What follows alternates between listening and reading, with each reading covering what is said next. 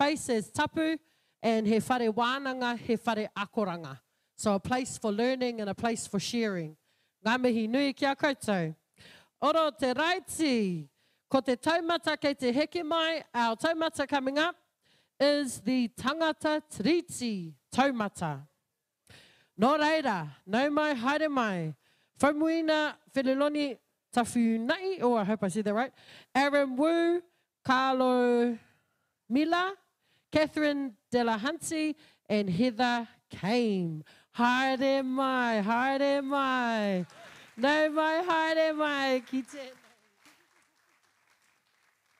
Haere.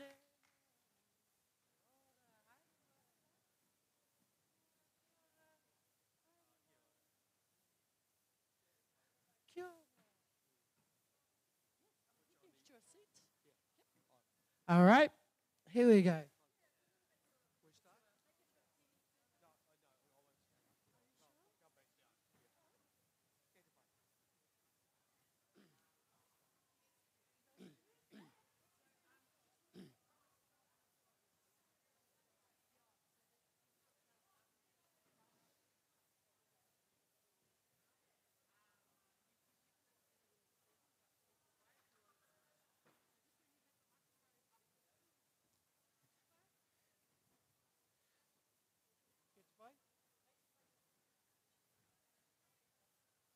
Rapua, rapua.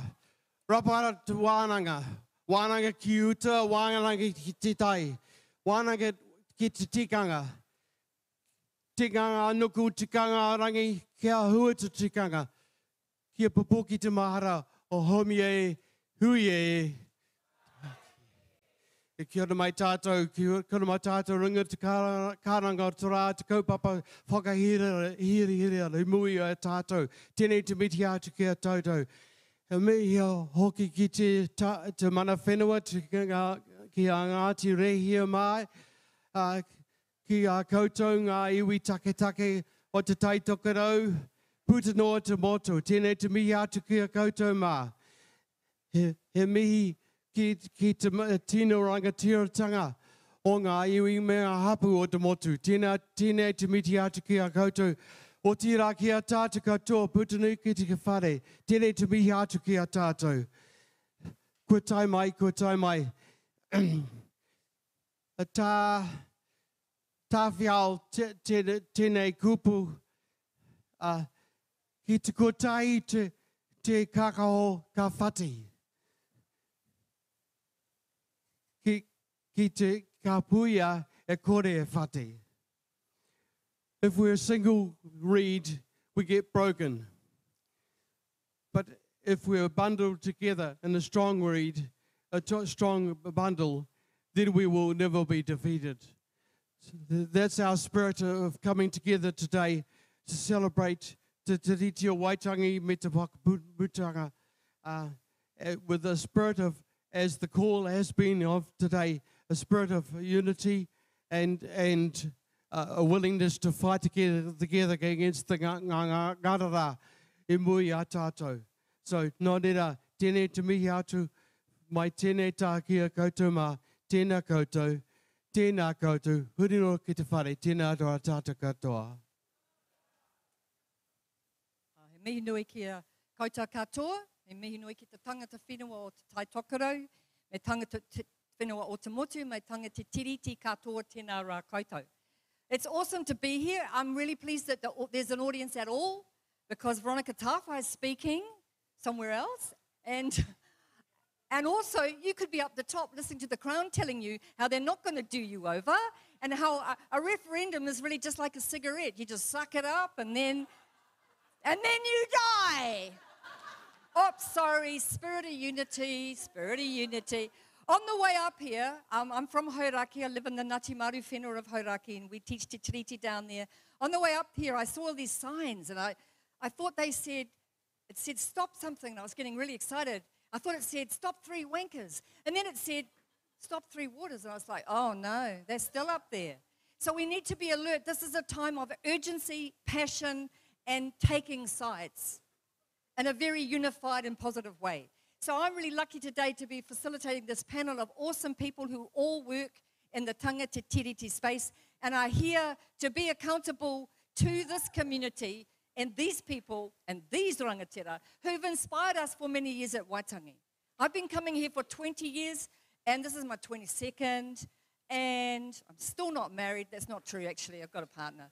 But Mona Jackson, Mariana Pittman, Annette Sykes, Professor Margaret Motu, Jane Kelsey, all of the people that taught us how to be ourselves by challenging us to stand in solidarity, in action, as well as education. I dedicate this panel to them because we are all inspired by them. Kia ora. So I'm going to facilitate today with my colleague because we're into intergenerational succession planning like every other corporate. Bullshit, this is Mukesh. Tēnā tātou. I'm not actually that young anymore, so I don't know about intergenerational, but Catherine's a hard act to follow, but tēnā tātou, ko Mukesh aho. I whakapapa to Gujarat in northwest India on both sides of my family, and I currently work as a tiriti educator for Tangata Tiriti, and it's such an honor, having been not for 22 years, and I'm a little bit older than that, but I've been to Waitangi on Waitangi Day for maybe most of the last 10 years, seen so many incredible speakers in this tent, been inspired by all of those people that Catherine mentioned, and all of these people on this amazing panel have been mentors or such great sources of inspiration for me. So it's such an honor to be up here for the first time, helping be part of one of these panels and to be seeking the advice, especially at this moment in time, which is a really, as we all know, a very dire moment in where we, as Tauiwi, as settlers on this land, need to stand up and do our bit to undo the damage that our own people are doing in this land. So without further ado, I'm going to hand over to Catherine to introduce our panelists. Kia ora, everybody. Okay, so this crew, awesome. Moya Armstrong, legend. Tūturu Network Waitangi Whangarei.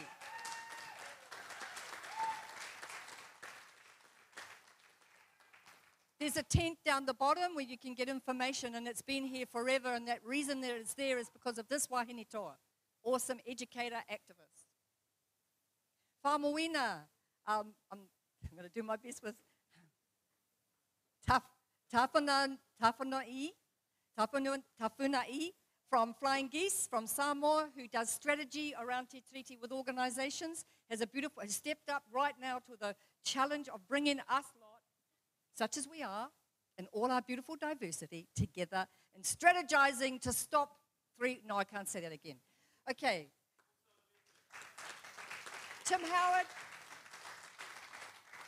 Howard, Network Waitangi Whangarei, who's our elder in many, many ways. Thank you for opening with the karakia. Aram Wu, absolutely inspiring younger, Taiwanese descent, Tangata Tiriti, educator, part of the group Tangata Tiriti. Thank you so much. He's educating me about the modern world. It's awesome. Dr. Heather Kame, she's one of those organizational, she's like a virus, Heather. She just breeds groups. So she's got Stirred, she's got Te Tiriti Futures, and then she's got a whole lot of radical sewing or knitting. You know, there's something for everybody in Heather's understanding of the kaupapa. And last but by no means least, the extraordinary Carlo Mila, Tonga, Palangi, poet, leader of Mana Moana. Kia ora. Thank you so much. Woo! So you won't just get rhetoric, you'll get poetry. It's a fine line, but she can dance it. So we're going to start with where we should, which is in the north, and I'd just like to pass the mic to Moya. The theme is, what have we done, what are we doing, what will we do, Tangata Tiriti.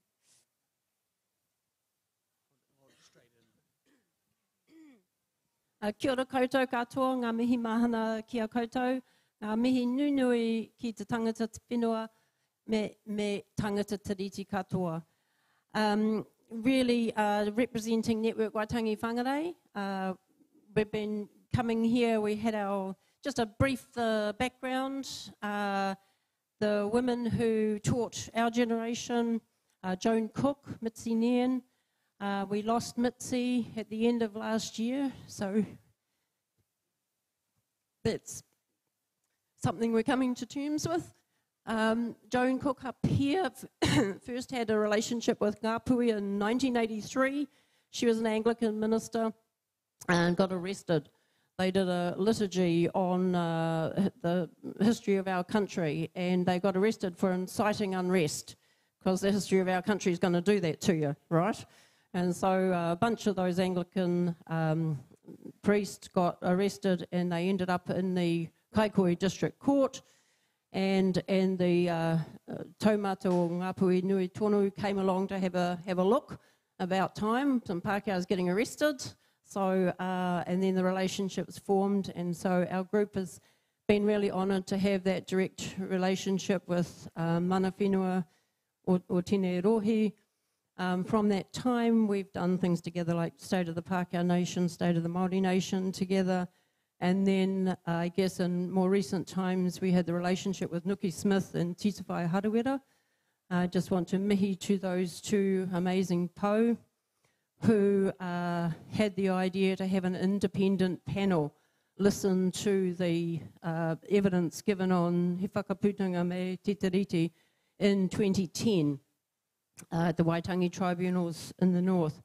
And so they didn't trust the Waitangi tribunal process, so they said, well, they want an independent panel, and they came to us and said, organise it with them. So we've got two amazing Pākehā women, two amazing Māori men. Kia ora Hori was one of them. And so they did a amazing book. We should have bought a copy, Ngāpuhi Speaks. So we've been co-publishers with Kawariki of that book. I'd just like to tell you 6,000 copies have been mailed out from the Onirahi post office.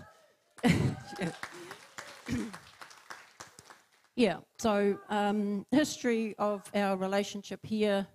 And then, of course, you know, if you're talking about the past of the movement, In Living Memory starts in the 50s with Dick Scott, Ask That Mountain, goes through, you know, the Citizens Association for Racial Equality, Halt All Racist Tours. These are Pākehā organisations active from the 50s and 60s. And I've left a whole lot of that history of the movement out, but that'll just give you a bit of an idea, intergenerational, active, aware, and hopefully useful. Kia ora.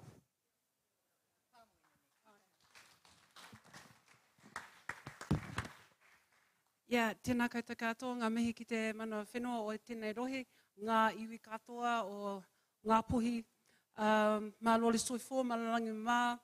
My name is Whamwina Wherolingi Maria Tafunai. Ka whanau au i konei i kora i te motu, i te rohi o Ngai Tuariri o Otaitahi, engari ko taku kainga tūturu ko ngā nuu o Sarironga a Sanga Muli Whanua, and also Fastotai, where my title comes from. So, I'm Samoan, Pasifika, and I guess my treaty journey is an odd one because it became when I was about 14 and had to write a speech about Te Tiriti for Manu Kōrero, and that research journey took me absolutely nowhere because I couldn't find any resources, so I had to go interview, you know, our Māori teacher and other people, and I wrote a very, very soft approach to Te Tiriti, and the judges came down so hard it made me understand there's something really powerful in this Te Tiriti that I'm not understanding. So as a child, that became part of my journey, and then walking alongside tangata whenua in the ways of te reo, and also waka. So if anybody knows me, I'm a real waka girl with Te Toki Voyaging Trust, and that led me to sailing with navigators and creating a framework based on wayfinding and voyaging. And I raise that now because that's the voyaging framework that I used last year when I was feeling so heartbroken when I was hearing the 100-day plan.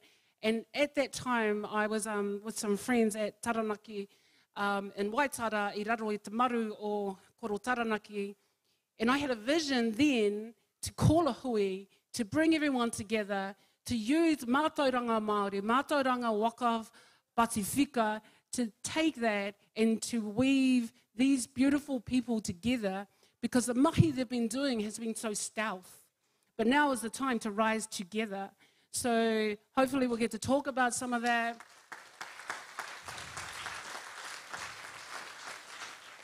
Because this is the time I feel that tangata tiriti, one of the instructions I got from Taranaki is like, we must find the joy in resistance. And what a great place to receive that message. And also, when you tell an islander to find joy, we're like, woo-choo! We're like, we're there with you. We are there with you in that joy journey. And so that's going to be my role, trying to weave people together, trying to keep the joy going, but also for me to find the justice for my cousins. Don't mess with my cousins. That's what I'm saying to this current government. Don't mess around with my cousins. Kia ora.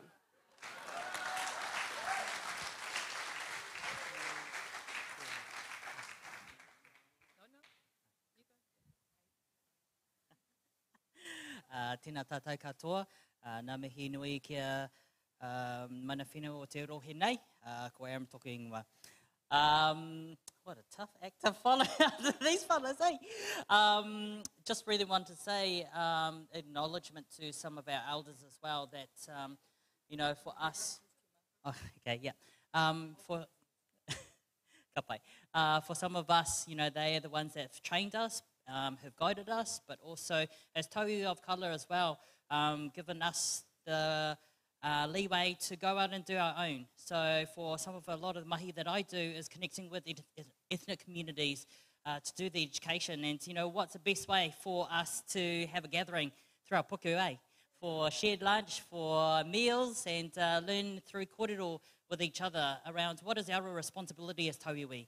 So a lot of us have dedicated ourselves for many years to create new resources, translate resources so that our tauiwi whānau can have access to it as well, because that's all our responsibility, and it's a reminder to everybody that it is all our responsibility. So being really awesome to be working with some of our colleagues here today who we weave and come together to be working in our separate, but also sometimes together in unity with the movements forward. So yeah, I'll just leave it at there for now. But we've got heaps of our resource coming there today. So we're down at the tent with our tangata tiriti, with all our language translations as well. So if you've got mates and stuff, come down, have a look, and check us out.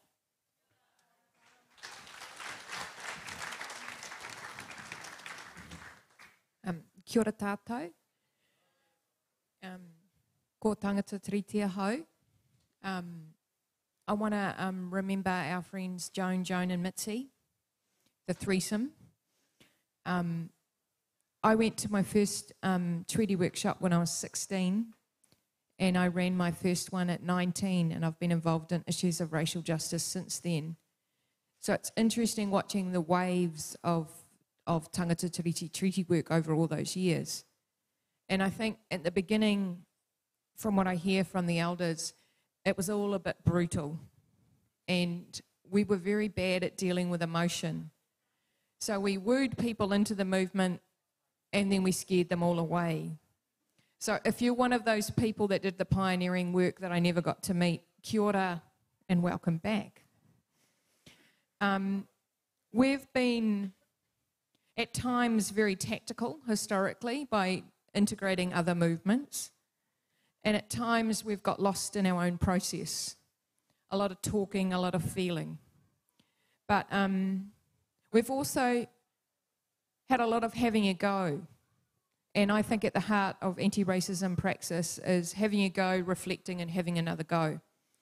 So we've made a hell of a lot of mistakes, but I think we've learnt from many of them, and I hope if we are to make more mistakes, which we will, that we learn faster. So I think that we've done a lot of work teaching people about Te Tiriti and our colonial history. I think we've taught thousands and thousands of people, and that's potentially useful if we could work out what to do with the folk once we've taught them about Te Tiriti. That's a little hiccup that we've been having. So at the moment, my theme for the year is Stand Up, Fight Back. I'm an activist scholar and I'm now unemployable because I ask too many questions. So we're working on the scholarly front line to try and explain where the racism resides and how it can be disrupted. And we're trying to walk the truth of our T-shirts. Because we've had the T-shirts for years, but we haven't always nailed it. So this is going to be the year that we walk the talk of our T-shirts. I think we're trying to get more sophisticated. We're trying to get more strategic, which is exciting about, trying to come up with a plan. Because we're being very organic and freestyle. But I think we can play for our strengths, and I think we can do what we've been asked, which is to encourage people to focus on the Māori text and not any wayward principles, and to think about he whakaputanga.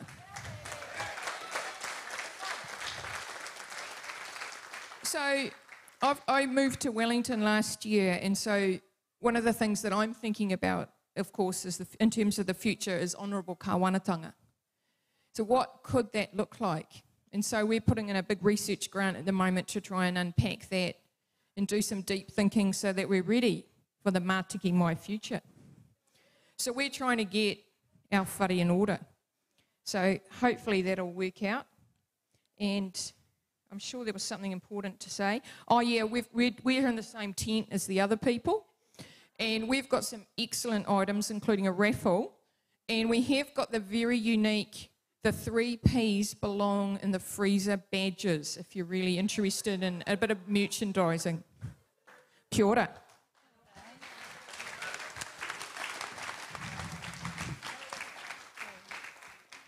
Ka le kia huwhanga ki he ngāhi whakatapu. Whakatapu ki otua I langi. Whakatapu ki pāpā tuanuku I mama. Tapu moe tangata whonua. Ngā puhi nui tonu. Ngā puhi tani whārau. Ka le kia huwhanga ki ngā ariki o te motu. Tēnā koutou, kia ora, hui mai anō tātou katoa. Kia ora. It's a huge privilege to be here and to be taking up space. So that opening from Tonga is always an excuse me, sorry for taking up space, because that's how we roll. I'm going to just read a poem if that's okay. And then that'll be my bit, done. And then I don't have to keep rewriting it. I don't know if you saw me scrolling on my phone, but I'm a rewriter up until the end.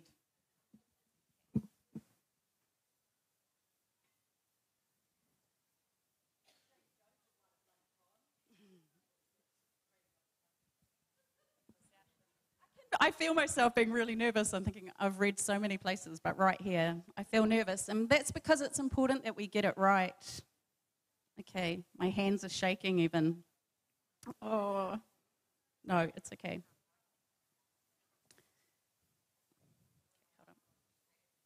Yeah, can I do that?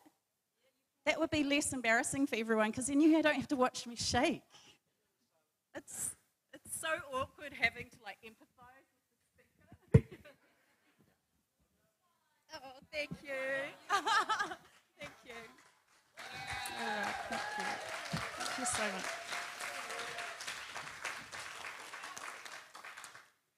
As tangata tiriti, we've got to realise Māori never ceded sovereignty.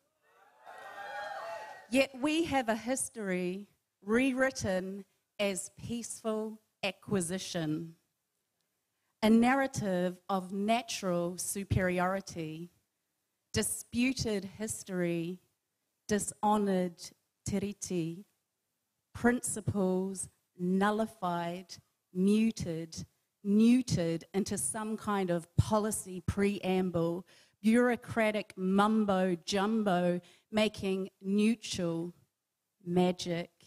If ever there was an illegible language that says too much and means nothing, it is this. Authoritatively bringing valid to the invalid, softly and sensibly bringing legal legitimacy to the illegal, all the while talking law and order, disassociating from its own history, projecting warrior gene violence onto its collective victims. And yes, we have the same people policing exactly the same privilege, still guarding the spoils of war, as if the main crimes we are facing now are against property, not a people dispossessed of the right to rule, of the right to hold on to resources that fed and housed and homed them for centuries. As if this is not theft, as if this is not stealing, as if this is not against some kind of law. But how can it be when we, tau iwi, right them to make ourselves right? The most important thing for tauiwi to know consciously is that Māori never ceded sovereignty. How do we respond ethically when it calls our own validity and authority into question? How do we stand upright here? The only answer is te tiriti, signed in good faith, and it guides us article by article.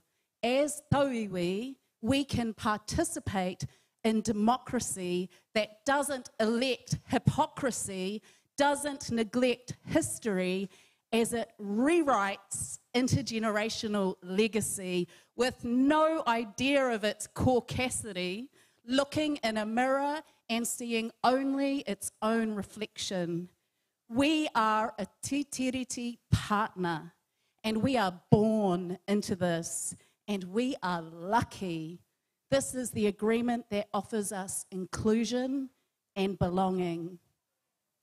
So may kawanatanga rise to its promise of good governance. May tino rangatiratanga breathe in every way beyond the page. Hearts, minds, spirit, land, leadership, taonga katoa. As tauiwi, we stop, silence ourselves, listen, learn what tino rangatiratanga really means, what te whakaputanga really means. Ask ourselves the question. Ask David the question. Ask every politician the question, what tino rangatiratanga really means, and then live the answers to these questions. That's our work, as well as ensuring in every way tangata whenua experience the same rights and privileges as British subjects in every way. Economic, health, housing, life expectancy, the whole holistic gamut in every way. That's our work, and that's what we signed up to.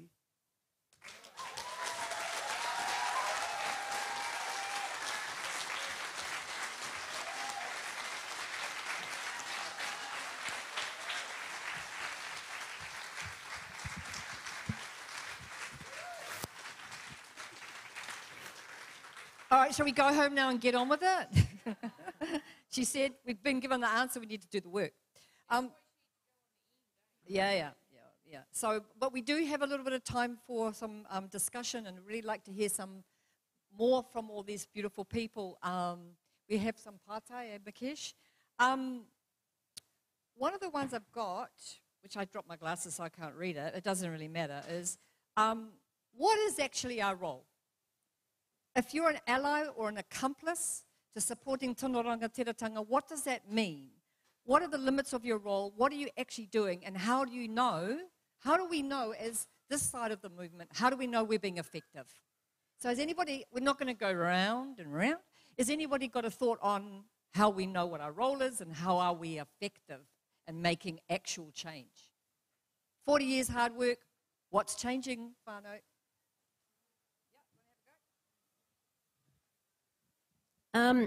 I'm still a bit confused about my role, actually, but everybody can work it out for themselves. Somebody else will have a better answer than that. But about the effectiveness thing, the thing that made my heart sing before Christmas was a survey that came out from the Race Relations Office that said 70% of the people that they surveyed believed that Te Tiriti was an agreement between Te Iwi Māori and the Crown. So 70%. So I think about 10 years ago, we kind of thought, how many people have we actually, downloaded to? And about that time, it was about maybe 500,000. And so maybe, another 100, another 100,000 since then. So maybe 600,000, rough estimate. It'd be good to do a research topic on it. But we're looking at that critical mass of information, of accurate information in the tauiwi population. And that survey to me said, yeah, we got 70%. I think we're being effective. So just as a word of warning about that 70%, that was the same statistic in Australia before the voice referendum in Australia. And the forces of darkness rolled that right back. So, there's no room for complacency. We may have been effective, but we have to do supercharging from now on to hold it and hold it. Kia ora. I'll just have a little jam. So for me, what is our role as tangata tiriti? I wrote a bit of a guide on that. If you Google it, 17 Habits of a Valued Treaty Partner. The first job for us is to be our own teachers. So many resources out there. We don't need to go bother a Māori person to ask them about Te Tiriti, all right? We also need to be teachers. So once we know something, we need to pass it on. We need to be advocates when Māori are not in the room to say, are we in conversation with Māori? What does the treaty say about this? How do we go have a conversation before that meeting and carry the tono from tangata whenua into those meetings, because they can't be everywhere. So all of these roles of being an advocate, these are the things that I guess the practice of tangata tiriti is not just to go to a workshop and say, I've done my bit. It's activating your body and yourself and to know when te tiriti is being breached to stand up and speak.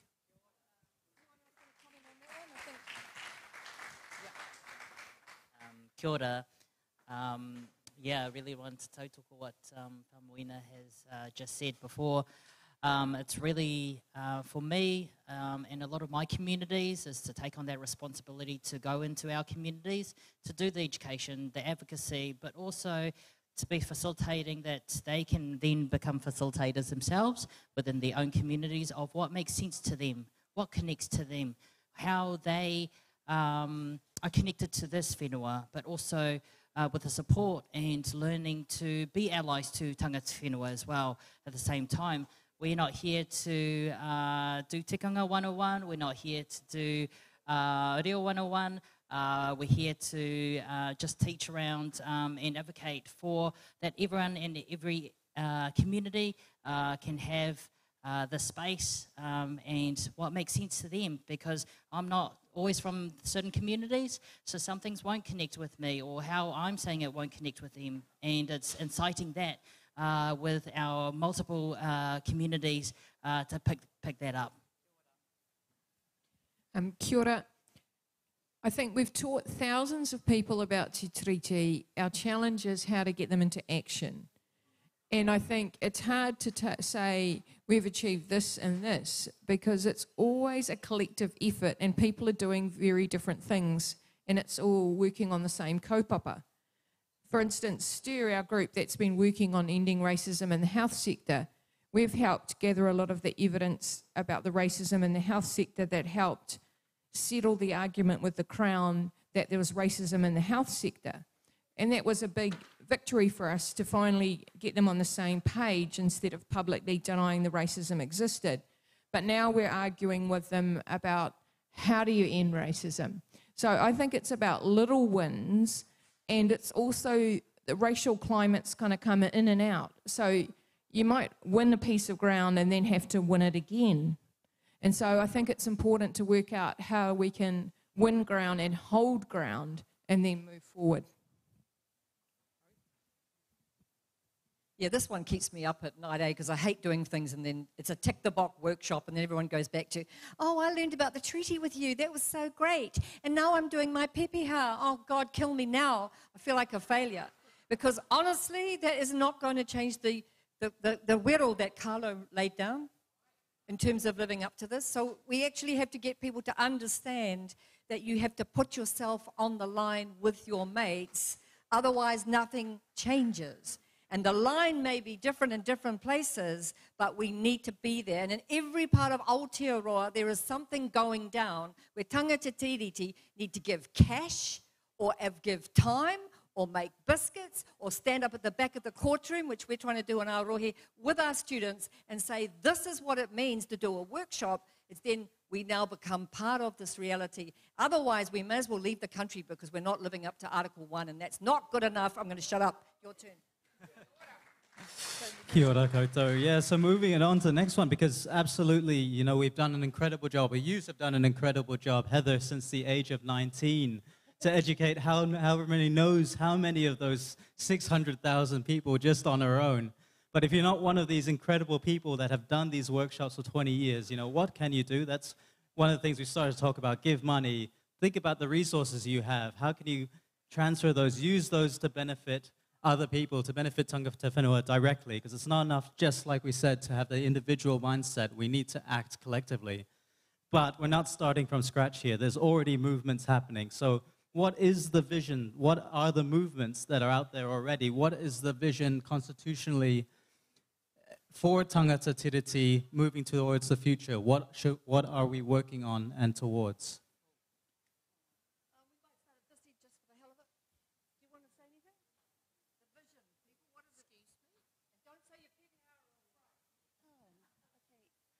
If I can just speak about the Pacific community, of which I'm a part, the vision is that we step into the fullness of what it means to be Indigenous to the ocean, to this region.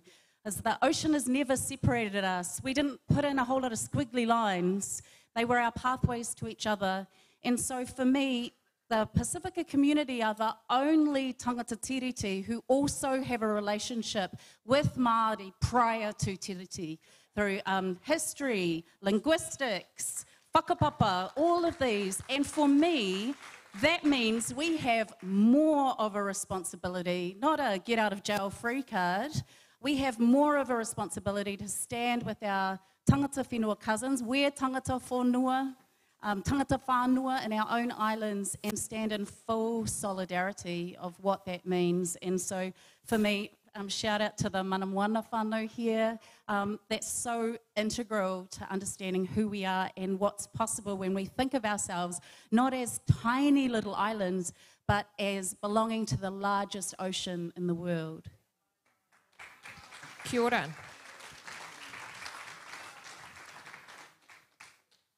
I just want to start with anti-racism is a verb, not a feeling, because so many of the alumni from the class think it's about their feelings.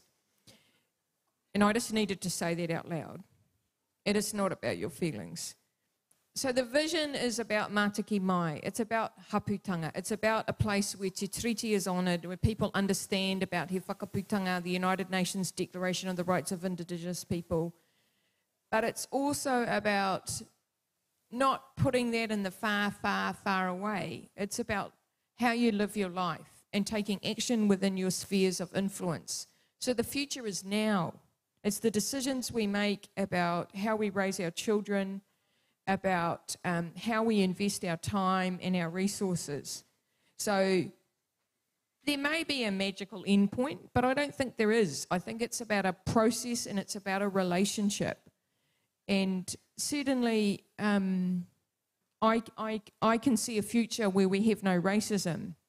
So surely we can make a future where we honour and uphold te tiriti.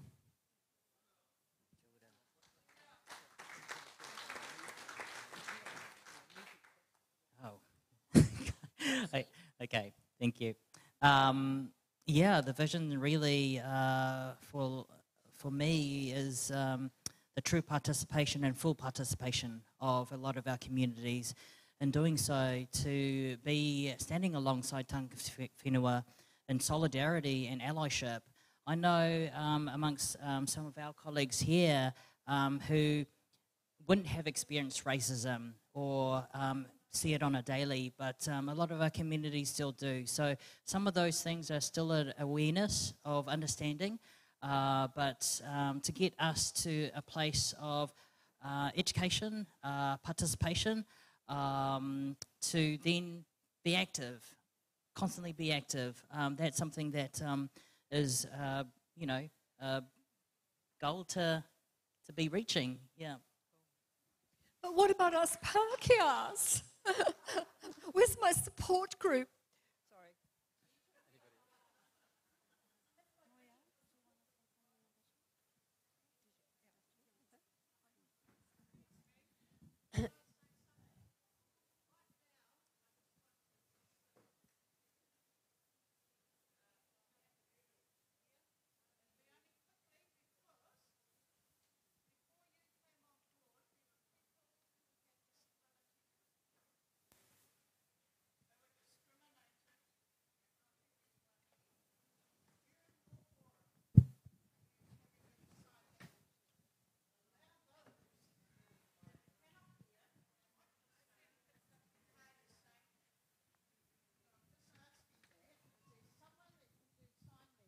Help those.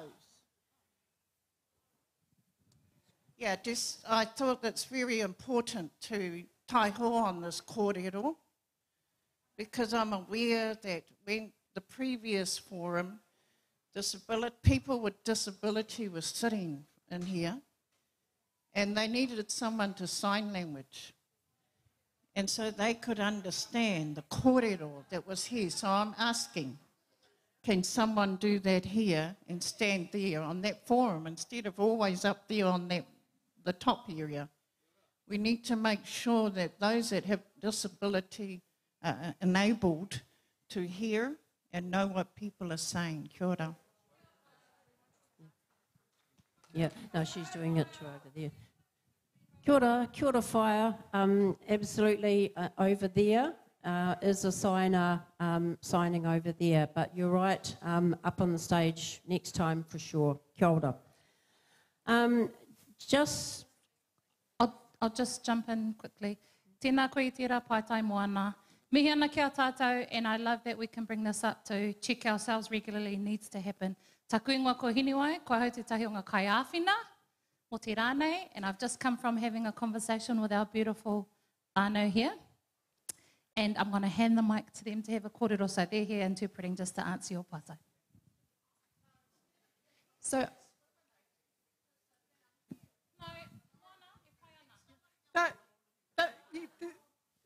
there are some deaf people here, but we've had to organise and pay for the interpreters ourselves. So one of our group actually had to really fight hard to get a limited amount of funding for a limited number of events, with some formal interpreters for the formal events up there, but generally speaking, events like this are not covered. And we will take that we'll take that back to the organisers as a point for them, not for our panel. Mihi ana kia koutou. Oh, kia ora koutou. I think in the 90s, it was the phrase was, if it's good for Māori, it's good for all New Zealanders. Now, I think our job in this century is to say Mātiki mai is good for all New Zealanders. So what does that mean? What's in it for me? What's in it for my people? Why should we have tiriti-based constitutional change? Because it's going to be good for us. And self-interest is fine, and it's okay. So what's in it for us? So, you know, with this 100-day plan, we have a hugely teachable moment for tangata tiriti, because we know that we can't do any long-term planning with a spin cycle of red, blue, red, blue, red, blue, red, blue, red, blue, red, blue, red, blue. It's going nowhere. We cannot have even a 20-year plan that both parties will agree with. So tiriti-based constitutional change means that place-based mana whenua, long-term planning, institutional knowledge, not part of the spin cycle, but there for mokopuna decisions. And if we're going to tackle the big issues like climate change and everything else, we need long-term thinking and planning, and we need a values-based constitution.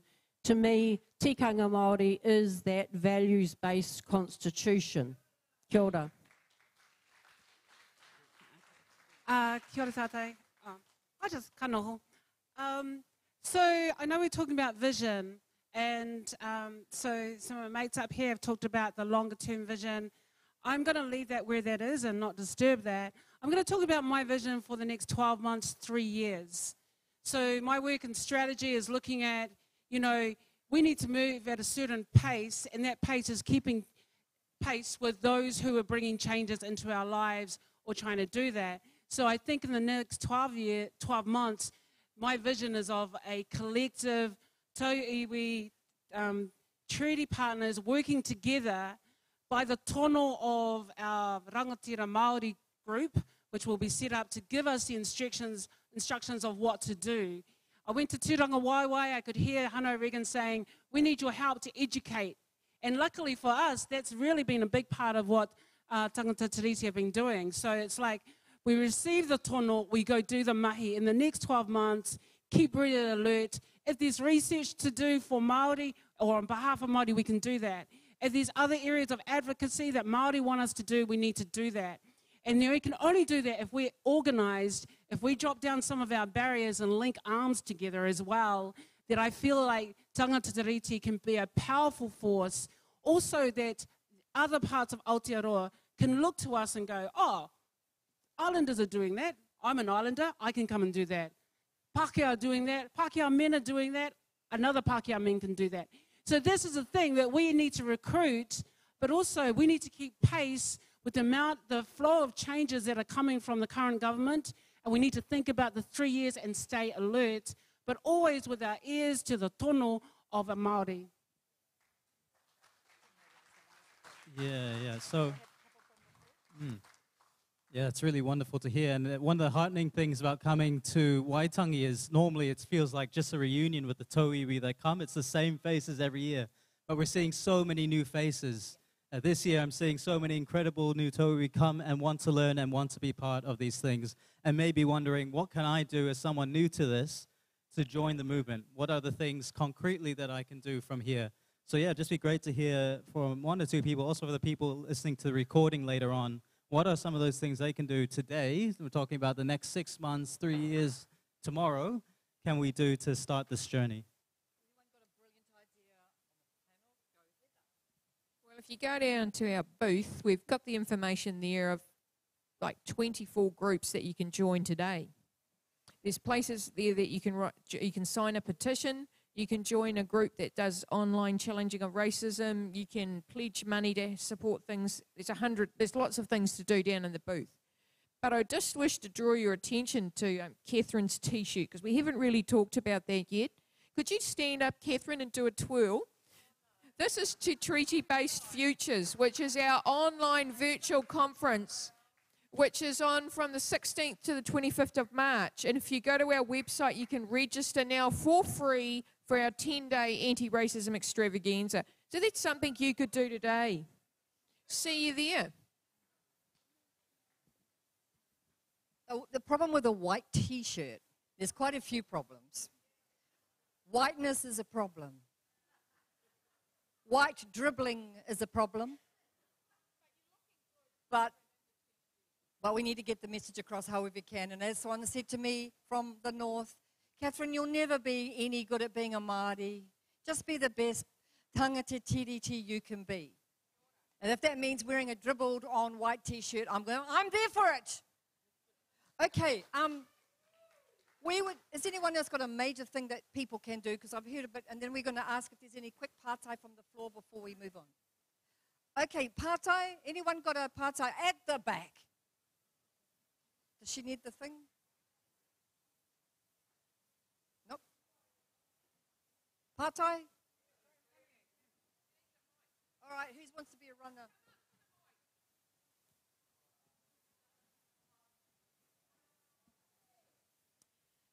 Kia ora whānau, my name is Pia Sarank, and what I want to say is this. My mother is still alive. We have 5 generations in our family, all alive. My mother, my eldest sister, and that's where the 5 generations are, possibly soon to be 6. So the question is this.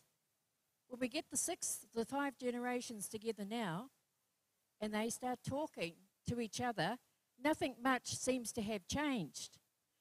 Until this year, when Hannah got in as a 20-year-old, when Hannah got in, and one of the 5 generations said, for the first time, I'm interested in politics, because that's the voice that I believe I can trust. I guess coming from the top, where the Prime Minister is there, and you're all saying the right things to the right people, it would have been really good to have had one of you on the pie, because all they heard was all of us again. And, you know, the look on Winston's face and the others, the guy Seymour, was just blank, wasn't interested really. So when you talk to those that already want to do it, that's great. But when you have 5 generations sitting in the same room and they're talking about stuff, and when some of our whānau are still in jail, where there's no land, where one of them was in emergency housing because she had no whare, you really got to ask the question, even from us as their whānau, Kia ora whaia, who come to Waitangi. He pātai, e hara i te kauhau. Okay. Just all the So panel the have been pātai is this. carefully selected, and they've been here to kōrero. So the pātai is this. 5 generations is 100 years. Not quite, because Mum's only 93. What do you do to make that change to 5 generations in the 100 years? Nothing's changed. Kia ora whaia, kia ora whaia. Paki mai mo tērā pātai, hea tāki. Kia ora. I think the whai was celebrating the fact that we have one of the youngest parliamentarians gives the most hope. However, Parliament can't solve this. I spent 9 years in that toxic site. It's actually not where change will come, but I celebrate the people who can start with their whānau, the political conversation she just referred to. So awesome. Politics is about the treaty. Yes. Our youngest treaty trainer is a 21-year-old Samoan boy. Well, I know when he's in the room, people look to him and go, and it's what you're saying, is that other rangatahi can look to him. I run resilience training in high schools and in entrepreneurship.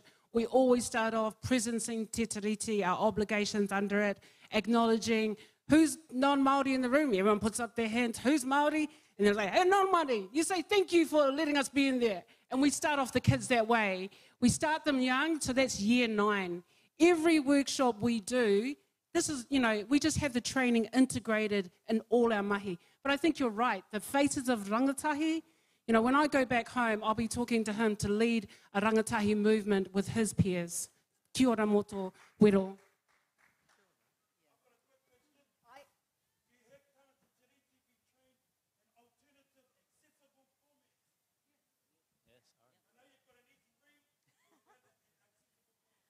Kia ora. Yes, we've got our Easy Read book that's accessible, not just for tamariki, but also for our immigrant whānau, who language skills might not be that comprehensive. Disability. Yeah, so we've got, yes. Talk about it, talk about it. Yeah, one of the things, absolutely, and there's more we can do, absolutely, but we've run workshops together with NZSL, so sign language workshops for the first time in a while. In the last few years, we've done workshops in other languages like Spanish, Mandarin, and other languages as well. and we're working on reaching more and more and more of our communities. That's one of the main jobs of our organization, Tangata Tiriti, which was set up to reach those communities that might not have been reached. So if you have any more audiences pātai, like te that, whānau. please We're get in running touch out with of- us. We run out of time. No more pātai. Aroha mai. We've got our... Yeah, no more pātai, please. No more partai. Oh. Come and see us afterwards. And, Aye. talk to us later. We're all going to be around for the next few days. There's no chance of getting arrested. I'm deeply disappointed. However, I'm sure I could, but I've got to grow up. Thanks very much for the panel. I think the one final comment I would make, and I'm going to ask you to have a chance to summarize, is the Crown will not save us. Capitalism will not save us. Relying on the systems that created poverty and colonization will never save us. We have to completely change the economic and political system. Mātiki is a vision. We need to engage with it, all of us, instead of waiting for some kind of change in the big house. That's not where it's going to happen. But everywhere, every day, that's what being political is keeping political and making sure that we support each other in that journey. And these guys are maybe 3 bad years, but that's not really the point. The point is that Moana Jackson laid down a wero, we need to respond to it.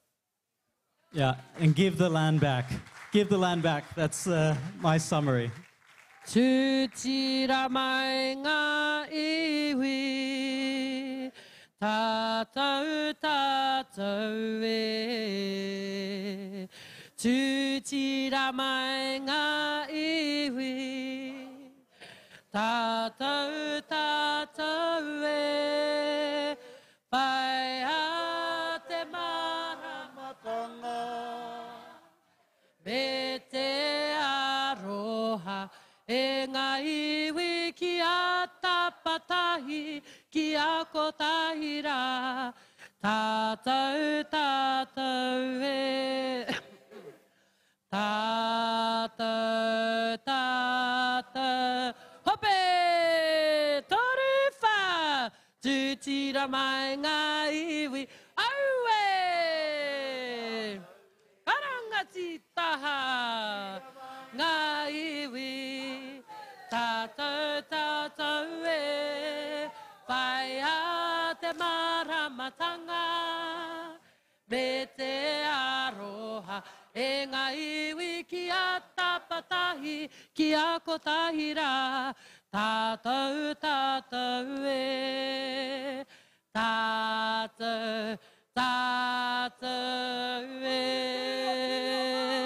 Hi au e hi, tēnā rā koutou e ngā tangata tiriti, tae mai ki te toha toha mai o koutou, aroha ki a tātou, e ngā whanaunga, o te moana nui a kiwa, nei rā te mihi aroha, tēnā koutou, tēnā koutou, tēnā koutou katoa. Paki paki mai, mo te tangata tiriti. Nau mai hoki mai ki tēnei o ngā pāpā hotanga atu I te whare waka. Tēnei o ngā whare wānanga atu I Waitangi, te peo whairangi. Ko hau tēnei kwani mā ki ha e mihi kawatua ana kia koutou katoa. Katahi anō ka mutu tērā o ngā kaipapa, te waha ngā tuatoru mo tēnei rā, ara he pānara tangata tiriti. Ko ngā kai kōrero, ko whaumuina tawhunai, ko Aramu, ko Carlo Miller, ko Catherine Delahanty, rāta ko Heather Kane. Koe ara ko ngā tangata tiriti, koe ara te ingoa o tā rātou kaipapa. Engari me noho tonu mai koutou ki te wahanga e whai ake nei, ko moko te pānia te kaiwhakahaere te kāwanatanga a Rohe, ko Sam Broughton, ko Bonita Bigham, ko Tui Shortland hoki tērā ka tau mai ki tō tātou whare wānanga. Kia hora katoa I ngā kōrero, kia hora katoa ngā whakaaro, ngā kaupapa o te wā.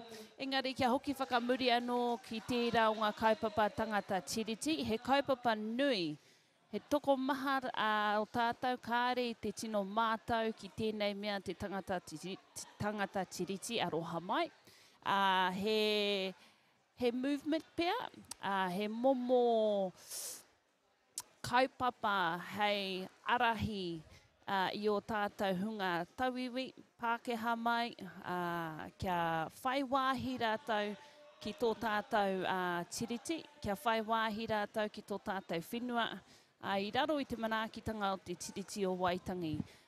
Ki te hihia koutou, te rapu haere I ngā pito kōrero mo tērā o ngā kaupapa tangata tiriti. They do have a tent down next to Te Ti Marae, where they will be offering information workshops to those that would like to head along and find out more about the kaupapa tangata tiriti. Mihi kā tika kia whā Catherine Delahanty, ko ia tonu tērā e kaha tai mai ana ki roto o Waitangi ki te whakanui I tēnei o ngā kaupapa. Mihi kā tika ki aia me ona mātauranga katoa e hāngai puana ki te tiriti o Waitangi. Ahakoa he Pākehā tērā, ahakoa he tangata tiriti a whā Catherine, ko ona whakaro katoa, ko ona kōrero katoa he Māori. E mihi nui, he mihi aroha ki tērā o ngā kaupapa tangata tiriti. I nāia nei kia angamua tonu tātou ki te pānara e whai aki nei. Kāwanatanga Ārohe, ne, our panel, Kāwanatanga Ārohe, Regional Council. Ko ia rā, ko ngā rārangi ingoa, Sam Broughton, Bonita Bigham, rātou ko Tui Shortland. Te kai hautu, rā, ko Moko Tepania, ko ia hoki te mea o tō tātou rohe, te rohe o te hiku o te ika. E mihi kawana ki ngā kai kōrero mo te rānei, me ngā kaupapa katoa I puta mai I ngā nahi, kia mōhio ai tātou, kei roto tātou I te rangi tuarua, I te whare wānanga nei, te forum tent. Kawa tātou e wareware hei a pōpō hei te 2 day, te tua ono ngā rā o Pepuere, ka haere tonu ko ngā wānanga, ka haere tonu ko ngā pānara, ka haere tonu ko ngā kōrero katoa mo ngā kaupapa o te wā. E tika ana me mihi ki ngā kaupapa kua hora katoa ki te papa nei I Waitangi ko te whare runanga tērā. Ko mātou I konei kei te whare waka. Nora hoki me tuku mihi ki ngā hunga ki ngā kaupapa katoa kei raro iho kei te marae o te ti. Ko reira pia te nuinga o ngā toa hoko kai, ngā toa hoko rawa, ngā toa hoko kākahu. Ki te hihia koutou, te haere mai tēnā, haere mai he pōhiri tēnei kia koutou e whakarongo mai ana, o tira e mātakitaki mai ana. Mauria mai he hamarara, mauria mai he inuwai, mauria mai he pōtai, e paki katoa ana ngā hihi o tamanui tira. Engari nāna, ko te aihua nei, kua rite tō tātou kaupapa, Kāwanatanga Ārohe, ko Moko Tepania tērā e hautu ana I tēnei kaupapa. Noho tonu mai. Wāhi kōrero hei wānangananga I ngā take pāna ki te tiriti o Waitangi. Ka mihia tēnei wharau kei runga I a tātou. Ka mihia koutou e ngā kai haka haere, haka rite I wene āhuaranga. Kia kaua ko te ao tōranga pū poro teke o runga rā. E noho hei maru katoa I tēnei mea ko te tiriti o Waitangi engari kia whai wāhi ai tō tātou tiriti. Hei mea wānangananga e tātou kei tēnā no reira ka mihia tēnei kaupapa, ka mihia koutou katoa, e mihi nui ana hakawhetai tō tangama ki takarongo ki wēnei kōrero. I just wanted to take this time before we get into our panel session to acknowledge the space that we have here today, and that often in our media, especially Waitangi Day and our commemorations of Te Tiriti o Waitangi gets chewed up by everything that happens up there or by these people in Wellington who come up here. And it was a bit juicy up there and I was like, oh no, I've got to go to my panel. But that's not what it's only about, right? Especially for us Northlanders, my whole life, you come up here as a kid and you're like, I'm going to this big festival, you know, it's a summer show, like, there's free rides and a feed. And then there's spaces like this where we can actually wānanga what does Te Tiriti o Waitangi mean for us in our different spaces and places. And so it's a huge privilege for me today to be hosting our panel session on what Te Tiriti o Waitangi means for local government. And I'm incredibly fortunate for the first time ever to have the presence of Local Government New Zealand, our national association, here as well to share in this space. So who mai te paki to my whānau come from Mayor and Far. Ko wai ahau. Well, if you're from up here and you don't know who I am, you didn't vote for me, obviously. Nā, e mihi nui ana ko moko te pene atu kuingoa, ko te raroa ko Ngāti Kau ki Whangaroa ngā iwi, ko au te kahika o te hiku o tika, a moko te pene, my mum's from the wild west coast from Mitsi North Hokianga, and my dad from the easy east coast from Kaio, Whangaroa. I happen to live in the heart of Ngāpui and Kaikoe though, so they keep me honest. And I'm very privileged and fortunate to be the mayor of the Far North. I'll pass around our microphone for a little bit of whanaungatanga and then we'll get into our session. Tēnā koutou katoa. Sorry, just before I forget, I also want to give a big mihi to our deaf whānau who are here today as well. They came to me and said, can we get some more funding? And then we can get interpreters for more than just the main day. And lucky in council we found a little bit of money under a pillow, so it's awesome to have our deaf whānau here and interpreters as well. Cool. Tēnā tātou katoa, e tātou whanahau ngā mihi o taku hoa moko kia koutou, he mihi hoki kia ngā huia, mō tana tino mahi ki te tui tēnei i ēnei kaupapa i ēnei rā. He wahine ahau no roto ngā raurau o Motatau, i reira ahau e noho ana, no te whānau hōterene, ariki takiwā hōterene taku krani papa, matiki no hori here ora taku krani mama, no Ngāti Pare ia, i tātai whakapapa no taku no te rāroa, no Ngāti Rauko ki te tonga, kaitahu me te āroa hoki. Ko tui hōterene te wahine e tū mai nei, nā reira tēnā koutou katoa. My name is Tui Shortland. I'm the Deputy Chair of Northland Regional Council and I hail from Motatau. My background is in Indigenous environmental management. I ran because of the Te Mana o Te Wai policy was coming through and I wanted to influence the decisions around that. I've worked mostly 10 or so years overseas on Indigenous rights as well, and I've been coming to Waitangi since the 90s. When I was young and ngā hui's age, I was also running the forum, so it's amazing to see the growth in our people, and I'm really excited about the future despite what we've been dealt with the current government. Kia ora.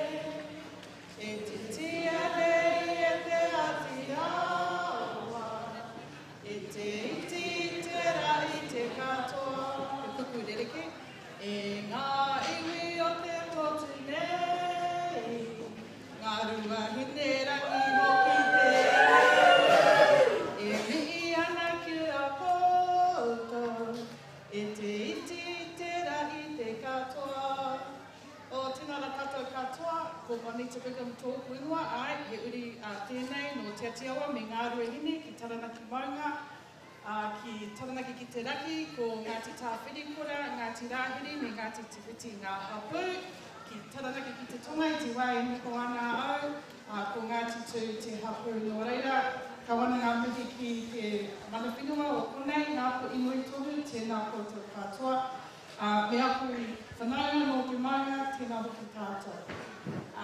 Kia ora whānau, I'm Juanita Bigham. I'm one of the kaumātua in local government in terms of āhuatanga Māori.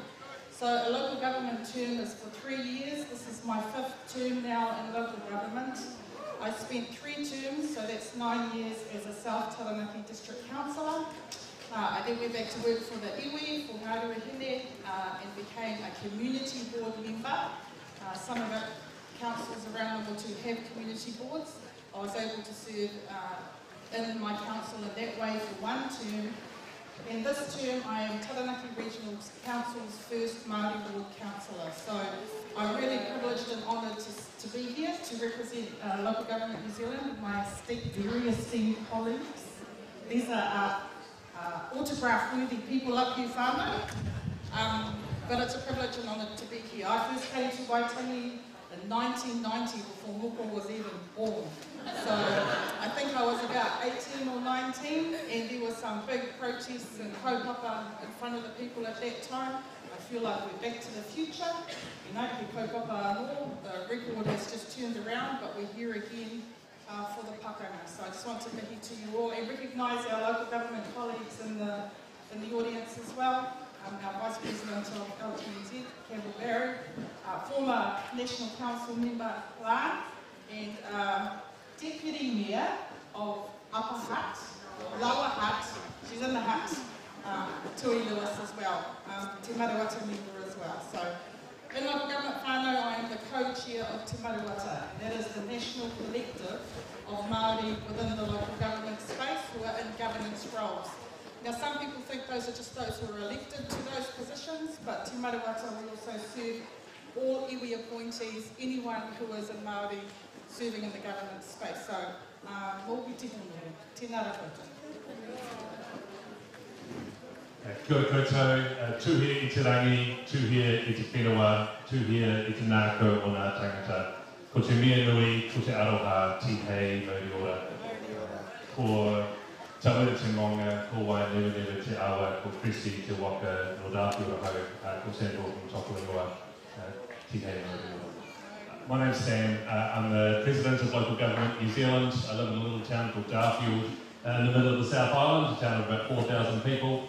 I was a youth worker before I got involved in politics, and I've been the Mayor of Selwyn District since 2016. I love serving my community, and I think that local government's got such a great way of thinking about place and people first in a particular area, and being able to empower our local communities, local groups to get on with things that make their place better. We're pleased to be here today. First in Waitangi, I think it's about 2010, I've been here about 3 or 4 times, but never on the 4th, 5th and 6th of February, so it's cool to be here at the moment. Kia ora, hoi, te paki ki tēnei whānau.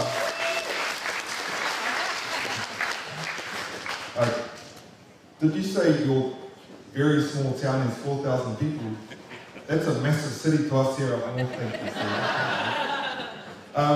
No, thank you. So today we're here for the local government panel on Te Tiriti o Waitangi. And why on earth does Te Tiriti o Waitangi have anything to do with local government to our 78 councils that make up local government here in our country?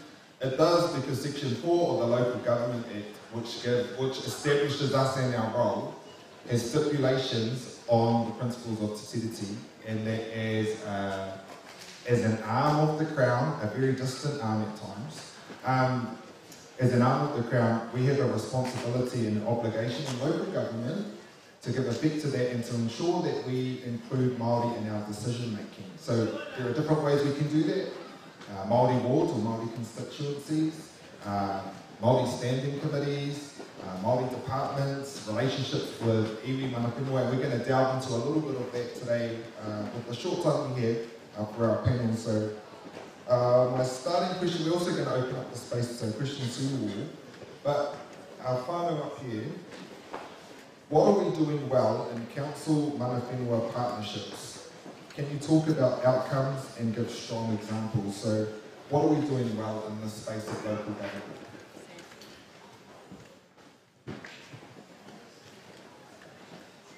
When we think about partnership at the moment, there's a whole lot of conversation about Māori wards, and they're an important part of the piece. But in Canterbury, Ngāi Tahu doesn't want Māori wards on local councils. They want a connection to local rūnanga and partnership. That means that there's mana whenua and council working together. So we've created 2 spaces on our council that have mana whenua representatives appointed by local rūnanga. And through that process, we've been able to think about cultural narrative in a completely different way. It means we've had voices at the government's table. So at the beginning of projects, things get talked about rather than at the end of them. There's consultations far less. We don't get appeals on things. So processes become faster, processes become cheaper, and we have a richer discussion as a community about what we want to spend a couple of $100 million on every year with mana whenua involvement now. A particular project was around Te Ara Atia, which was a redevelopment of, we needed a new library. And when we started the conversation, actually what we realised is we needed a new heart for our community in Ralston. And that heart needed to have cultural narrative at its centre, which talked about a place to learn, and Te Ara Atia, the unobstructed trail to the horizon, or a place of learning that's going to take you into your future. And even just that name in itself embodied what the place became about. And so now we have over 500 people turning up today to a space that is a community centre, it's a library, it's a place where I've turned up for church services, we run citizenship ceremonies, and all sorts of things that are in a building that wouldn't have been there if mana whenua weren't sitting at the table with us to begin with. So Māori Awards is one way of doing it. Councils around the country are each doing it in their own locally based way. Some have been doing it for a long time, some councils are just starting on that journey. But when you put the local at the centre of the decision making and then invite people in that are affected by those decisions, I think that's where the genesis of good outcomes for communities are. In Taranaki, I think one of the biggest examples in recent years for us was with the advent of COVID. And we all know how that affected our communities. And we all know the bureaucracy that got wrapped around even those governmental very fast responses. But they were still wrapped in layers of bureaucracy that our people were finding hard to break down. What I'm quite proud of in Taranaki is that our councils, our 3 district councils and our regional council, recognised that while we have communities at the heart of our council business, it was the iwi providers who were at the heart of the people's well-being. So our Taranaki councils made the collective decision to get the hell out of the way and let the iwi roll out their COVID response in our rohe. And I thank them for that, for recognising that they were best placed as organisations to deal with that, and mihi to all those iwi organisations who stepped up and led the way, which set a new precedent for ongoing engagement in Taranaki. Kia ora. So I could talk about the things that we do at Northern Regional Council. It's quite, tactical things like we have our Māori committee, we have independent financial Māori advisors for our property and investment. We have tangata whenua representatives within each of our working parties and subcommittees. So we diversify the voice within our internal ecosystem. We also have several types of funding available for climate resilience, for water tanks. We fund iwi hapu resource managers who want to do your hearing commissioner training and sit on hearing panels. So we have that, but I think that what we are doing and we could do better in is our mana whakahono agreements, because we are delegated in terms of te tiriti. Not only do we have te tiriti responsibilities, but we have delegated sovereignty from central government that lies at regional and local government, that we could share power. We can utilise mana whakahono agreements and other types of contracts to distribute our powers and functions and rights and interests to tangata whenua. Kia ora, tēnā koutou katoa. I guess if I reflect on this from my blink of an eye that I've been in council, and what we're doing well depends on the day. Like partnership, like some days we're besties, me and all our kaumātua and koia up here, the next day we're not. And I think it's forever, it's forever going to be a checking point, but what I want us to get to is at least a base standard of understanding and respect to the importance that Te Tiriti set us up as a country to come together as one. And so we've got council here, we've got mana whenua, right? I could talk to the cows come home about all these great things that our council is doing, and then guess what?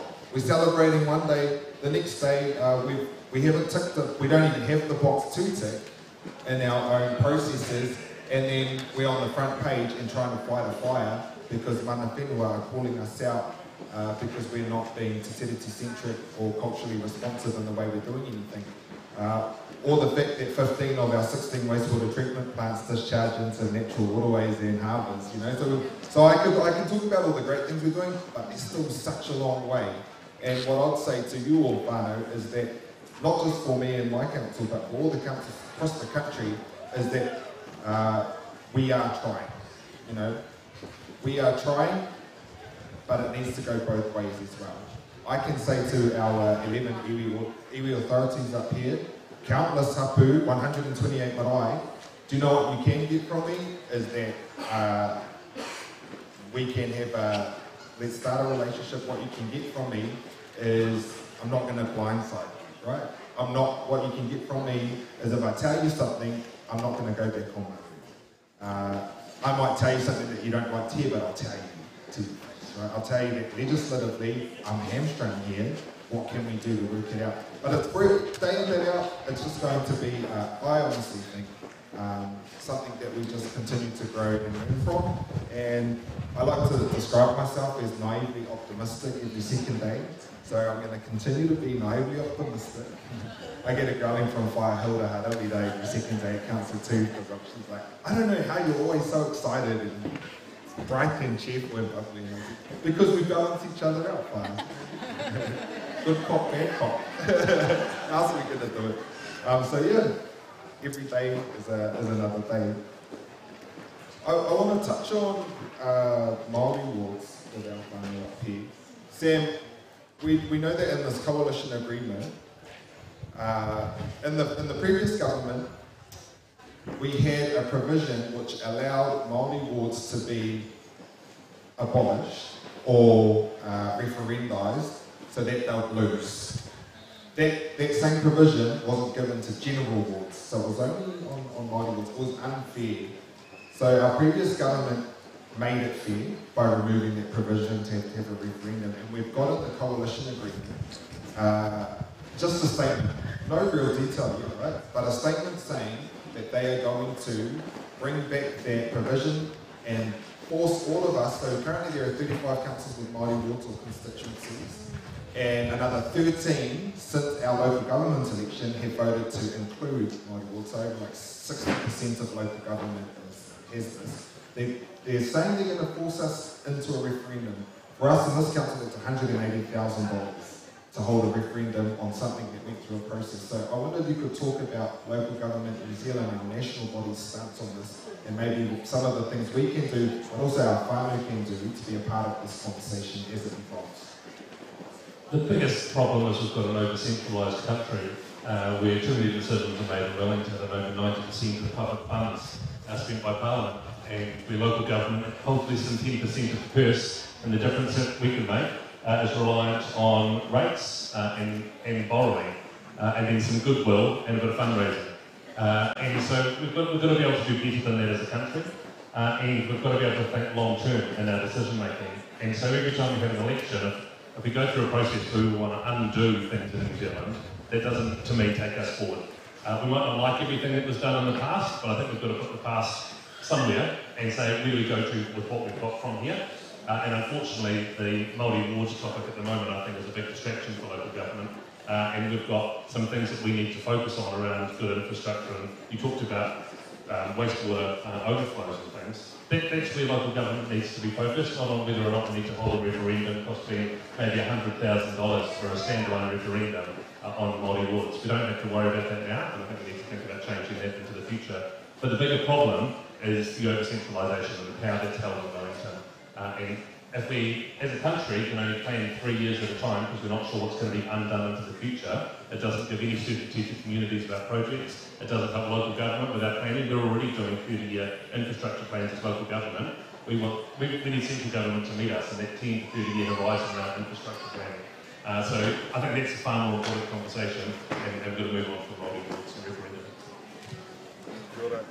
Thank you for that, Sam. Can I just say that I applaud Local Government New Zealand as our national body and our president for taking that stance. And Local Government New Zealand had a media release today, and President and myself also on breakfast to share that stance so that we can help inform this government about how it's actually not helpful to have that. We've got so much work to do.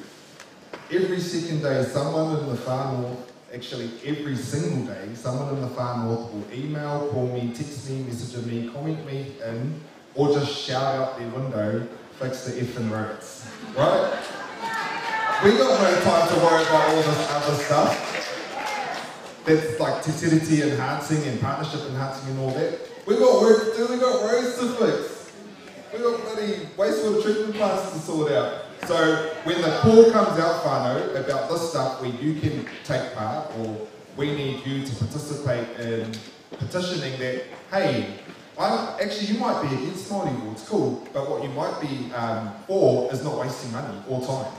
So maybe you can send that message to Minister Simeon Brown, our local government minister, in that space. But wait for that from your local council, and it's going to happen. But what we need is the support to say, we want our council to worry about this, not about this other stuff. And more on that, filling out bits of paper and tuning up to a meeting to give a submission is real boring stuff. And you have to take time out from what your normal day job is and what you're usually up to on a Wednesday or a Thursday at 1 p.m. to talk to your council.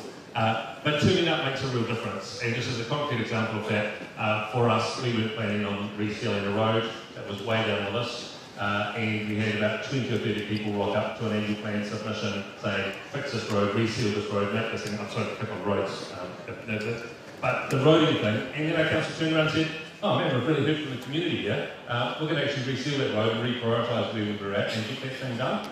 So you don't undervalue the power of your voice and the ability to fill out a form and say something, turn up in person in front of your council, and if we can do that same stuff for government and be heard through civic committee, there is actually power in the voices of advocacy. I just want to mihi to Sam. We were in the lounge, the 40 lounge at the Auckland Airport yesterday. You see these two fellas come in with suits and thingies in their ears, and I didn't know who it was, I wasn't looking. In walks the Prime Minister, and he just stops right in front of us. I thought he might have a special office out the back or something, but he stops in front of us. And I keep eating my free cookie, you know, as you do when you manage to get into the lounge. Sam immediately stands up, goes immediately to the Prime Minister. Kia ora, Prime Minister, Sam Broughton, LGNZ. We're coming to Waitangi and we're coming to talk to you about Māori laws. And I was like, oh my President! Oh my President! So I really want to mention to you that brother for putting it right up front, right in his face, right after your introduction. I thought that was awesome. And then that inspired me to actually get up and shake his hand because I wasn't going to.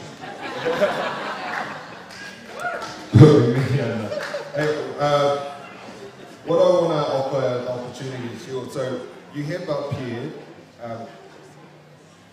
you know, local government members. You've got the deputy chair of a regional council, a regional councillor, and also the chair of our Te Maruata Māori Members Committee for Local Government New Zealand, a South Island Mayor and the President of Local Government New Zealand, and myself. If you have any questions about anything to do with local government or Te Tiriti or Waitangi, we're going to open up the floor to questions from you all. Koe hakama, don't have to be shy as well. If you've ever thought, I want to ask this question, get that question again. He kia ora koutou, just to reiterate the tikanga for he wā pātai, he pātai e harai te kauhau. Yeah? Make sure that we get our pātai across so that you can get all the answers that you want.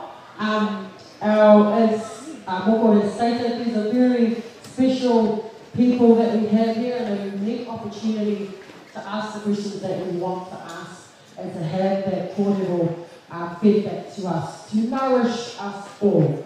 Nō reira. Anybody got a pātai? Who's got a pātai? Oh, that's fine. Also, has anybody seen a pair of blue Ray-Bans that were missing around this area? Anybody? Okay.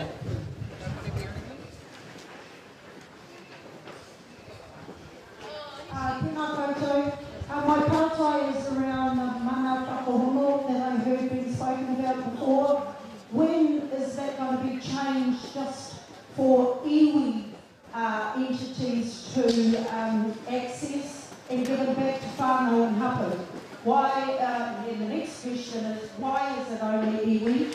Us as a hapu and takiwā and ahipara have tried for many, many months to get a whakahono with FEDC before Moko's time, of course, so just put that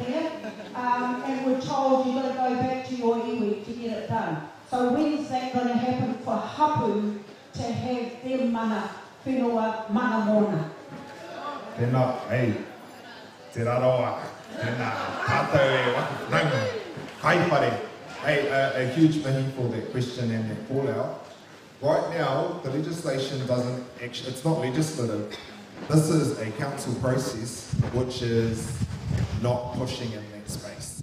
I'll tell you a little bit about my concerns though, and why I'm not backing for us to jump into Manahaka Ono Aroho. For whānau who don't even know what this thing is we're talking about, the Resource Management Act, which is the act which controls, if you want to do anything, right, if you want to build something, dig something, anything like that, you normally have to get a resource consent to do that. The Resource Management Act, how we look after our natural resources, governs how we do that. Within that act, there's a stipulation where iwi can request on local government councils a manahaka hono arohe, an agreement on how you will work together. It's like it's your own little te tiriti between your council and iwi or hapu partner. How we do that though is actually really hard in the far north. So I think the very first was Taupo with Tūwharetoa and Tūrangi. First ones to do it. And within that, they also took over looking after the awa itself. For us here in the far north, if I'm being honest with you, we're just simply not resourced. With our 7 Te Hono staff members, 7 staff members in our Māori department out of our 400 staff members, looking after a population of 75,000 people, 11 mandated iwi authorities, 248 hapu, 128 marae in the far north. Now, if I'm going to have a binding agreement, relationship agreement with anybody, I'm going to make sure that as mayor, my organisation can live up to the promises that come with that, right? Right now, I cannot stand here and tell you, tell Ahipara Takiwa, that if we have a manahaka hono arohe, that we're going to be able to live up to it. I'm also nervous about the fact that successive governments have looked to Resource Management Act reform. So Labour was looking at reforming it, repealing it, replacing it with 2. Our new government is looking at repealing it, replacing it with we don't even know yet. So what I don't want to do is set us up to fail by saying, let's start that journey. Let's start that journey with you, and then the rule book changes and we start a new journey. What I'd rather do is sit back and wait, figure out what's going on, and then I'll say, okay, how do we resource that and actually live up to it? Well, this is for me in the far north. My whanaunga and other councils might be a little bit different. I'll pass on to Tui soon because they already have a manahaka hono arohe. We currently, as a council, and this is the previous council, made a stance of only going with iwi authorities simply because of how big our district is, how many whānau we've got, how many hapu we've got, and we're still only one little council. So it's an aspiration of mine to be able to achieve that, but we're just not there yet. One of the things, that's not good enough though, one of the things that we are doing right now in our council is a relationship roadshow. Ahipara Takiwa, we're going to come and have a hui with you. What we're doing with our whānau and with our iwi, with our hapu up here, is saying, with our new chief executive, we acknowledge the fact that we're not resourced to have a memorandum of understanding or a specific agreement or a manahaka hono arohe with every single one of you, because we just don't have the time, the money, or the people power to be able to hold up to all these agreements. But what we will tell you is that all the stuff in legislation, we will do. If you ring, I'll pick up the phone. If you have an issue, we will come to you and we will sort it out. So we're working on a relationship understanding with all whānau across the far north. On a roadshow right now, already had hui with a few. We'll come and see Ahipara Takiwa as well. But I'm not going to waste time and money put into it this process, and then it all gets changed in any case, and we're all starting from scratch again. Kia ora. So Northern Regional Council, we currently have 2 mana whakahono arohe agreements, and they're both with hapu. One is with Ngāti here, and the other is with Patu Harakeke. We also have on the cards another one with Ngāti Kota Patukeha, and Te Uri o Hiki Hiki, because this term has been established a rohe moana. And that rohe moana over here at Rākau Mangamanga is a no fish take, no commercial take, no recreational take, and it's all driven by tikanga.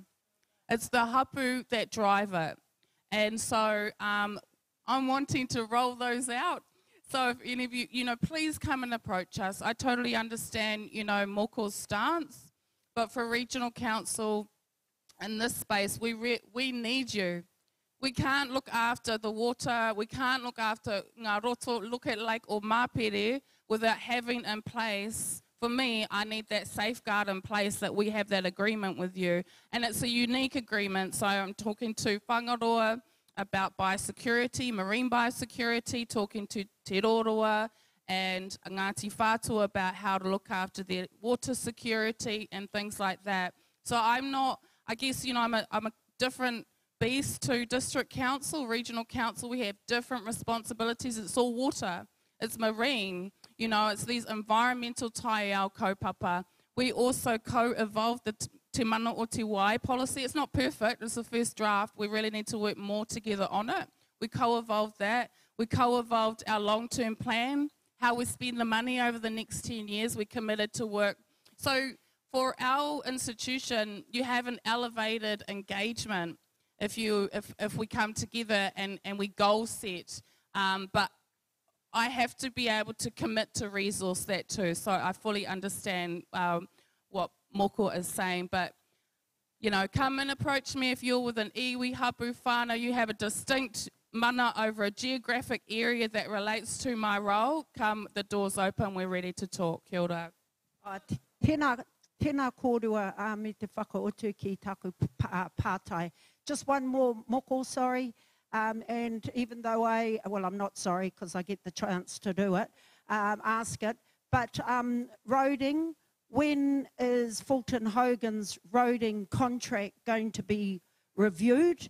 Because they do an absolute kore job in the roads, the metal roads in the far north. Speaking from experience, and I've been one of those who have emailed you about the kore job that they do. So I just want to know, is their contract going to be reviewed, and when is it? Because they need gone.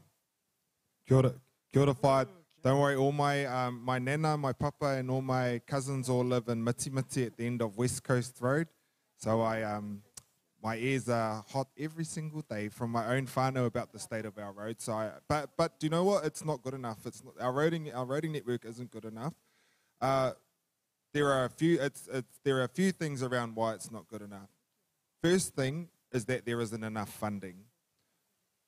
There's not enough funding to go around. We have 1,650 kilometres of metal roads. Add to that another 900 kilometres of sealed roads just in the far north. So you could drive to Sydney and halfway back on our roading network. The government acknowledges the fact that we have so much roading to look after, and they will pay 71% of the bill for the roads, and council has to come up with 29%, which we still struggle to do, right? The struggle with this, though, is that their pot of money, the National Land Transport Fund, doesn't have enough money for every single council in this country. This year, we're asking them for $172 million. They're probably going to say, no, here's 78. Do with it what you can. So prioritization, all that's got to come down to it. So the first problem is just simply funding. Second problem is also the fact that we have a shared transport alliance here, the Northern Transportation Alliance, which is an amalgamation of our 4 councils with waka kotahi to look after the roads. We're a little bit too far removed, right, from, not saying that there's anything wrong with NTA, but maybe there, I don't know, we'll sort that out. But we're a little bit too far removed. And then the third problem is our contracts themselves. So for the far north, we've got 2 contracts, Fulton Hogan in the north and Ventia in the south. When I hear a roading problem, I'm going to send that on to our council staff, who are going to send that on to the Northern Transportation Alliance staff, who are then going to send it on to the contractor, who then is potentially going to send it on to a subcontractor. Now, can you see the problem here? How we're going all the way through there, who then is going to say we've got no money, and then it's going to come all the way like this and probably loop out a little bit more. We're just a little bit too far removed. To answer your question, though, the contract is up for review this year. It's highly likely that we are going to be asked in this council for a 1-year extension with some change stipulations so that we can give our staff the time and us as council the time to actually fix the problems within our contract. One of those problems that I truly believe in is the fact that we allow contractors to self-evaluate whether or not they're meeting their targets within the contract. So, yeah, there's a lot of work to do, a lot of mahi to do in this space. I recognise that though, Fire, and that's why when I got in as mayor, I established Te Koko, our roading committee, so we can have better oversight over the roads and try to do something about getting them fixed. Kia ora, paki paki mai, mo tērā whakautu, pai rau atu. I voted for you, by the way, I did. Oh, kia ora koutou. Things are a bit bleak with like this big government up the top there. But what is one thing about local government that like makes you excited about the future? Kia ora, Lan. And for those who don't know, Lan was a wonderful councillor who's done the hard yards in local government as well and is now sitting at the national level, so we're really proud of her ascension into that forum. Kia ora, tuahine.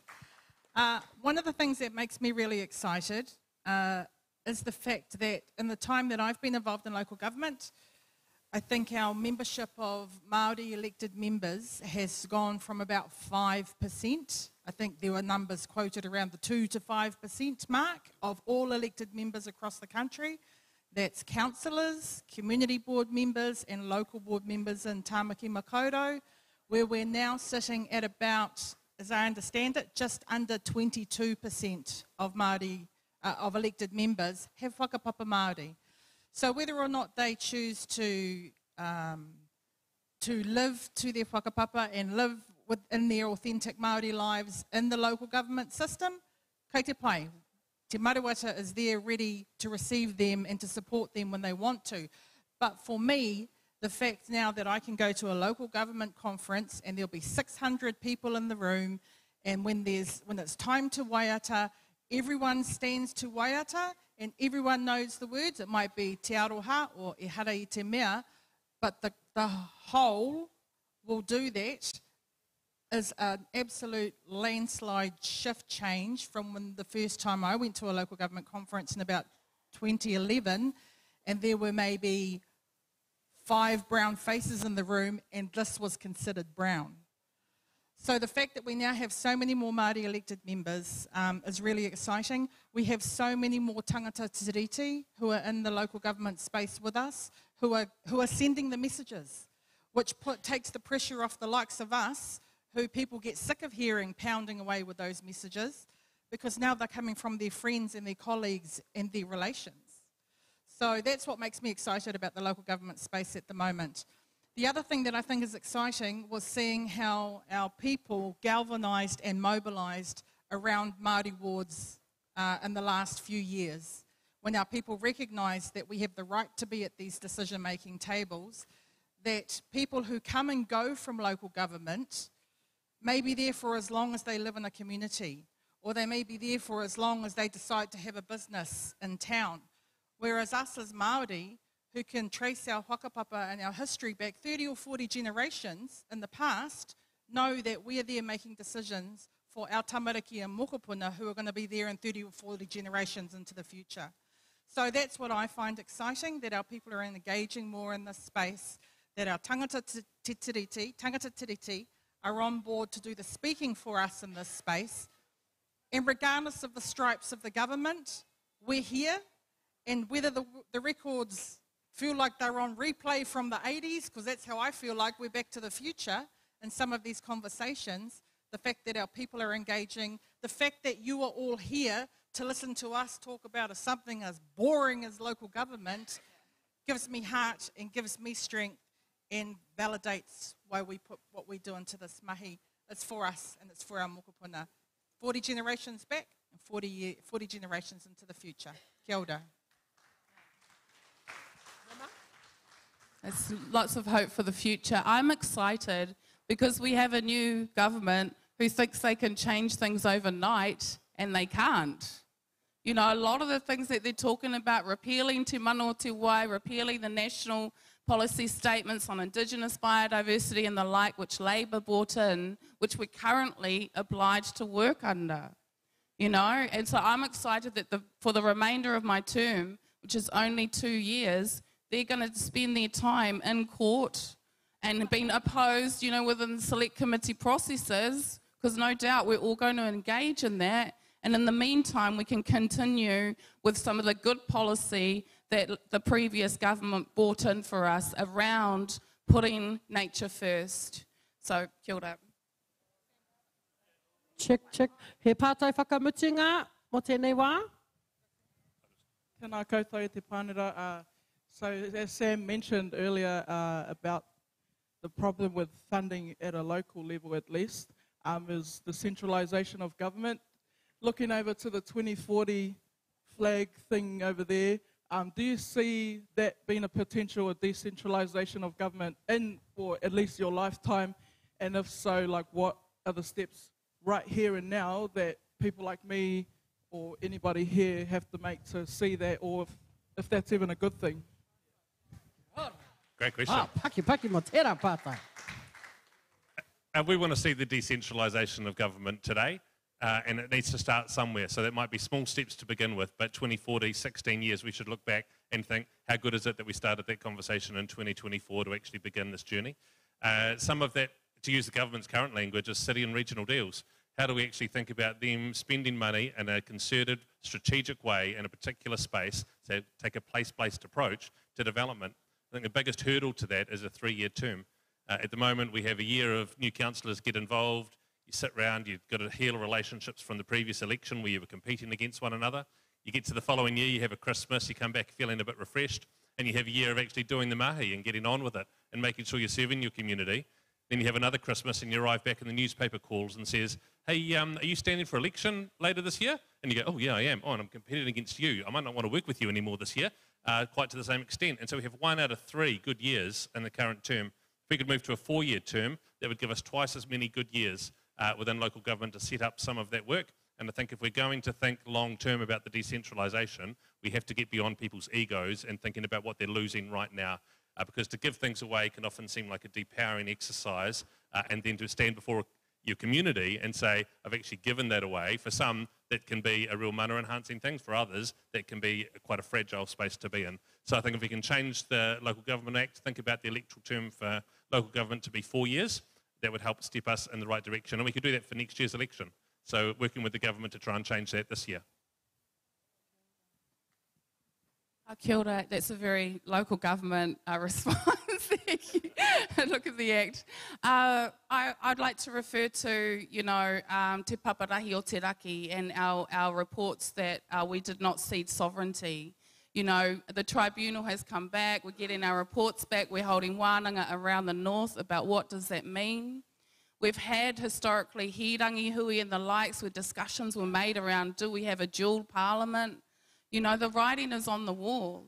The writing is on the wall. And so already within our local government, our regional government, we can begin to look at what are the mechanisms that we can acknowledge sovereignty. Yeah, and whether that's through Section 33 transfer powers, which can be quite complicated, or in other ways, we are obliged to explore those. And so we are in a space of discovery as well. And I'm really proud that, you know, often people say, oh, Ngāpu, you haven't settled all this and that, you know, and you go down the line, you kind of feel like you're behind, you know. But we spent 10 years. We spent 10 years at hearings proving that our ancestors did not cede our sovereignty. And that's the power that we can stand in today and say, yeah, there is a shift. There is a shift happening. Kia ora. Kia ora, tēnā koe. Okay, quick fire to finish, and then we'll go and have a kai somewhere. I'm a bit hungry. Nah. Sam, you mentioned this, so we're going to do a quick fire. When you look back on this in 16 years' time, at the 200-year commemoration of the signing of Te Tiriti o Waitangi, what do you hope to see? I'll start. What I hope to see in 16 years' time at the 200-year commemoration of Waitangi is the 5-year-old from my kura who said, I seen you picture in town and you like this, why? Because it was terrible English, but really good Māori. You know, I saw you in town, why have you got pictures around? Said, I'm running for council, I'm gonna be the mayor. Oh, I wanna do that too. Now that 5-year-old kid never even knew what a mayor was or what council was before, but it's planted a seed. In 16 years' time, I hope to see our new, I hope all of us are all, you know, just eating ice cream at the back with toko toko or something like that, right? And that our young generation are holding their space and delivering for their mokopuna to come. That's what I hope to see.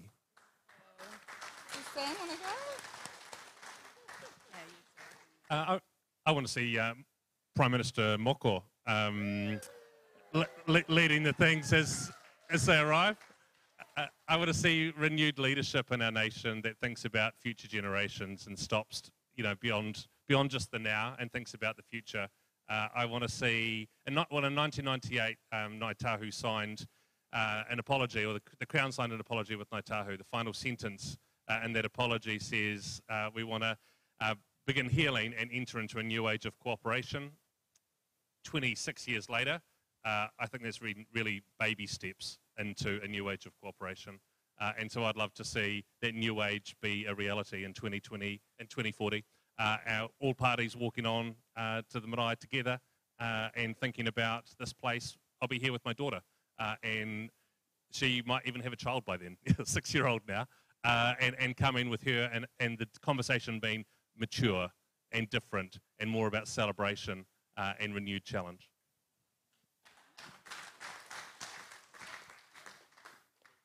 In 2040, I will be the kaumātua sitting in the back with the toko toko. Thank you, Moko. I want to see an Aotearoa where every one of us understands our power, and that's by participation. And what I'm really proud about with this last round of elections is that the Māori ward candidacy, so, you know, all our people who stood for Māori wards, we had more people standing to run in Māori wards than the rest of the wards that were up for election. So all those Pākehā wards and rural wards didn't have as many candidates per head of population as we did for Māori wards. So that's something that we as Ngāi Māori should be really proud about and celebrate. One of the things that I found frustrating after the election was that the media, I love the media, I'm a recovering journalist so I can talk about myself, but the media didn't focus so much on the fact that Māori ward campaign to participate had been so successful. What they honed in on the fact is that we still had low voter turnout as Māori. Let's recognise our power. Let's recognise that if we can put good people in good positions, let's back them up by voicing who we want to be in those positions to lead us. And I said to my son, who's now 26, if I miss out by one vote, you're going to get a hiding. So, Ngāi Māori mā, kia kahara tātou, vote, stand, tautoko, let's be the power and the voice taking us.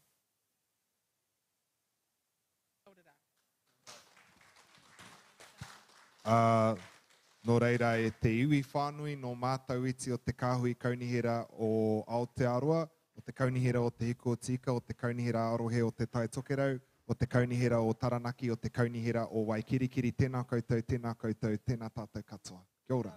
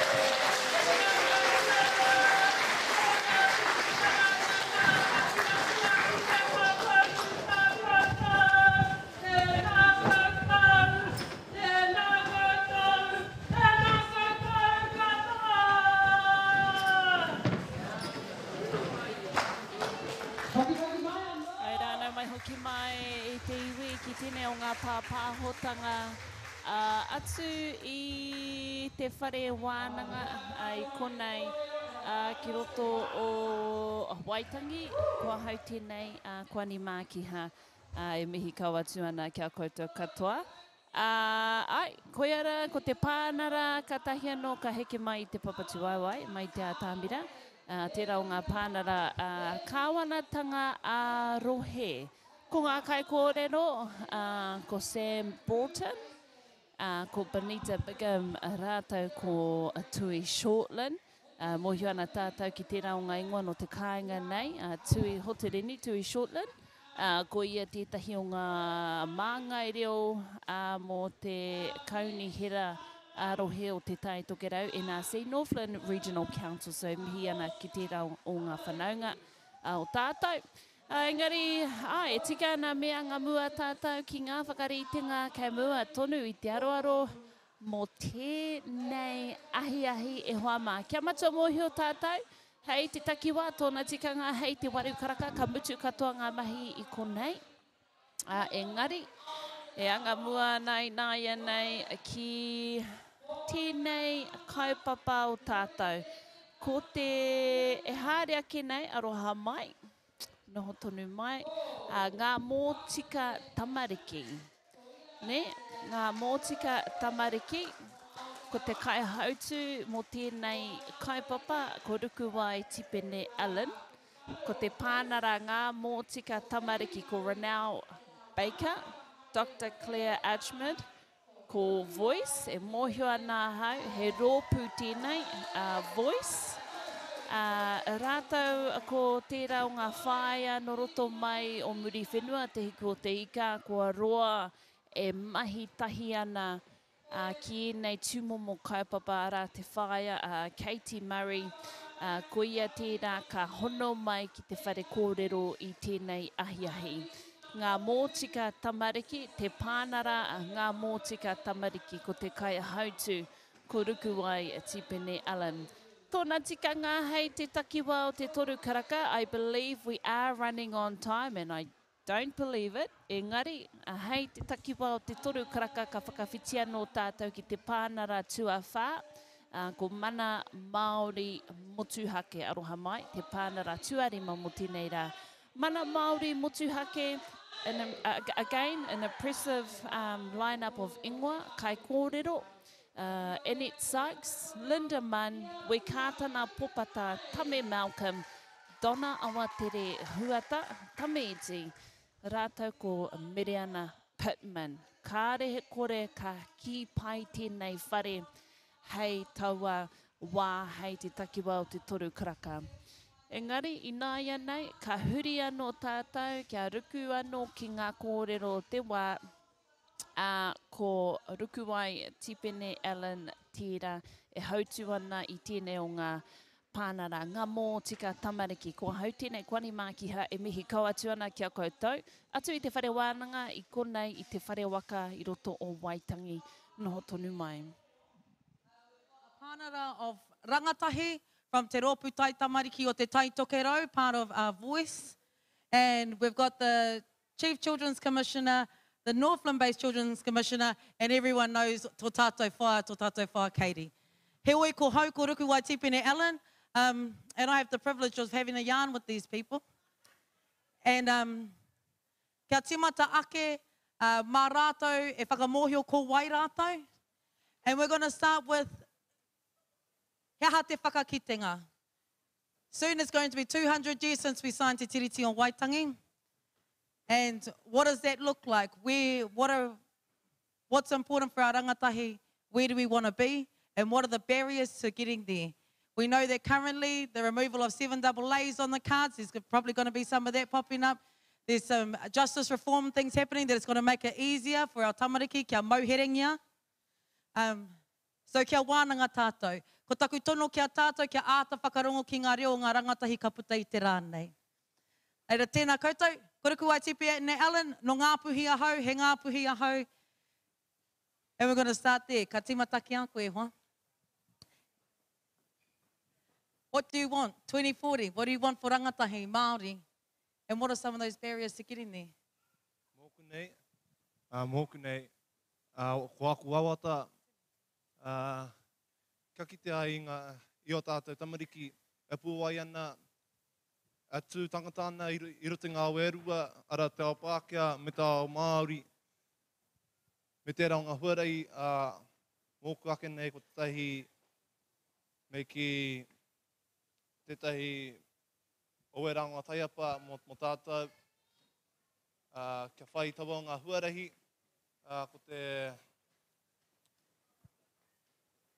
ko ngā mahi, tō tātou, tērā o ngā kamupene, ora ngā tamariki, tangohia ngā tamariki, mai o rātou whānau, nō rei ko rātou tērā tupu ana, ki tawa o ngā tupuna, a uanuku kuare, nā kua kuare rātou, ki o rātou hakapapa, o rātou hitori, nō reira, me whai tātou I tētahi ara, kia noho pū anō ngā tamariki, ki te taho ngā hānau, kia tupu ai ngā hānau, e moihana rātou, ko wai rātou, no hea rātou, ko hea rātou, e anāna hakamu ai.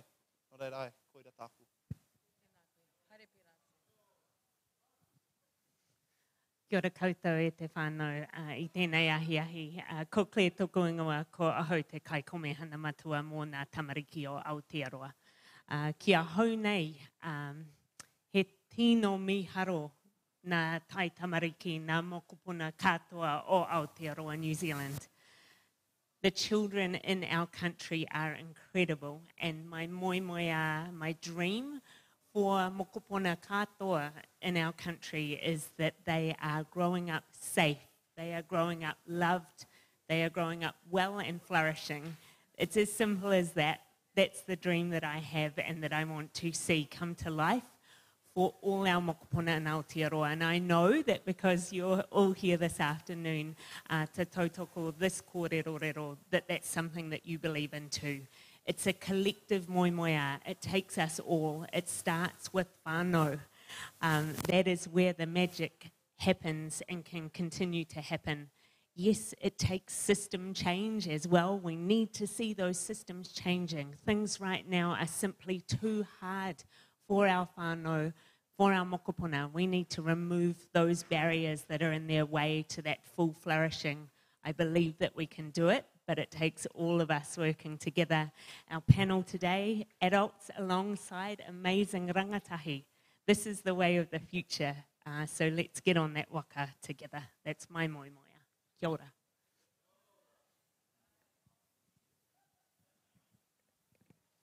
Kia ora. My name is Sydney. I'm from the far north, Pangaru. I am here with Voice as a I'm here just to speak about the system and how they can improve in areas where it will benefit both the caregivers and the children, and hopefully to break the cycle of like in the future. Thank you. Tēnā tātou katoa, ko Katie Murray taku ingoa, no te nota, no te hiku o te ika, no reira tēnā tātou katoa. Can I just say, we haven't practiced any of these questions. She's just going to throw them at us. So, you know, it'll take us a while. Thank goodness I'm in the middle, because then by the time 3 of them have had their kōrero, I'll have got my whakaaro together. So, you know, when we talk about what is it that we'd like to see over there, that every single one of our Māori children are with their whānau and not in state care, that we learn what our responsibilities are as grandparents and parents, and we learn what our roles are, and we practice those roles and participate in being whānau, truly being whānau. Because, you know, it wasn't the authorities that took our children off us to keep them. It was the irresponsibility and the lack of our parenting that took our children away from us. And so, under the treaty, and I hope the treaty is still embedded in our country, in you know, while I'm still alive, another 100 years, whoop, whoop,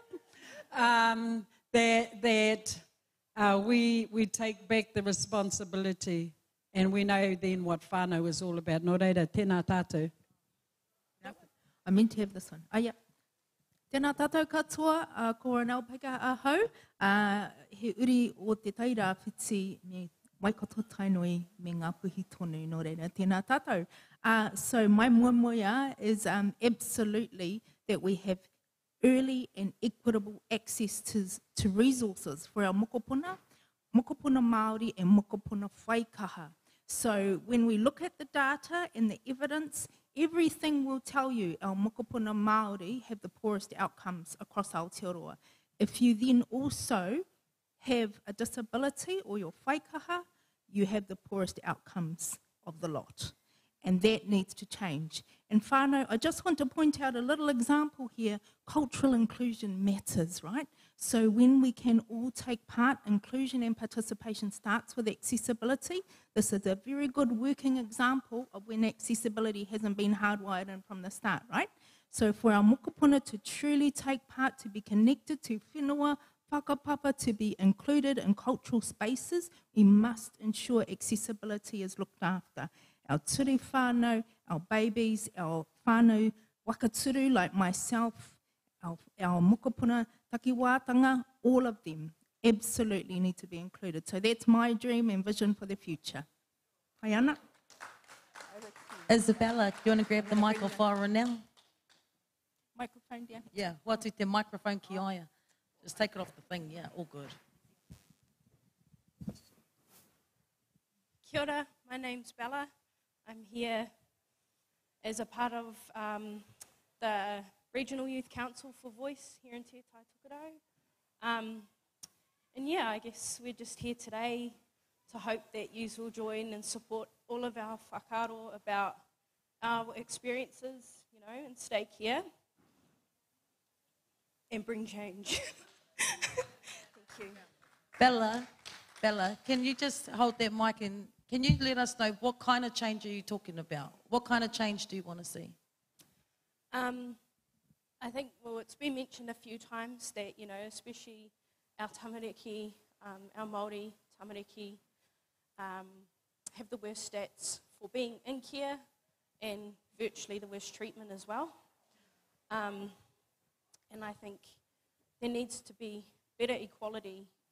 You know, we're no different to anyone else in their system and deserve to be looked after just as good.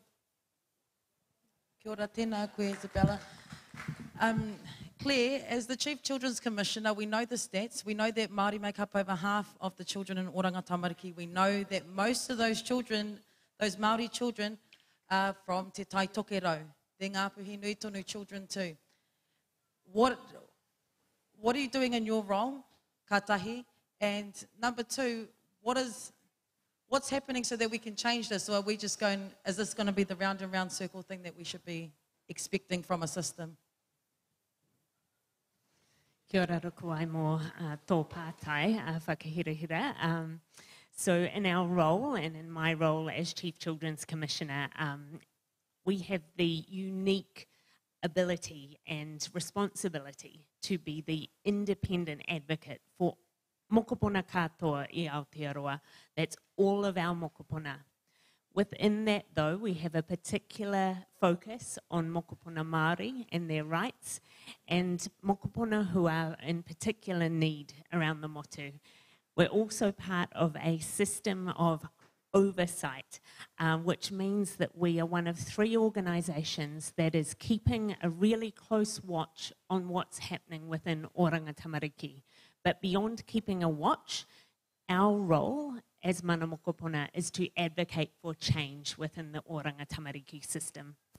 And you know, what we are seeing right now, as Bella has referred to earlier, is that we are still seeing mokopuna in our state care system experiencing harm. 9% of mokopuna in our state care system, these statistics just published last week by Oranga Tamariki, being harmed by the very system that was supposedly there to keep them safe. It is simply not good enough. There should be no child who experiences harm and abuse in state care. That is what we need to see change. But as I said before, it starts with whānau, it starts with hapu, it starts with iwi, and with all of us collectively as communities to really put mokopuna central in everything that we do and to keep them safe. We don't want them ending up in our state care system in the first place.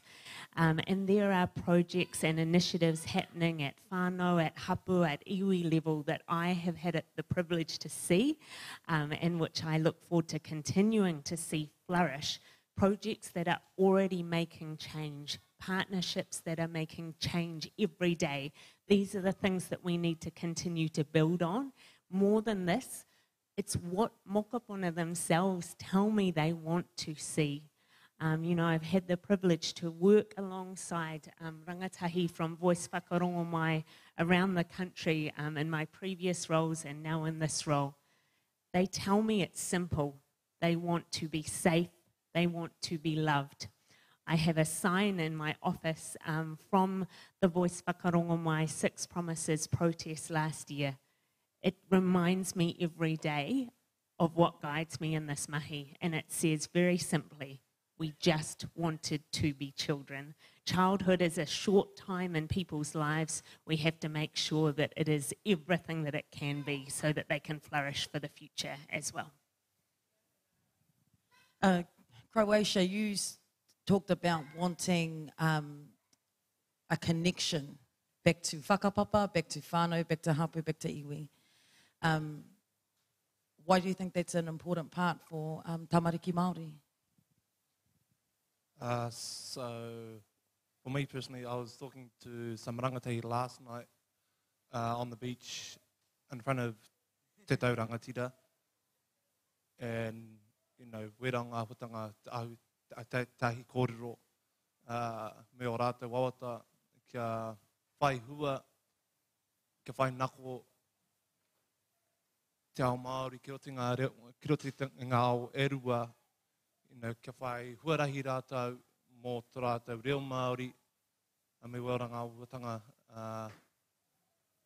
me tō rātou whakamā te tū, marungi te taumata, nā te mea kore rātou mohi o i rātou whakapapa, rātou hitori, nā te mea ko tangohia i taua matua, ko tangohia e a Oranga Tamariki, i Waitangi Tamariki, mai i o rātou matua, no reira kāre rātou e tupu ana, e mohio ana ki o rātou hakapapa o rātou hitori, no reira hoira tāku e hihia nei te kōkiri. Kia tupu toa ai o tātou rangatahi, i roto ngā ao e rua. Ai, no reira, kia ora mai tātou. Kia ora, Croatia. And I think something that's a running theme at the moment is connection. Connection back to our whakapapa, connection back to where we come from. That's why we're all here. That's why we keep coming back to Waitangi. But it would be remiss of us to have this conversation and not talk about that, the proposal of the removal of 7AA that could have a direct effect on this very conversation. And ka hoatu te rāku kia koe e taku whae, Katie, what does that actually look like? What's the removal of 7AA? And what does that mean for whānau Māori? Kia koe. Tēnā koutou. Ooh, curly one, straight away. So I've been a part of the social system. My organisation, Waitangi Papakainga in Kaitaia, has worked in this sector for over 30 years. And last year, for the sins of my youth, I became an iwi chair for Te Raroa.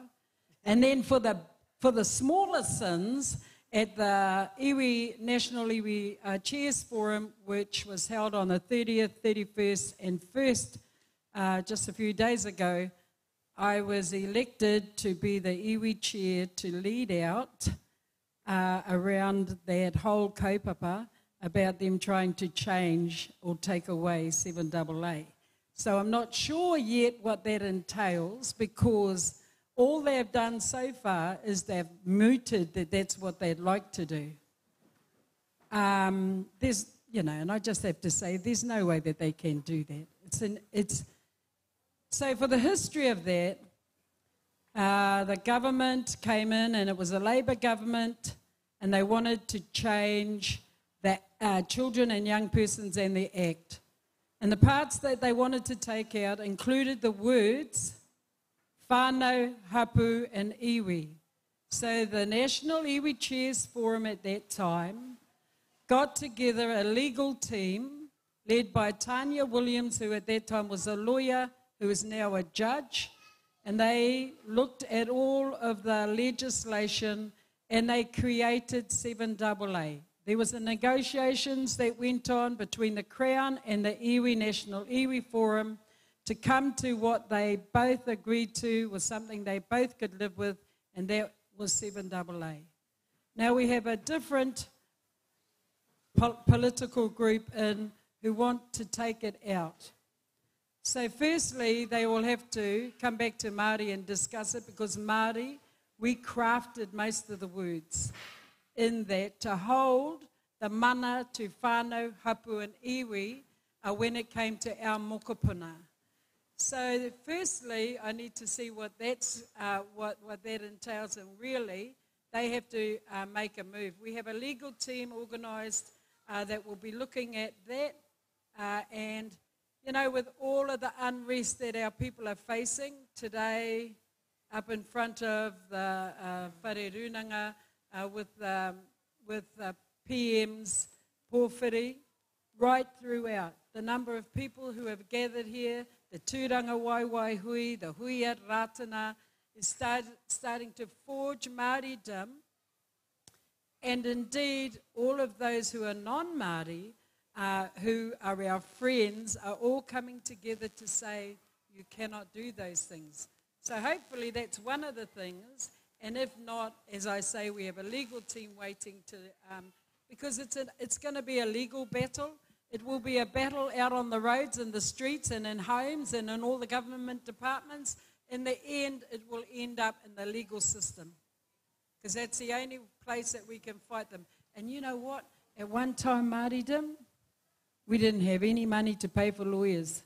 Bring it on now, because we're one of the biggest contributors to this economy now. So now we have got the money.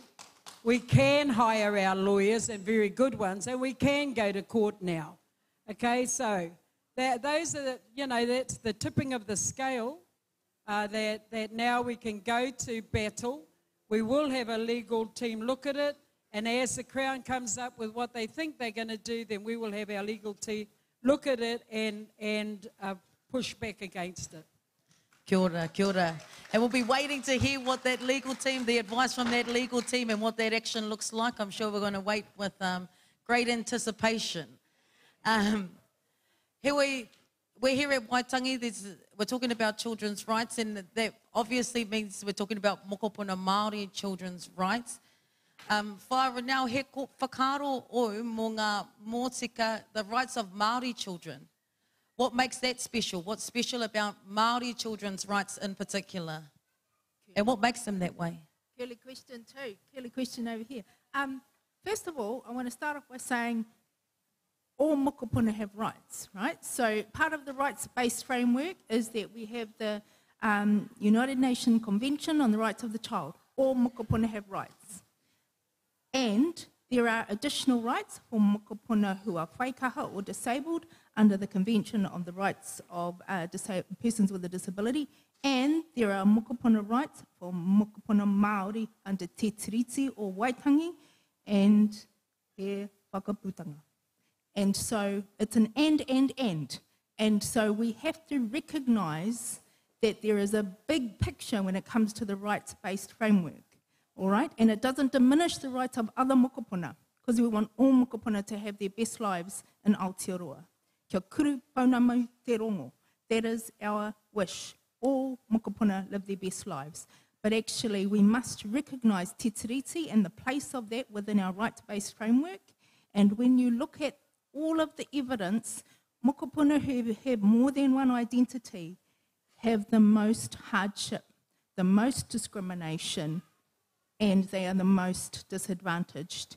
And so we can balance the argument. I recognise not everyone has the view that our mokopuna Māori have additional rights under te tiriti, and that's ka pai. This is my view I'm sharing today. And so if people disagree with that, we can still say, well, if you want to balance rights against needs, the highest needs are with mokopuna Māori. The disproportionate impact for mokopuna Māori in this country has not happened by accident, it's happened by design. You cannot deny the impact of colonisation on this country and the outcomes for mokopuna Māori. It did not happen by accident.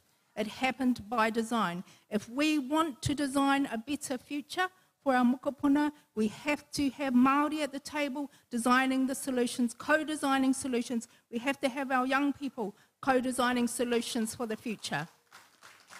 Because those of us on the other side of 50, actually, we're not the ones who will inherit the next system. These ones will. Get them at the table early, resource them appropriately so that they can determine the solutions for the future. Hey? Kia ora. Ka hoki mai kia koe, Sydney. Kia hoki mai kia koe, Sydney. What do you want to see? What do you... Just kia mohio mai koutou, there was a petition that went to Parliament that talked about what rangatahi, what tamariki want to see in this country. And they were straight up just basic needs. You know, just to have a safe home. Just to have access to the things that they should have access to. Ēnei rangatahi, they were part of that petition that went to Parliament. And so I want to ask you, Sydney, what are some of those things that you want to see? Anei, here, you take this one. For me, it's just communication and proper support, you know, from the government, you know, because there's a lack of that in, like, all around Māori and non-Māori children. And because of that, children and caregivers are suffering because of that. It is their job to give us guidance, support, and they're not giving any of that. And that's just what I want to like. That's what I want, you know, really from the government. You know, just to stand up, you know, do their job properly, you know. It's not that hard, you know. Just be there, support.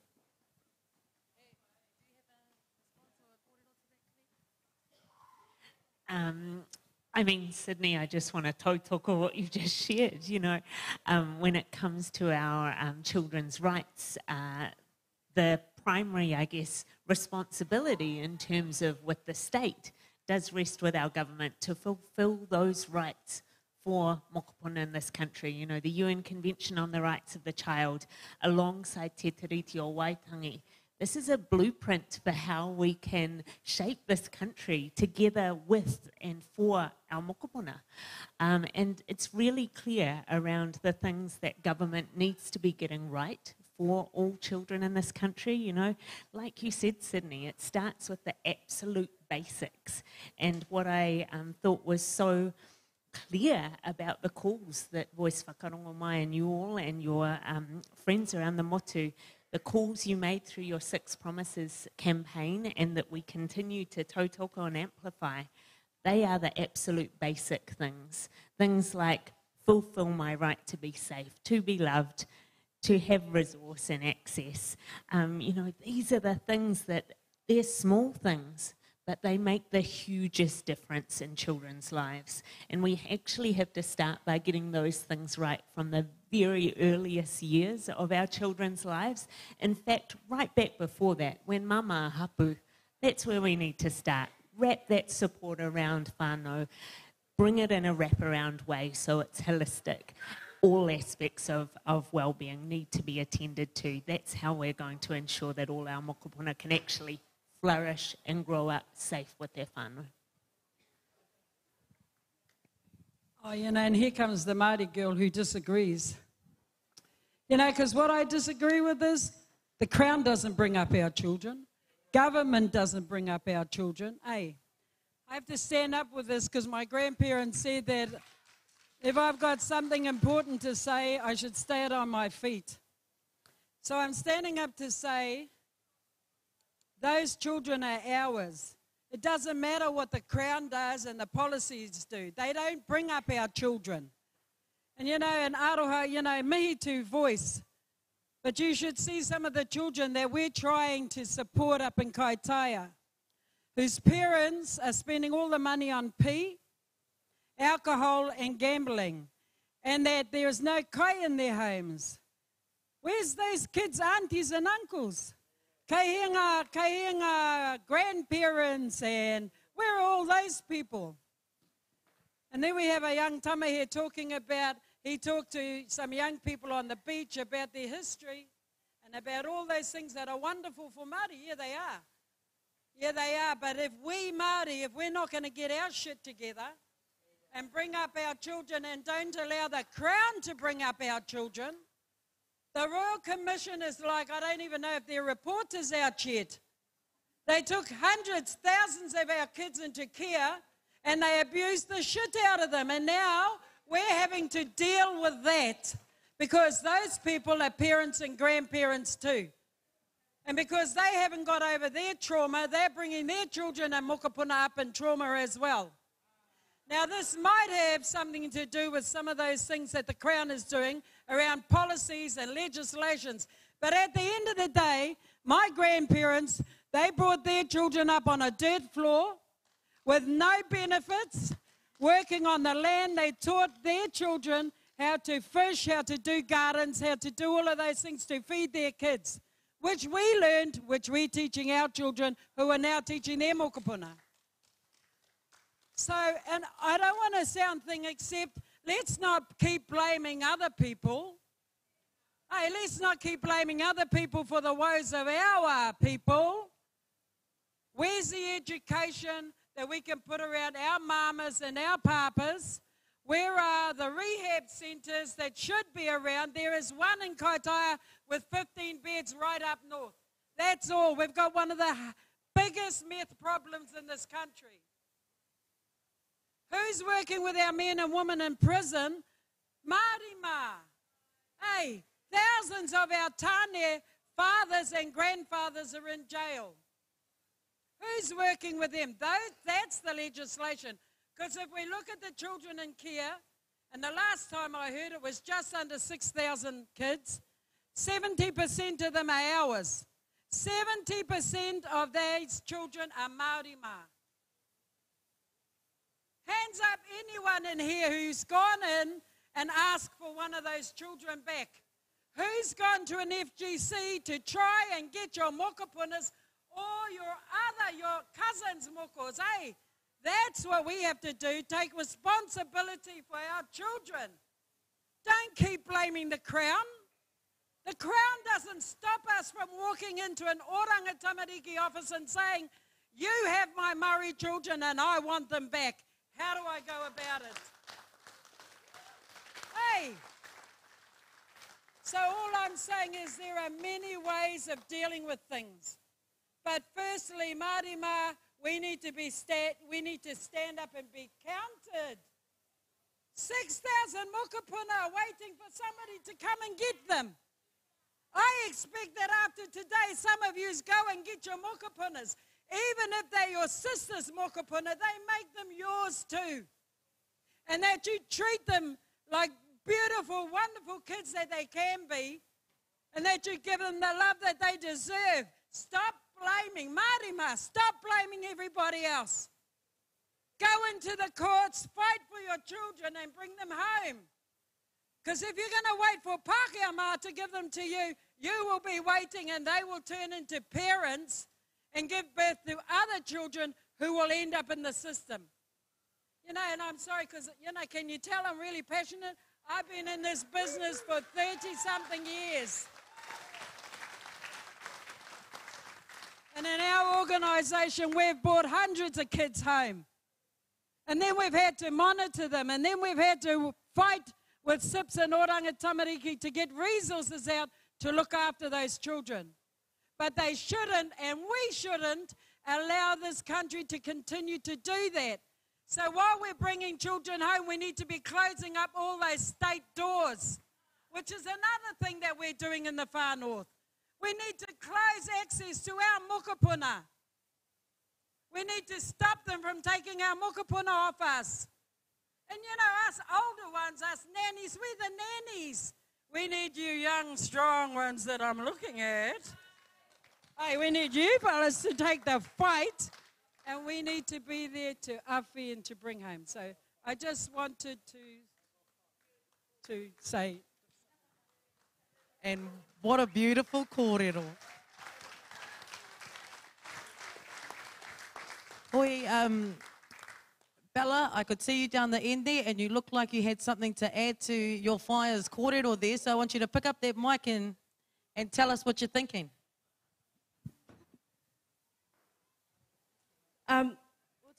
To begin with, I just want to give, some of them will be pretty obvious, you've probably heard of them before, but some realistic issues that so many of our rangatahi and tamariki are facing today. The ones that are still in the system and have come out of the system also. They are pretty simple. You would think they would be, well, they are legal rights, but they are not actually freely given. Things like mental health, our unemployment and inadequate opportunity rates, you know. Our young people are not getting enough participation in decision-making processes that are made about them that are going to affect their own lives and their offspring, you know. Lack of access to quality education and health services, cost of living, very obvious, but does affect tamariki in care and those transitioning out without the support being given to them. But the main one I want to focus on, and has been mentioned a lot across our panel, is the lack of whānau support and support networks in the community for them, for us, for our children younger than us. You know, these days there's so much, people expect it all to be done through oranga tamariki, but it's not up to them. They should not be raising us. Their rules should not rule our lives.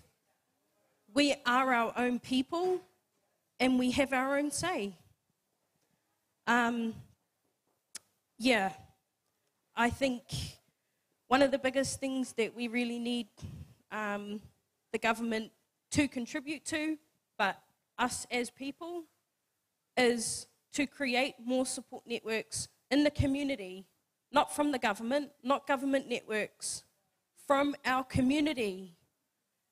You know, I think, yeah, we can't put it all down to one organisation or just the government alone, as said before. everyone needs to stand together, and that is, of course, including us who have been in the system to try and prove change for the future generations.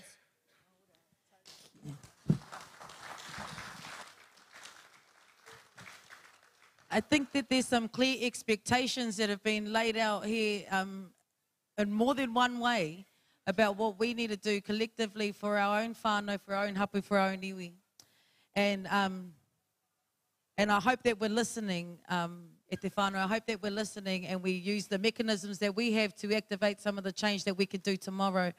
He oi whaara, now I want you to maybe follow that same thread, but I want you to talk about whaikaha and the need for us to make sure that we're looking at mokopuna whaikaha when we're talking about, as well, when we're talking about our tamariki who are in the system.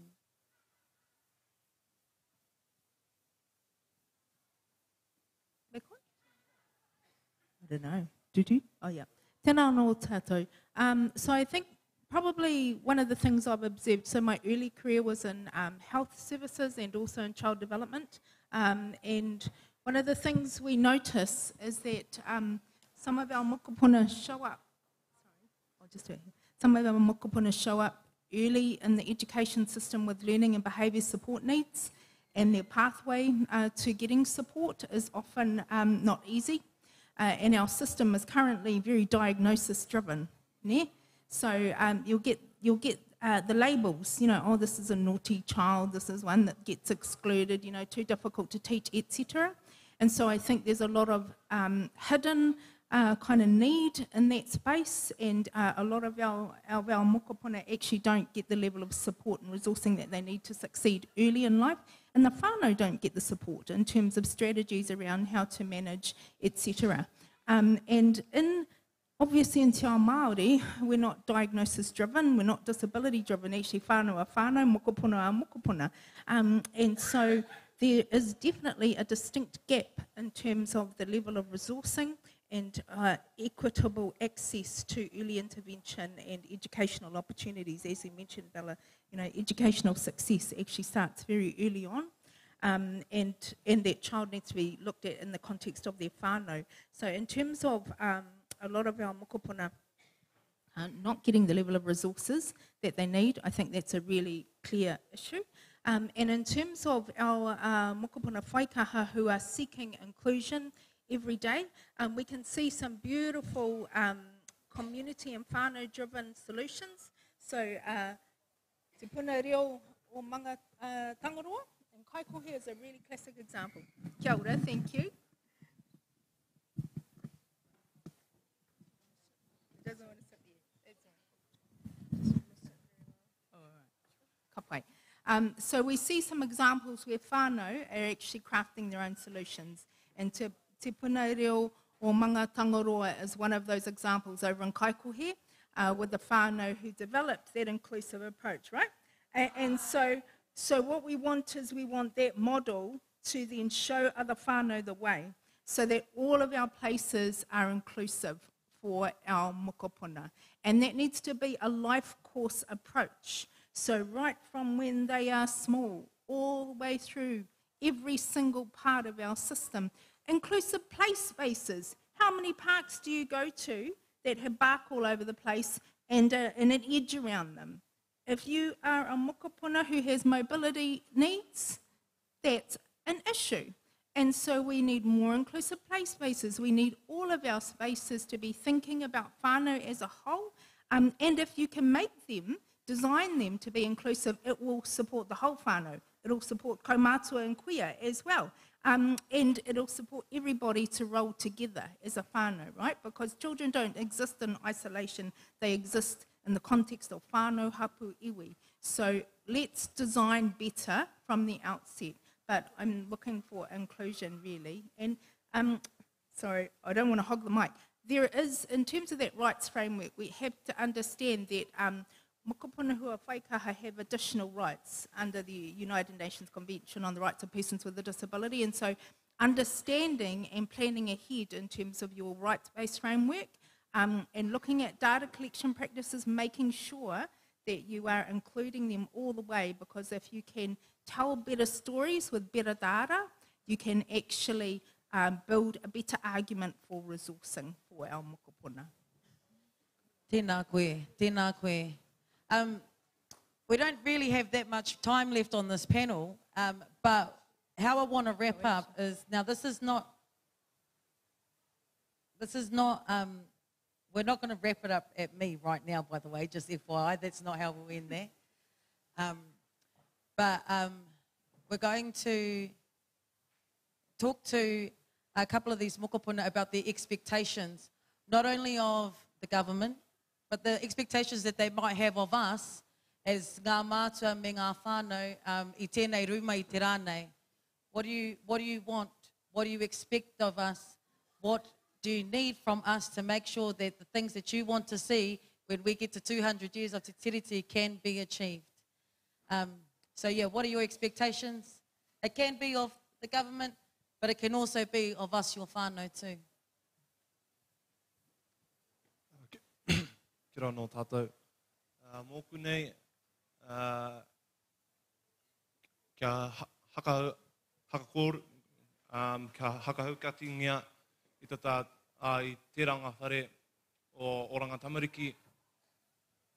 Kia tae e tātou te hoki ki wera ngā hotanga o te no hapu noho aiwi. Kia tae ngā Tamariki te honu atu ki o rātou, tātai hakapapa o rātou, kōrero hitori, hei hakamana I a rātou anō nokira. Ko wera ngā hotanga o tāku e tino wawata nei au, te kite, I taku oranga, no reira, tēnei au, he hua, me ki o taua whare, pauru au ki roto I taua whare o Oranga Tamariki, me o rātou, mahi tūkino ko mahi nei e rātou, me tāku wawata kia kore waku mokopuna e pā ki tawa kino, e pā ki tawa kaikiri, tawa āhua kaikiri me ki. No reira, e ora tonu ana tēnei mea te kaikiri waingnui a tātou pū. No reira, me haka kore ngea I taua anō hukira. Kia tūkaha o tātou mokopuna o tātou tamariki I roto I ngā awe rua. Koera tāku. Kia ora. My main expectations is basically communication, support and guidance on both sides for both caregivers and children. That's really my expectations and for the future for both parties.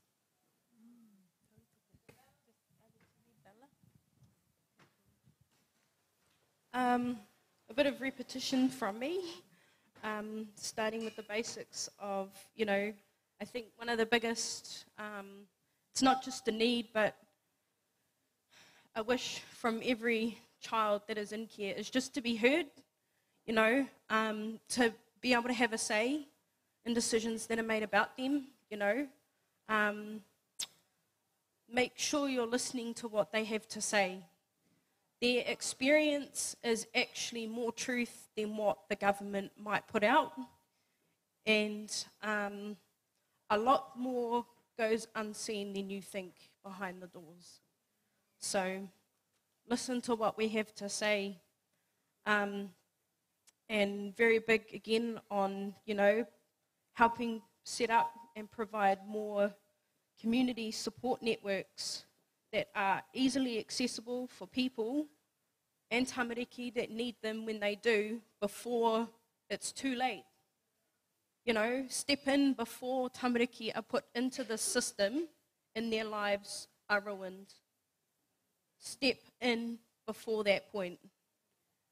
Probably sort of irrelevant, but I want to mention briefly what our Six Promises campaign was about that went to Parliament last year, and they are 6 basic human rights that our tamariki are not receiving, but the government have promised to give them. But I want to mention them so that we can all be responsible. We can share that responsibility and not say that this is only up to the government, because it's not. We are all responsible to make sure that these tamariki are taken care of and have the things they need. They have safety and stability in their lives. They are helped with education and their dreams, supported to achieve their dreams. They have adequate access to healthcare when they need it. They are listened to and are included when decisions are made about them. And they are helped to feel confident in who they are and learn about their whakapapa, culture, and their language. Thank you.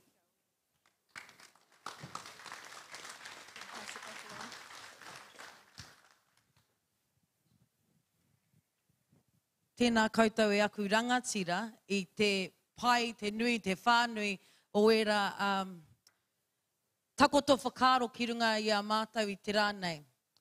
There's a collective responsibility that I think we can all share here, that we are, as mātua, as aunties, as uncles, as nannies, as papas, we have a responsibility to our mokopuna. And like Auntie Katie said, there are places and spaces where we can quickly intervene and stop a lot of the harm that's happening within our own whakapapa.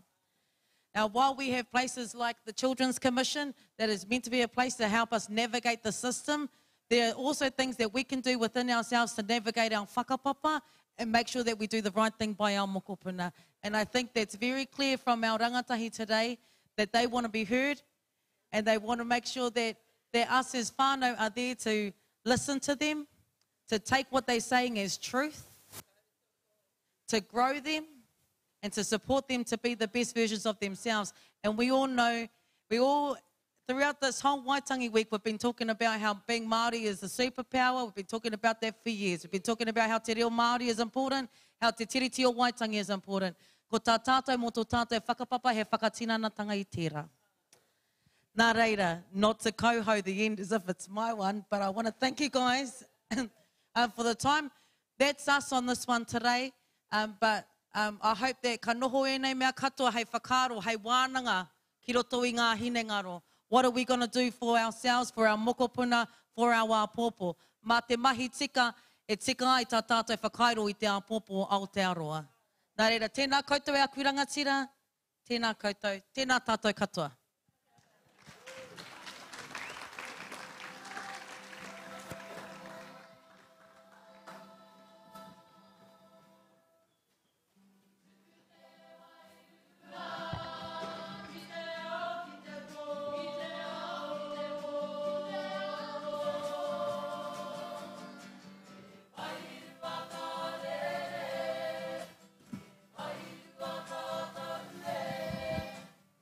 Why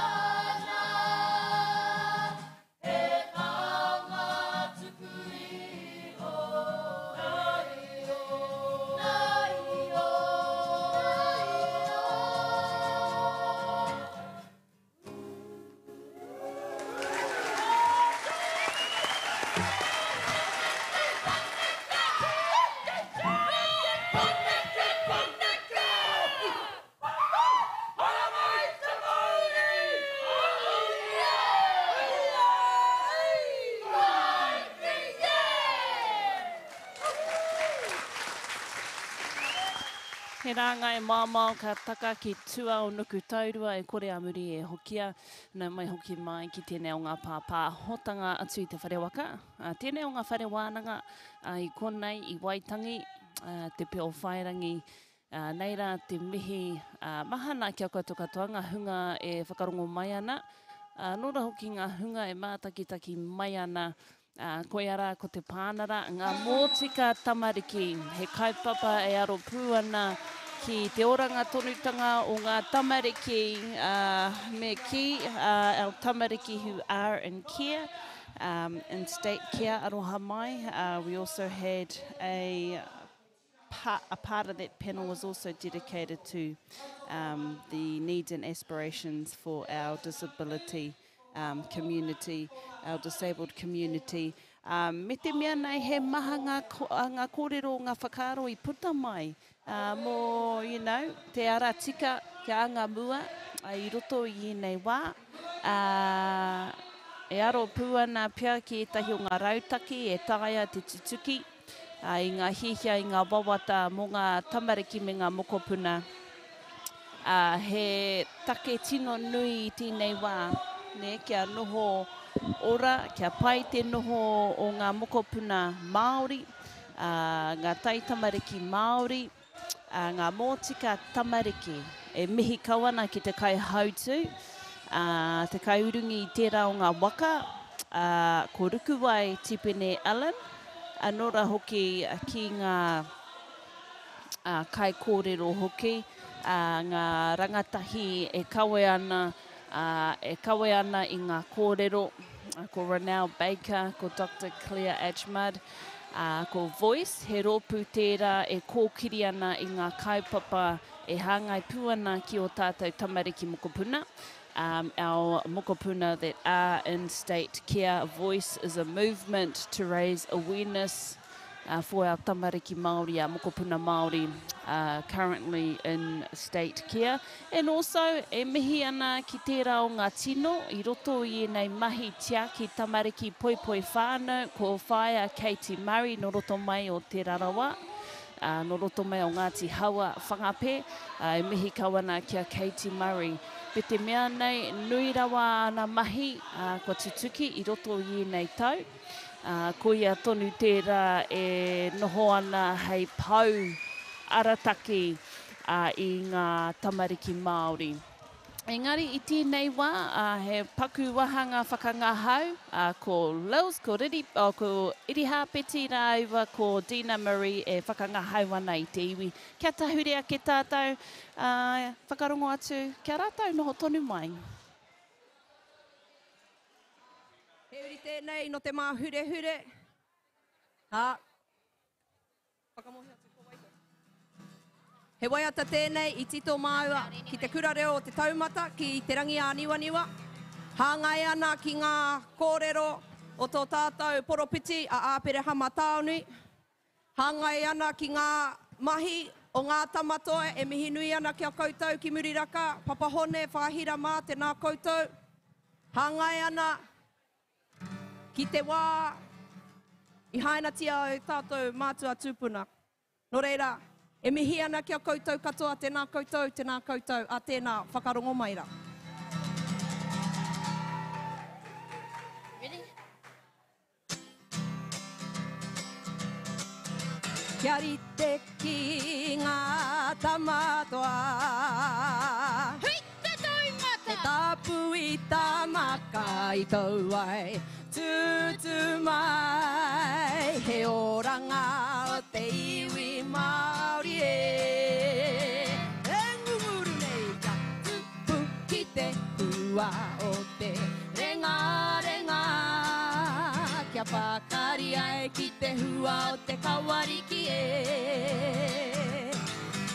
Me matua uhi ki te kahu Māori. Te kahu o tēnei motu e. Kia toi tu te reo, kia toi tu te tiriti, kia toi tu te mana e. Takahia te huarahi o te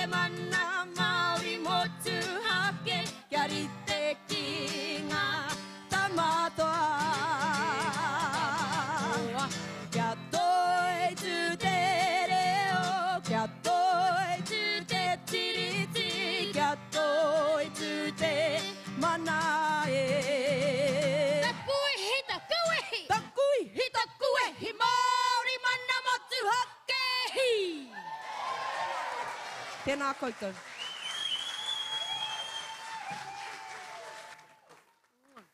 Au e te reka, au e te reka. Woohoo! Paki paki mai anō marawa. Marei kura. Ko te taumata. Kei te heke mai, he taumata wero. Nō reira, hara mai te pāti kakariki, ke konei ke te pāti reipa. Hara mai te pāti Māori. Kei hea.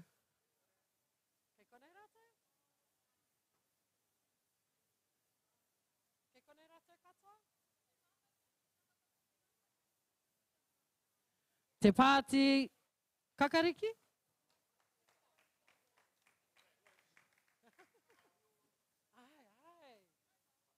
Hara mai whānau, we'll get you more chairs. More chairs over here, more turu. Ai. How many turu do we need?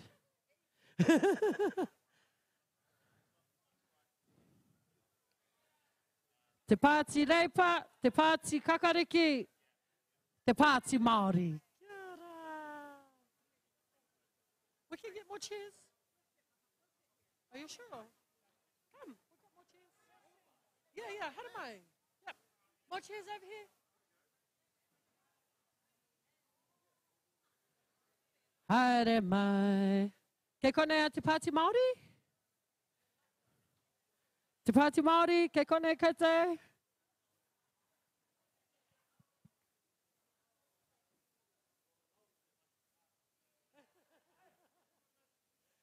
Okay.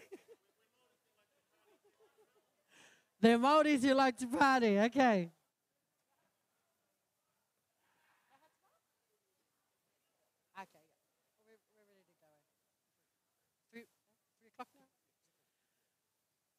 All right, it's exactly toru karaka.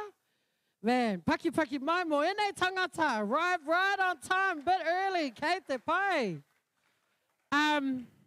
So we're going to get this panel started now. Hopefully our Te Pāti Māori arrives soon. Ko wai te mana whakahaere o koutou. Kei te pai ko matua wili. Paki paki mai anō e te whānau. Kia ora tātou. Tātou hui hui mai nei, hara mai mo te kaupapa a tā hui tēnei wā. E hōnare nui ki te hara mai ki te kōrero ki a koutou. I whakarangatire a mātou i tēnei wā. Nō reira tēnā koutou. Tēnā koutou, tēnā no tātou katoa. First of all, ho mai te paki paki for your pai pai e ngā puhi, eh? Rau e tā rātou kōrero. I was very proud of what we saw up there today, eh? We must have all been proud, eh? And I want to particularly mihi to those, the old crew, eh? The old kaumātuas, Hone Harawera and Annette Sykes, eh? They done us proud. They done us proud. I see Ella Henry. She's even older. Stand up, Ella. Stand up. Ella Henry. She won't admit it, but she stood for a Pākehā party once, eh, Ella? Yeah, she was my candidate in the North in 1999, eh, Ella? And now she's famous and she's trying to disown the Labour Party, you know. But anyway, we're just here today to have a kōrero. It's really wonderful to have our candidates here and be with our Green brothers and sisters. Just have a bit of a kōrero about what we're doing, where we're going. I'm really proud to be part of our Māori caucus with Willow Jean Prime. We're our chairs for our Māori caucus. Ho mai te paki paki. And our former Deputy Prime Minister, Carmel Sepuloni. So really, really rapt to have our team. We also got Arena Williams. Ho mai te paki paki for Arena Williams. Wahine tino rongo nui tana pāpā ko Hare Williams. Moi o tātou Hare. And over here, we have the one and only winner over the Māori Party. Stand up, Kushla Tangaire. And Kushla won our East Coast seat, and we're really proud of her. And it was a fascinating result. I won't talk too long because we've got all these mana wahine here, and we thought we might get our deputy leader to kick us off very shortly.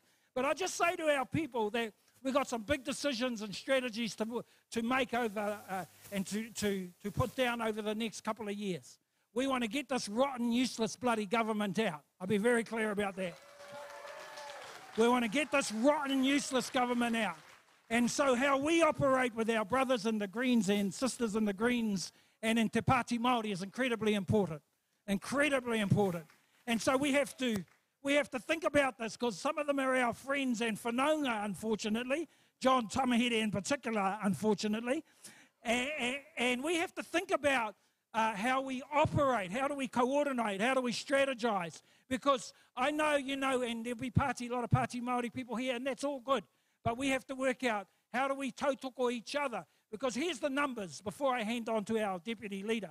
We lost 6 of the 7 seats. But just so people know, we won the party vote in every seat. Every seat, Labour won the party vote. We got 85,000 votes in 7 seats. Te Pāti Māori got 58,000. So all our cousins all our relations who betrayed Willow and me, they said, we voted for you, cuz, we voted for you, but we gave our vote on the party, to the party vote. So we got to think collectively, how do we strategize with that in mind, eh? Because we're all on the same side. So I mihi to our Pāti Māori whanaungas, they got 6 seats, but we got 85,000 votes, which is like 3% of the vote. So how do we utilise that? How do we coordinate that? How do we manage that going forward? Because we're all on the same waka. And the sad thing is we can't get this rotten, useless government out by ourselves. So I put that pātai on the table, and we've only got 20 minutes, and I introduce our team. Before I come to Carmel, can I say how proud I was of our Labour government? Proud because we invested in Māori like we never had before. I'm really proud. We had a Prime Minister, Jacinda Ardern, who invested in our Matariki. Now, we've got Matariki Day. We've got a Māori national holiday. Check. We got Matatini, and we've got record funding in Matatini. We've got Māori housing programs we've never had before with the North, with the East Coast, everywhere.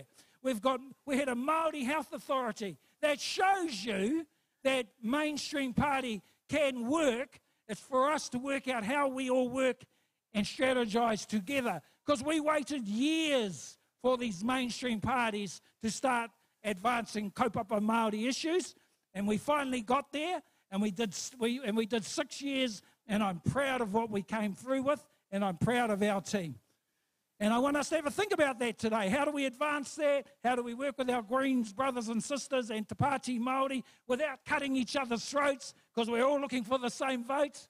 You know, we got to work it out. So I put that in front of the hui, and I'll bring to the stage the Deputy Leader of the Labour Party, Carmel Sepuloni. Kia ora tātou. Kia ora te whānau. Aroha mai, just I moi tō kōrero, ka whakatoa ana ahau te tikanga o tēnei wāhi, he wāhi tapu, he whare wānanga, he whare kōrero. Nō reira, pērā ki te marae, mena ka tū tētahi kai kōrero, ki te kōrero, me whakarongo kua ngū te whare.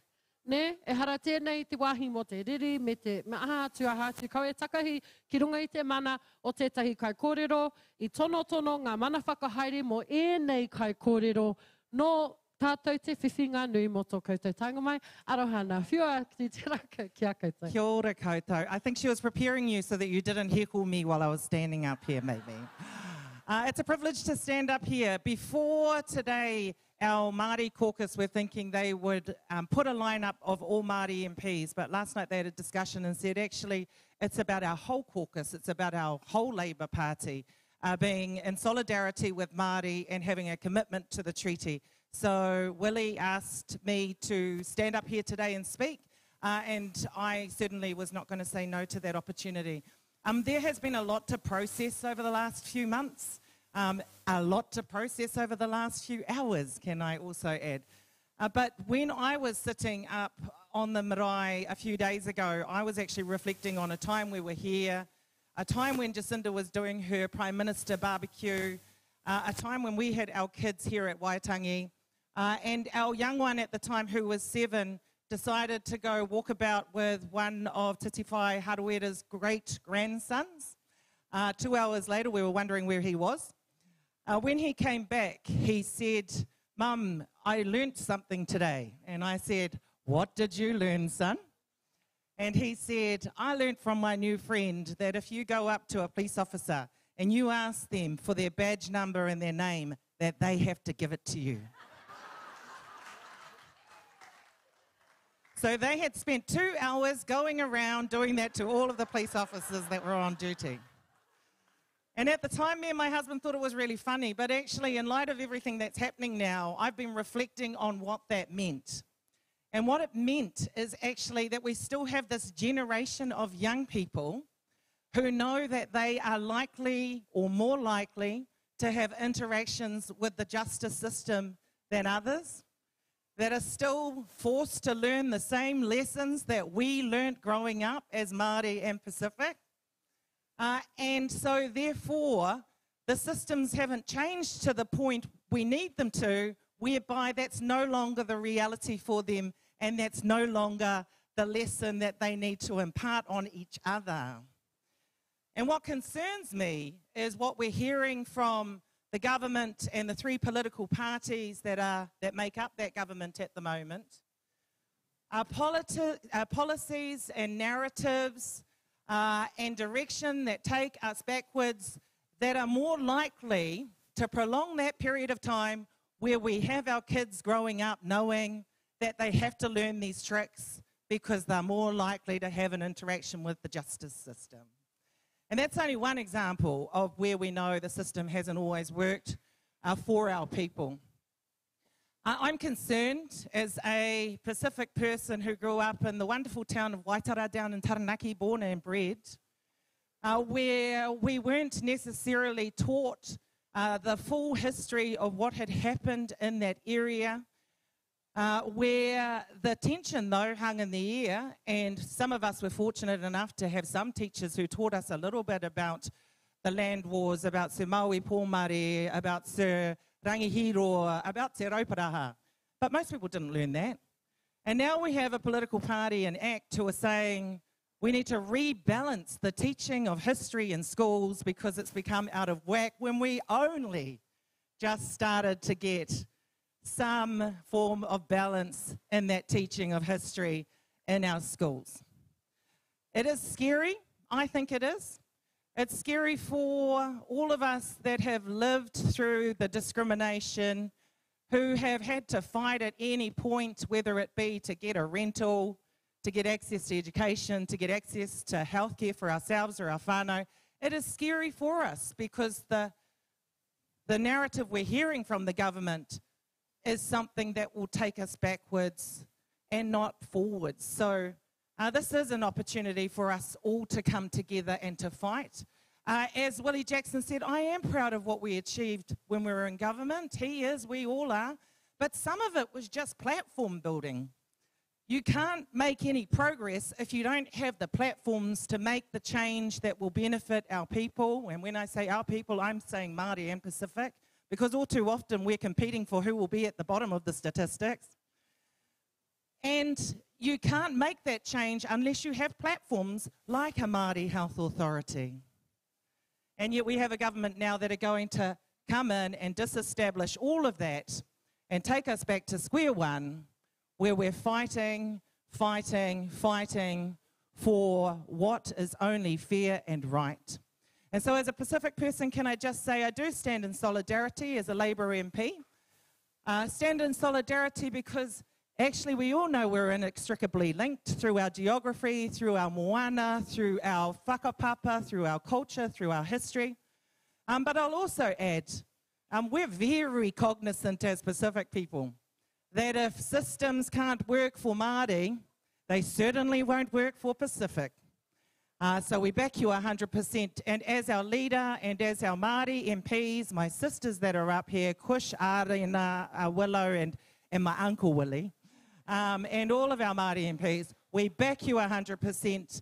And we are here to stand alongside Māori and fight the fight to ensure that the damage that we see coming is not inflicted on Māori, and therefore on the rest of New Zealand as well. Mā loa o pito, whawhai lava.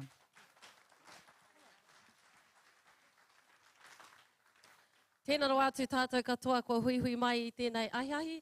Tuatahi māku he tautoko I ngā mihi kua mihia. Hoi anō he mihi nui ki ngā hapu o Ngāpuhi.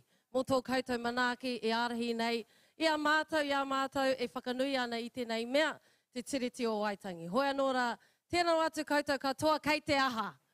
Kia ora. Ko rongo koutou ai ko Kushla Tangairi Manuela Wau no Ngāti Parau. Ko rangi tuki a te wā kāinga. If anyone had asked me 6 months ago about my political ambitions, I would have said 0.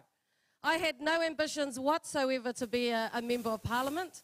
However, people like you trusted me to be their voice and their kanohi in the whare paremata. And you know, as tangata whenua, that is our responsibility, is to go where your people send you. So, ko tai mai au. That's why I'm here, whānau. And for me, why Labour? We all know, waiho te Māori e whakarite. That's why we're here. We're saying, hey, leave us alone, ask us, let us have our self-determination. What we're also here celebrating, though, is an agreement we entered into. And I want to acknowledge Carmel and our Pākehā brothers and sisters who are here as well, and who champion strongly for our kaupapa in the House. So, koe tāku mō tēnei wā. It's wonderful to be here. My first time in this beautiful place as a Member of Parliament. Hopefully not the last. Kei te whakarongo koutou I ka roa rāwhiti. Huri noa I nāi nei ka hoatu te rākau ki aku hoa. And he mihi hoki ki ngā kākariki me te Pāti Māori. Tēnā koutou. Tēnā tātou katoa. My name's Arina Williams. I'm a South Aucklander. Any South Aucklanders here in the house? Kia ora! Kia ora, Ella.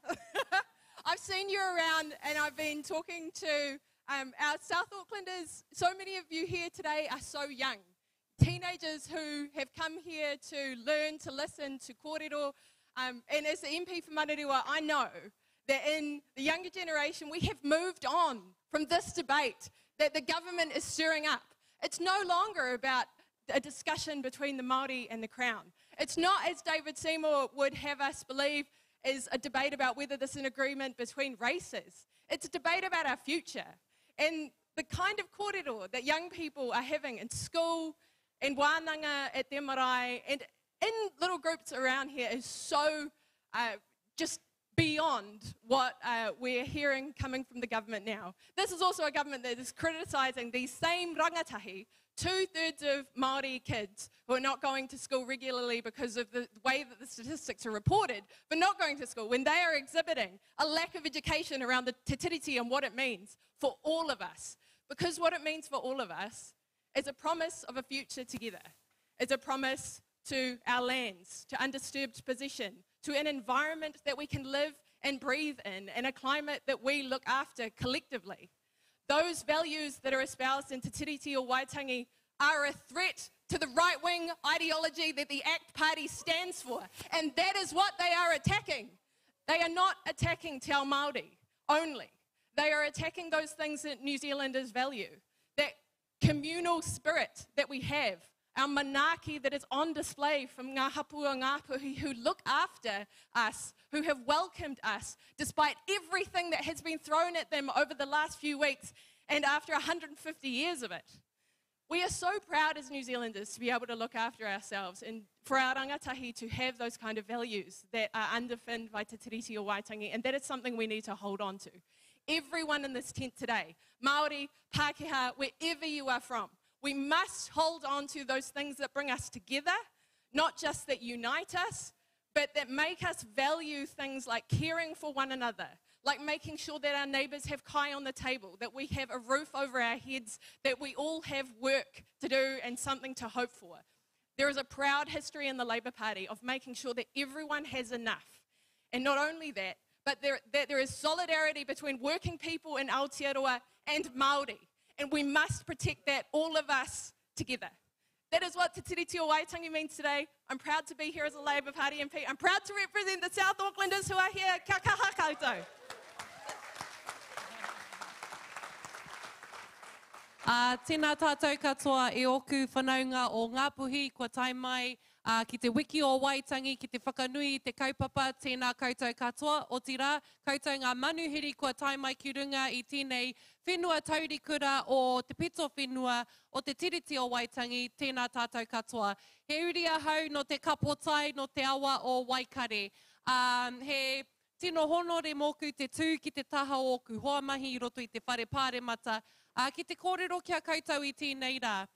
Ko tāku he whakarapo poto ake ngā kōrero, ko ai te kai kōrero whakamutunga mo te rōpu reipa. Te kōrero I rongo mātou, I roto I tō mātou pōwhiri I runga o te tiriti o Waitangi, ko tēnei, e te āpiti hana, he aha tau hei tākoha mo tēnei whawhai. So what will we bring as the opposition to this fight that we have ahead of us? That was the challenge that was laid down to us as opposition parties who were welcomed here to Waitangi the other day. We have been here for several days and won't be going until tomorrow afternoon, listening to all of the kōrero, watching what is going on. We will go back and we will wānanga that amongst our Māori caucus and our wider Labour caucus to really see what it is that we can bring to this fight. We will fight hard in Parliament. I hope you enjoy question time, everybody. Please tune in. Please share the snippets of that kōrero that happens in there, because that's one of the accountability mechanisms of the government.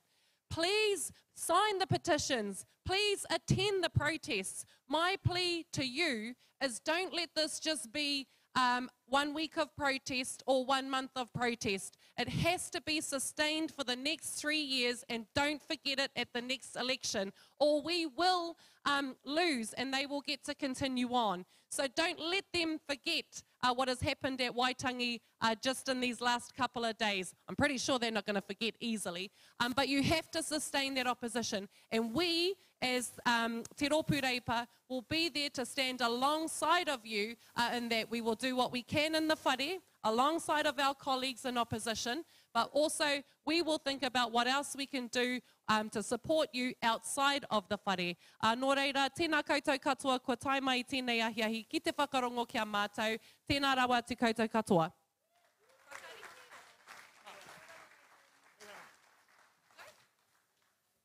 Kia ora tātou, tū mai ngā kākāriki.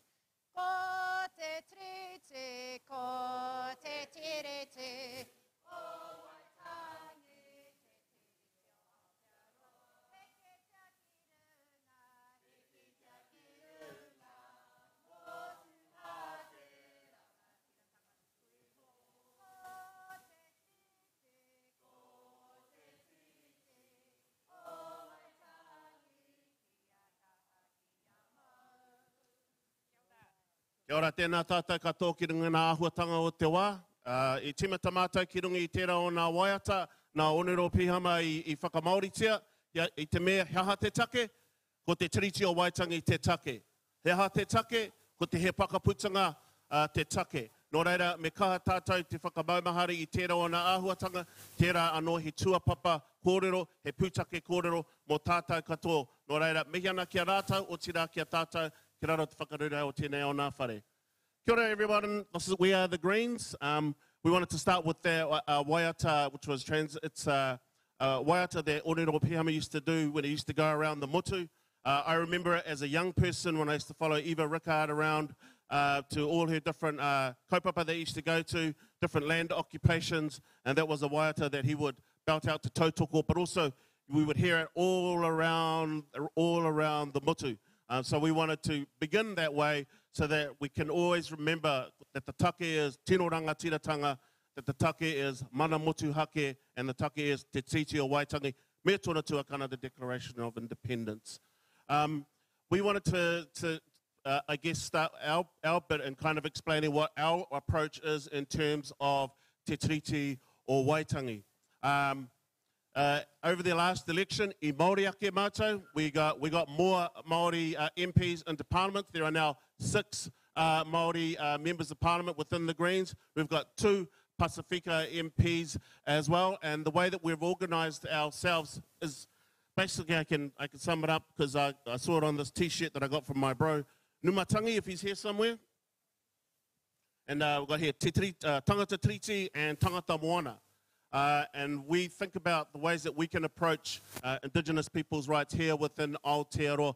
Te noho tahi o te tangata whenua, me te tangata tiriti, me te whananga anoa ki te tangata moana. the connections between tangata whenua, tangata treaty, and tangata moana, and we have all three of those people within our membership caucus. We have my brother here, Whaanana Fessel Collins, who is our treaties negotiation spokesperson. We figured, you know, what better person to have is one of our tuakana from across the Te Mana Nui Kiwa as our spokesperson in that area. Everybody knows Marama Davidson. I'm so relieved she showed up. She got trapped by her relatives who kept talking to her on the way here. She doesn't need any introduction.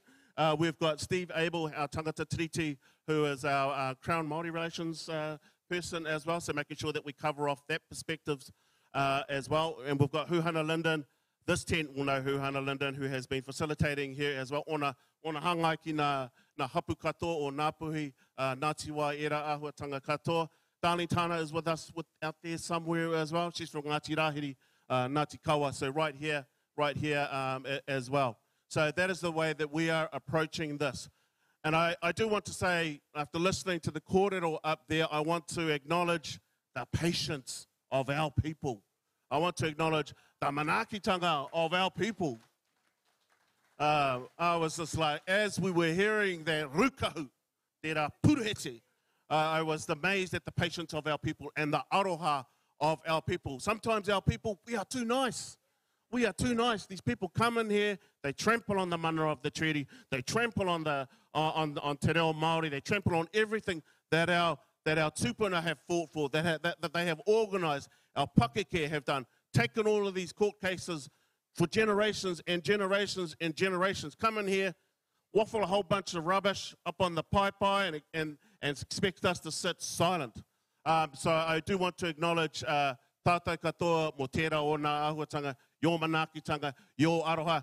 Probably didn't feel that way to them, but I've been up here enough times over the decades to recognise how restrained everybody really was. And just to also talk a little about what our approach will be, we will listen. The tono came to us, come to Tūranga Wāwai, whakarongo. So we did that. We went to Tūranga Wāwai and whakarongo. Everybody cut their holiday short, went there. Man, I was amazed. Over 12,000 people showed up. You know, some of them I saw, some whānau on motorbikes, horses, all of that, just to listen and to see that Māori travel from Tūranga Wāwai, Taratana, up here to Waitangi. So it's the role of the members of Parliament. Kia rongo te Māori. Kia rongo te Māori. Me matua rongo te Māori. We must go with the flow of the Māori, but then use all the levers in Parliament to challenge this government. They must be challenged. They must be held to account. They must be made to feel uncomfortable for the things that they have been saying about us.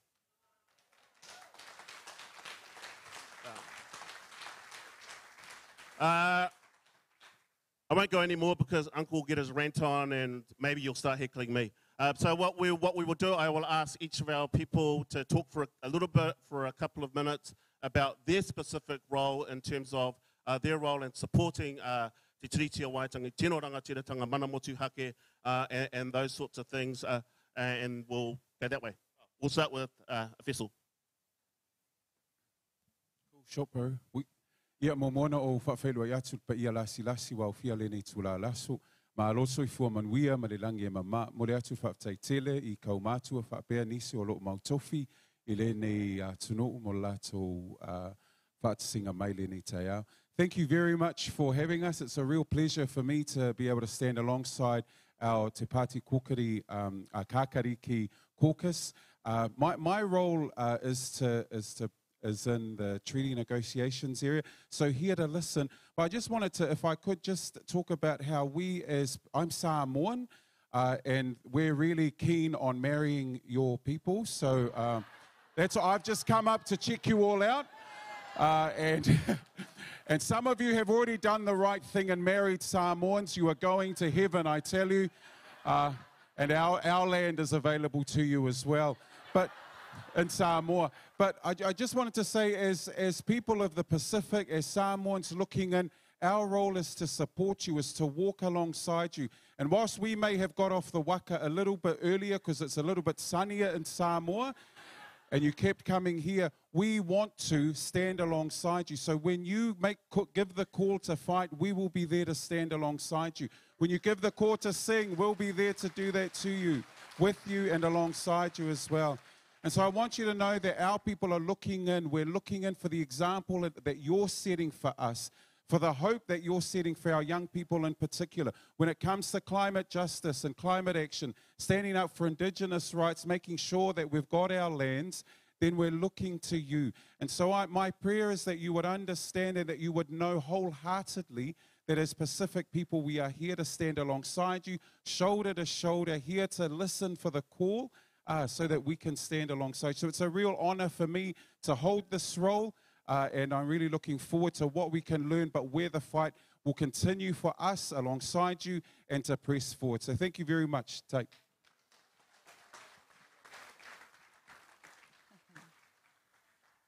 Kia ora tātou katoa, tēnei o Ngāti Porou, o Ngāti Tahinga o Waikato Tainui, o Te Rarawa, o Ngāpuhi Nui Tonu, e mihi kauana kia koutou katoa, kia ora. I want to firstly pick up on what our brother Efeso, what he was talking about is we have always been people of the Pacific, and the relationship between tangata whenua here in Aotearoa and tangata moana all across the Pacific long precedes Te Tiriti. It is eons and ancient years old. And that is a strength and a unique relationship that we share together, that only we share with our tangata moana. So I just wanted to recognize also, I'm told that, is it 20% of Pacifica are Māori, So we're also just merging our whakapapa as well. We're merging it. Whānau, this morning I was at the government pōwhiri. I was sitting on the grass. If that's not the biggest drama I've ever seen, it's a fantastic thriller series. It's got all sorts of dynamics. It's got humour. It's got the performance of Te Ao Māori. It's got the tikanga that we claim strong and hard. And we all know that the work and the mahi to whakarauora i te reo Māori, to uplift our reo, the mahi to tiaki te taiao kia papatū anuku, the mahi to tiaki mokopuna, arohatia ngā mokopuna me ngā whānau. All of that has always been whānau led. It has been led on the ground with every single person in our whānau knowing that they have to contribute. But what I wanted to specifically use my time for this morning, one of the first targets of colonisation in every Indigenous land, but especially here in Aotearoa, is to undermine the mana and the status of its wahine. And that is because colonisers know that wahine hold a powerful platform and base. And so that is the first target. We saw that with the undermining and the trampling of the reo, with very things like my grandmother, no Motukraka, no Ngai Tūpoto, when she was at school, being violently beaten for speaking her reo. One beating of one kōtero took te reo Māori out of my whānau for 3 entire generations later. That is how colonisation has recognised the mana of wahine Māori, and that's where they know they always had to strike and continue to strike. So what that has meant is when outsiders tell our stories of our power base, they have undermined our tools, our tikanga as wahine Māori. When I have sat with the grace and the generosity of Te Tiriti o Waitangi, of the whare runanga here on the treaty grounds, when I have sat under the maho, and when I have heard politicians from National and ACT speaking rupahu tēnā rupahu, when I've heard them speaking against the manaaki of our people, and I've screwed up my face, and I've rolled my eyes, and I've given the pūkana directly at them, and the media has said she's being rude, I'm like, this is nothing, you should have seen my kuia. This is the least. In fact, they would be disappointed that I didn't just get straight up into a haka to cut that kōrero down to shreds in a second. So these are the power bases that we all have to start bringing back, and on that, I wanted to be proud and acknowledge the Ngāpuhi wahine, particularly this morning, standing to interrupt kōrero that was attacking us as a people and hypocritical. And hypocritical because on the one hand, you can't have a political party that is wanting to use legislation and media focus to build into racism and fear against Tiwi Māori, while on the other hand, trying to put a Māori woman speaker up there when they know it is volatile to try and pave over what they are trying to do with their power and their voice. And so wahine Ngāpuhi and wahine Māori, my nannies always used that power. I saw my nannies interrupt the speakers on the taumata if they were hoha, and they would just get up and start doing the karanga even if there was no one to welcome on. I saw my nannies start to be really loud and start joking and laughing and talking to each other and overpowering our kai kōrero if they thought he'd gone on too long and was rubbish. I saw my nannies get up and start singing because they just went, no, that's enough now. That's enough. Those are the powers, and that's only some, that wahine Māori have always had. And I am proud to be descended from those nannies and proud to stand alongside our wahine to claim back and reaffirm those power bases, especially to rip to bits the mamai and the tūkino that this government is taking to who? To our whānau.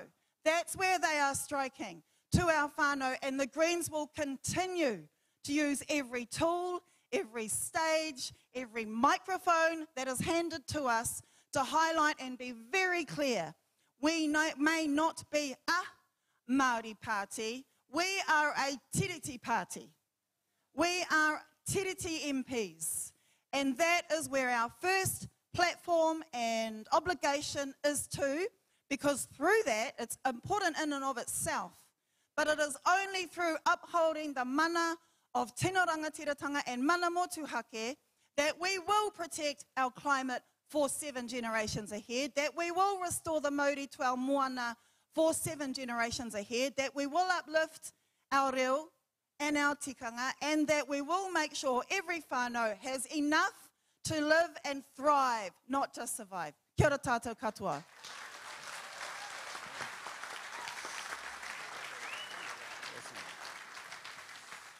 Kia ora ko Steve Abel ahau. I'm one of the new Green MPs, and I'm the only, Feso's tangata tiriti as well. A couple of things I wanted to say. I first of all wanted to respond to your challenge, Willie. We do have to work together to make sure this is a one-term government or less.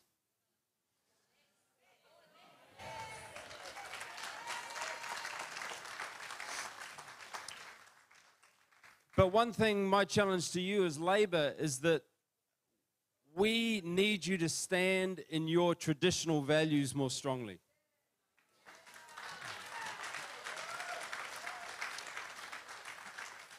When we feel proud of the successes that Labour had in our history with Michael Joseph Savage and the like, we think of a party that we don't necessarily recognise now. You need to get rid of any remnant of neoliberalism. That's my challenge, and we will work together on this. I know that's possible. And Te Pāti Māori also. Now, I just want to say something.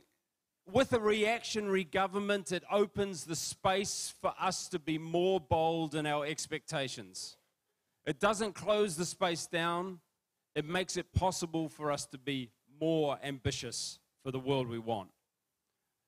Let's not go into defense mode, and tangata whenua Māori have not done that at all. You've gone into, hang on a minute, no way. One thing we will stand for is actual tino rangatiratanga, as Te Pāti Kakariki. When Seymour says, I want tino rangatiratanga for everybody, it's utterly incoherent. The guy doesn't know what he is talking about. If you ask James Busby what he understood the word tino rangatiratanga to mean, or Henry Williams, They knew what tino rangatiratanga meant. It didn't mean Pākehā. It didn't mean the British. It would be incoherent if Te Tiriti o Waitangi had an interpretation of tino rangatiratanga that applied to every subsequent migrant to this land or to the British. In the first instance, that conception of Te Tiriti is incoherent and fundamentally wrong, and it is a breach of Te Tiriti o Waitangi.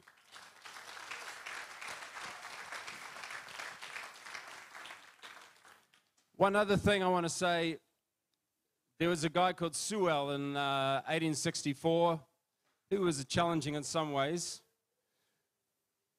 He said, in his view, the reason for the land wars, as they were called then, was the effort to impose a monolithic British sovereignty on Māori that denied their right to self-governance. And self-government, actually, not self-governance, self-government. The imposition of a monolithic British sovereignty. That is exactly what Seymour is proposing. The imposition of a monolithic sovereignty which denies the unique right of tino rangatiratanga of Māori, because only Māori can determine self-determination. Only Māori can determine their independence. James Busby said if he was to translate the word rangatiratanga into, the word independence, I should say, into Māori, if he was to translate the English word independence into Māori, he would use the word rangatiratanga.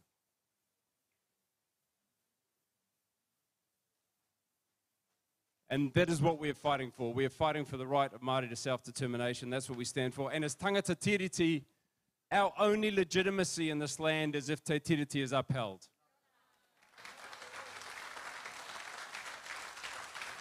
Kia ora koutou. Kia ora koutou katoa.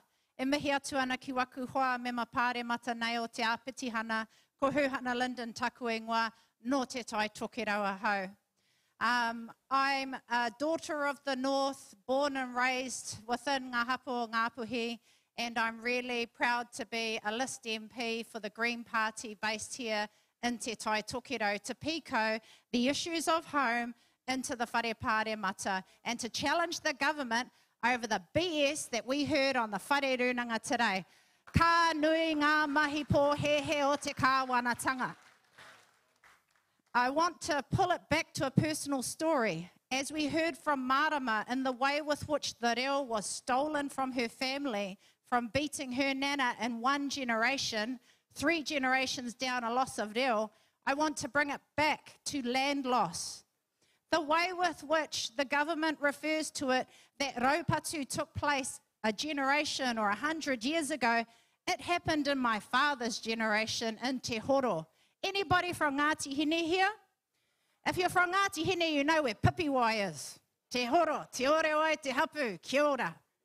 The Te Horo development scheme started in 1955, and by 1965, the Crown forcibly took 7,000 acres of land from my people in Pipiwai.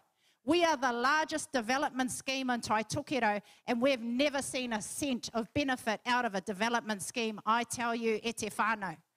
Now, that development scheme, they took our whenua, 7,000 acres, and my great-grandmother, her brother, and her baby sister fought and petitioned and stood before the Māori Land Court that our 700 acres would not be absorbed into the scheme.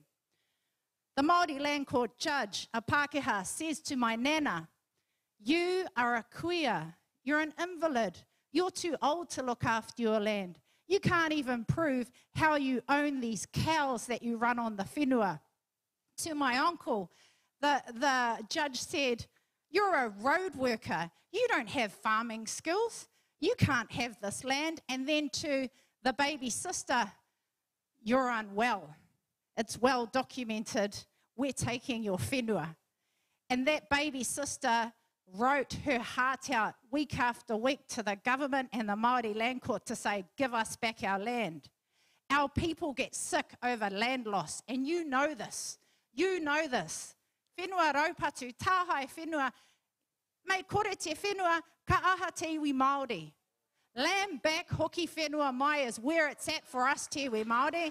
Enough is enough.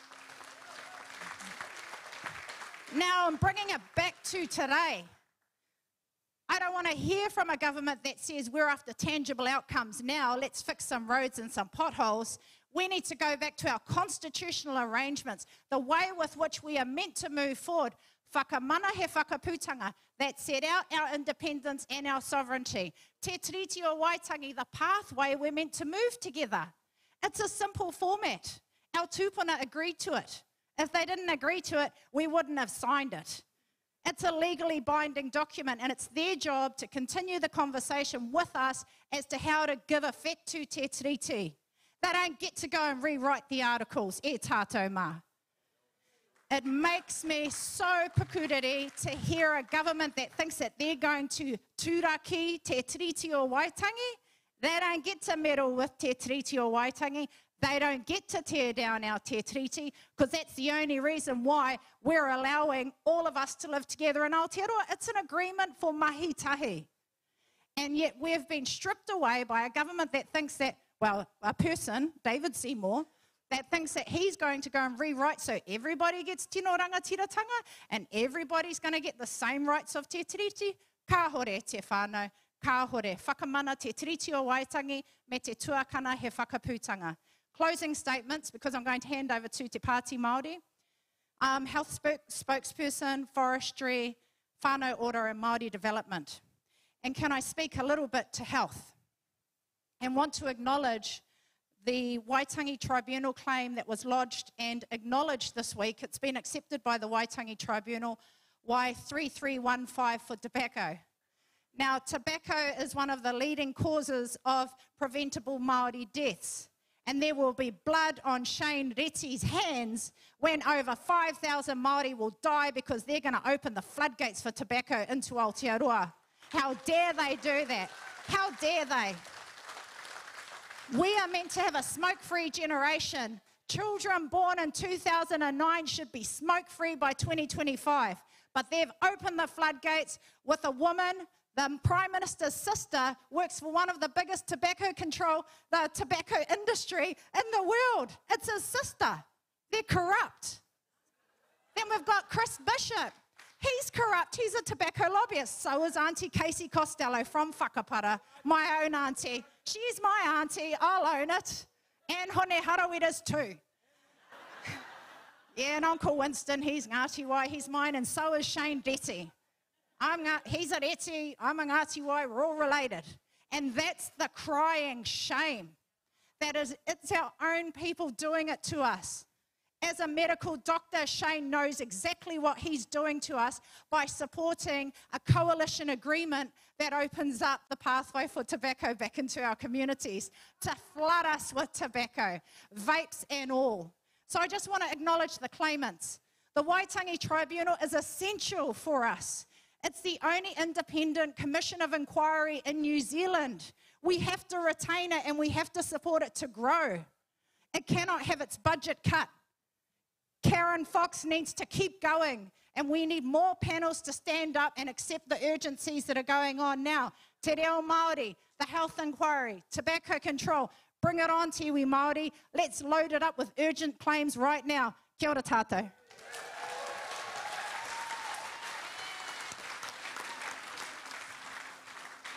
Kia ora. Ka tangi te kura he kura I Wiwini, ka tangi te kura he kura I Wawana. Ka tangi te kura I te ata o Waikau, he ata mohanga he ata ki te pairangi, kia hui te kura po I ti whaona ki te paparei o te rangi I Rihone. Ka ti whaona ki lunga ki te mata o te hakaputanga e Rihone. Ka ti whaona ki lunga ki te mata o te tiriti o Waitangi e Rihone. Ka ti whaona ki lunga ki te mana Māori e Rihone. I aku rangatira huri noai tō tātou whare. Tēnā rā koutou, tēnā rā tātou katoa. Tēnā rā tātou e hui nei roto I te pūtake o te pono. This is actually where all the real kōrero happens. I just want to acknowledge those who have for a long time kua manaki te mauri o tēnei tēneti. Tēnei tēneti mei taia e nei pātū te kōrero o e hoa, e ao ngā kōrero. So aku tuāhine, aku whanaunga katoa, ko hakatūtū nei, ai tēnei maru, Maru ngā tinana, maru ngā whakaro, maru ngā kōrero, tēnā rā koutou hine waima, iaku rangatira ko taku mātenga tēnei e tūpau atu nei ki a koutou, kia hine, ki taku whanaunga, ki a ngāsma, koutou te whānau mani hira, e chaki nei i te mauri o tēnei whare, ai rere nei te aroha ki a koutou.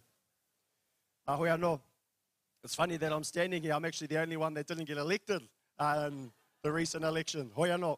I've been dragged up here by my whaia and my tuahine ki te tautoko I te kaupapa.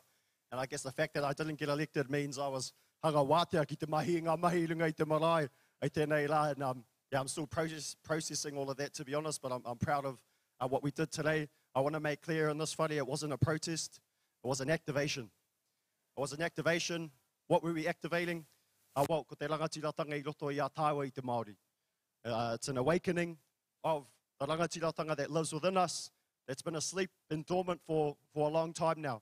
But through all of these actions, our intention and our goal, ko te haka ohoho I te rā rangatira, kia puta ki te ao marama. Ko tātou tēnei noho nei, tēnā tātou. I'm just going to, before I hand over to my whaia to get into a bit of a wānanga, I just wanted to do a bit of a survey. Yeah? So ko wai o tātou kua rongo, so I want you to put your hand up and leave it up if you've heard the words tino rangatiratanga o mana motuhake. Yeah, I thought as much. Leave it up, leave it up. Leave your hand up if you have some sort of inkling idea as to what either of those mean.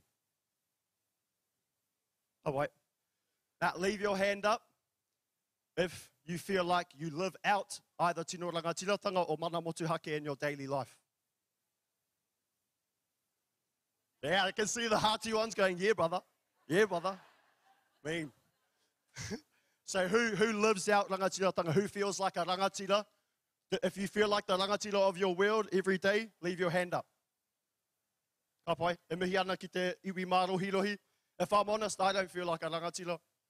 When I see our mokopuna being taken out of their homes and thrown into Pākehā custody, I don't feel like a rangatira. When I see my brothers getting locked up for no good reason, I have to turn up to court in a few weeks to represent my nephew because of some bullshit allegations that were put against him by the police. I don't feel like a rangatira. But here's another question. Who here believes that our tupuna never ceded, rangatiratanga never ceded sovereignty? Ka pai, ka pai. There's a lot of, there was some talk that's come out just over here about strategic voting, collective voting. Tautoko. It would have been nice to hear a bit more of that in 2020. Hoi anō, pai ana, e pai ana. The best strategy, e hoama, the best strategy is belief.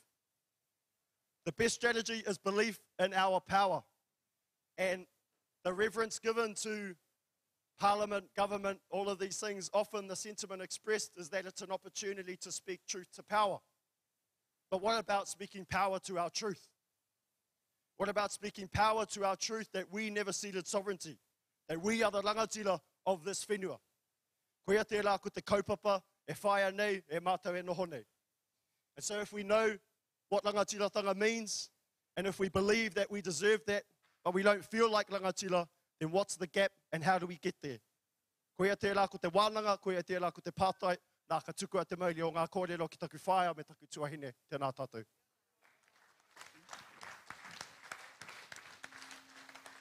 Tuatai ngā mihi ki te manawa te whenua, tēnā koutou te manawa, tēnei kaupapa I moi a tātou, ngā rangatira, ngā kaihautu o te kaupapa. So first of all, I want you to get your phones out and take this number down. It's not Awari's. 027 323 2608. Because we don't have time.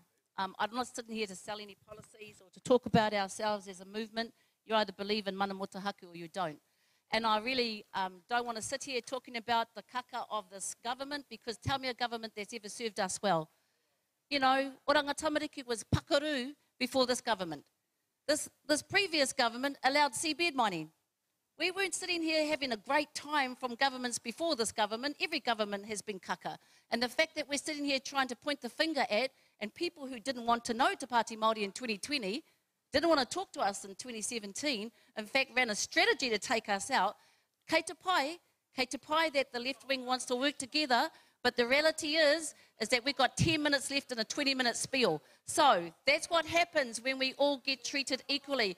We have to believe in ourselves, whānau mā, and those who put their hands up in mana motahaki, the kōrero that's been laid out, the kōrero that we heard in Tūranga Waiwai, the kōrero that we heard at Rātana, the kōrero that's coming out here today is about the recommendations of Mātaki Mai and about our own parliament. Have that kōrero to yourselves. Have that kōrero in your whānau and your hapu. What does that look like? And that number that I gave you, write it down and send it to that number so we can start talking about what reconstructing ourselves looks like. Because we know the problems. We know the problems. Yes, we've got health authorities. They're great with 2-3%. And I'm not knocking my own whānau. I'm just saying, do we want little crumbs or no crumbs? Do you want little crumbs or no crumbs, whānau? Because the issues that we're contending with are all about keeping us in survivance mode. And I don't know about you fellas, but my mokopuna deserve to be thriving. And I'm sick to death of coming to kaupapa and fighting for our crumbs. Hundreds of hui. I think 252, and I'm no expert in Mātaki Mai. Hundreds of hui, thousands of people put in submissions to say what constitutional change would look like. And here we are dancing around, that government sucks, and they do. I mean, seriously, this government sucks. And it is the devil you know versus the devil you don't. But why don't we get rid of all the devils and do our own anahira? Why don't we be our own solutions? We don't have time. We don't have time. We have our whānau in crisis, our taiaos in crisis. We don't have time to dick around and talk about who's got the best policy and the best politicians. And I love our whānau. And they are all loyal. They are all hardworking. They are all strong. But only one of us is talking about our own parliament and true constitutional change and what it looks like for us. And you know what? We may not be the movement, but I know our role is to scrum that ball across that line and get it to what it isn't at the moment, and coming back and arguing and having hui while we're together and listening to the assault that some of these most insulting people are putting on our wahine, on our paipai, on our kaupapa, on our rangi Māori, on our wairua, on our Māori. Don't waste our time coming together and not giving each other their numbers and coming up with ideas of what does that look like. Mātaki Mai had recommendations that we should go in kōrero. You know, we have kōrero, we have wakaronas that we should end all full and final settlements. That's the dumbest process I've ever seen. The fiscal envelope is the dumbest process I've ever seen. Making and giving more teeth to the tribunal is what we need to be doing. Recognising its own commissioning, kaupapa and mana, is what we should be doing. We should be talking now, whānau. We've been in opposition for, since 1840. We should be talking about and listening to those who've been carrying this mantle all their lives. Now is the time for them to be heard and be allowed to get their forum. We should be listening more. That's what our Kaupapa Te Pāti Māori is about. Taking the kōrero from the tohunga, from the experts, and bringing it to life. If we have this amount of our people come together and we don't text and talk to each other about what does that look like. We're not a party of oppositions, and the reason we go on to big kaupapa with our kingi, as rātana, as murahu, is because that's where tens of thousands of our people, of our wakapapa, our araki, our poropiti, that's what they did. It doesn't matter what party we're in. The mana sits within our own wakapapa. And if we don't believe that, then we're going to always sit there and settle for less than we deserve. And our mokopuna deserve us to be thinking smarter and harder, not fighting if you're red or blue. No, we know what red and blue's done for us in Māori. You know, we don't want to be bruised all the time. We want to talk about ourselves. And I don't have all the solutions. I know yous do. And if we don't bring our kōrero together, we don't bring our researchers together, we don't bring our experts together, we're going to come together. We're going to be looking dressed and really great in our tino rangatira gears. We're going to boo this and woo that. And then we're not going to come up with anything constructive. Yesterday, Rawiri laid the kōrero down. What would a Māori parliament look like? Do we believe in ourselves enough to have one? Do we? Hands up. Hands up who believes in that. Hands up who believes our constitution sucks and it needs to change. What does that look like? Feed it into that number so we can feed it to the experts and bring life, because I tell you, this is a deliberate distractor from those white supremacists who sit there and we're so busy fighting the fire that they've lit. We're fighting the fire that they've lit, and we've forgot to look after our own fire and have our own kōrero.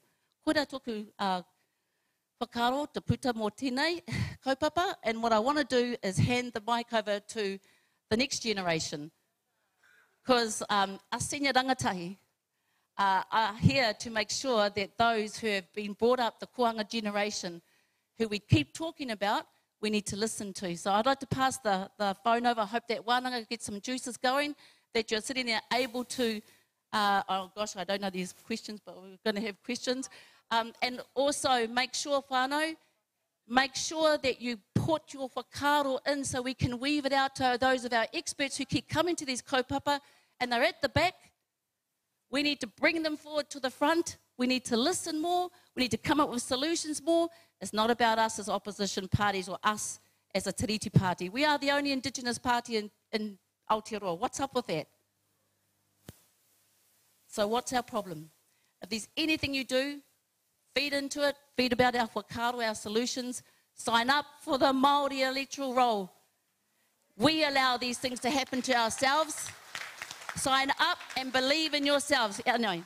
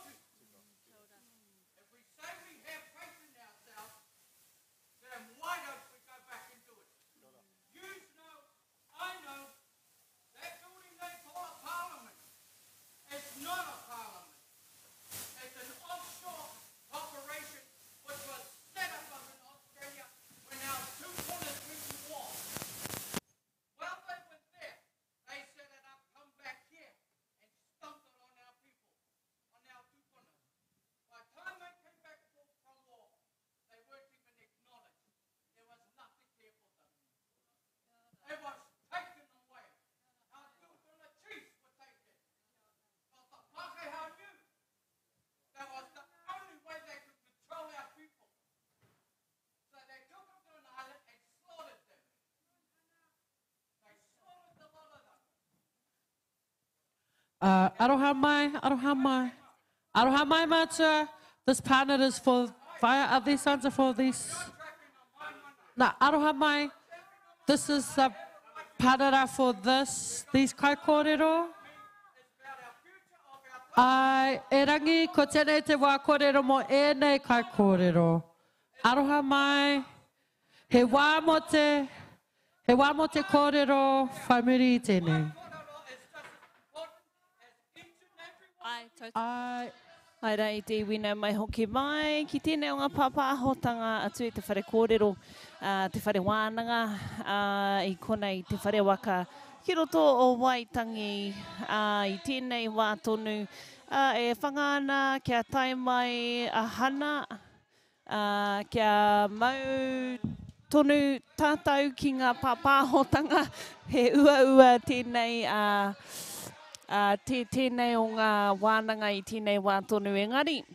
Ko te mea nui, kia ūtonu tātou ki tō tātou Māoritanga, kia aroha tētahi ki tētahi aha kua te aha, kei konei tātou toitu, te tiriti toitu, te whakaputanga, kei konei te tini, te mano.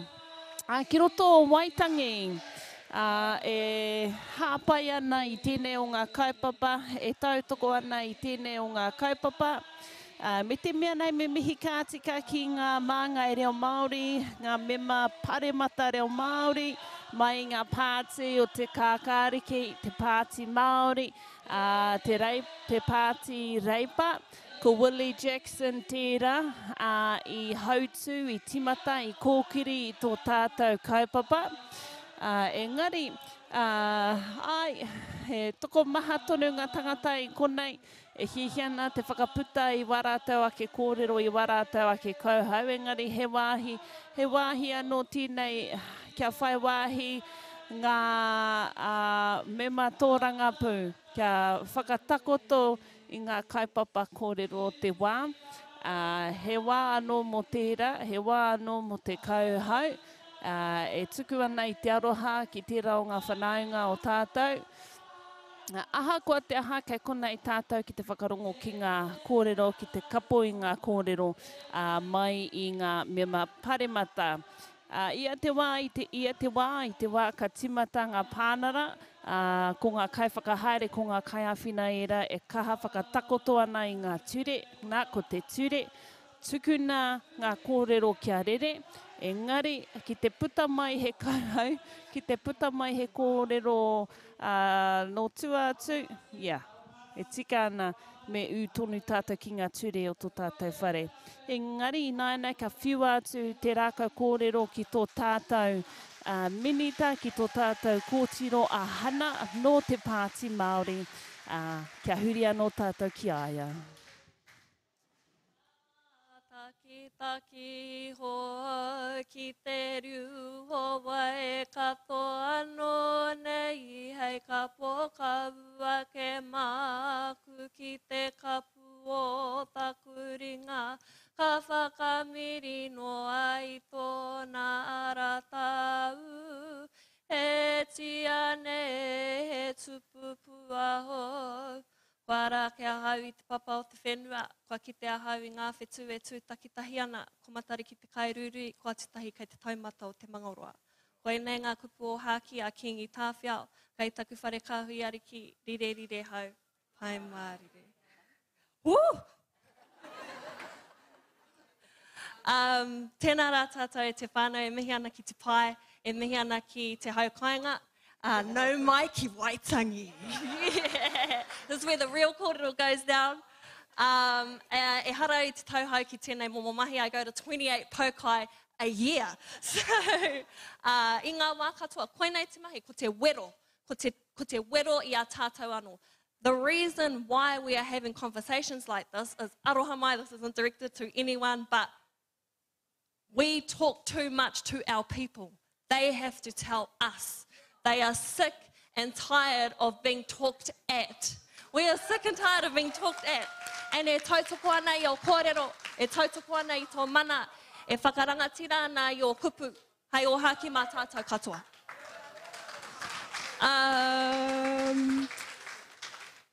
Heuri tēnei no Waikato Tainui, o tira he waiwai kaipaki a ka hoki ki tēnei o ngā wāhi ki Ngāpuhi. My mum's the one running around and she always says, you're from Ngāpuhi too, so make sure you tell them. Ko taku ingoa wainganui, ko kareariki, titi o ngā tupuna wahine o ngā whao highway, so e mihi ana ki ngā kāwai heke o ngā rangatira o kone. I'm going to keep this very, very short and sharp and straight to the point. However, as our tuakana Iru said here, our emotions are still very raw of what has just happened and what we've just heard, and our tinana, our wairua, our hinengaro, what we've just encountered. And I am so pissed off that this morning I had to listen to two tani tell my generation what their questions was, what they were proposing is, are we going to be ever able to swim in our awa without getting rashes? Are we ever going to see our whenua and grow food without having contaminated kumara? Are we ever going to have that? And their whakahoki, their whakautu to my tuakana was, oh, but we've paid for this, so we've given $100 million to that. The one thing I'm going to defend and fight for my generation is this aukati of hush money to our people. We are sick and tired of having money thrown at us. What we are saying to e ngā tokorua is kupu and words have mana. And you cannot just belittle our culture, our language, our reo, and then give us $100 million. Because we all know we're probably the poharas party here. We can't give you any money, but we will give you hope. We will make sure that we are fighting that kupu and words mean more than money to us. Rangatiratanga, tino rangatiratanga is emancipating ourselves from money. Because that's what I'm constantly being heard. Answer the pātai e ngā tokorua. Those words hurt more than the money that you're giving us. And we haven't seen anything. Another thing that I'm really pissed off at is how dare someone from Hobson's Pledge gets to stand under our maho and speak. How dare.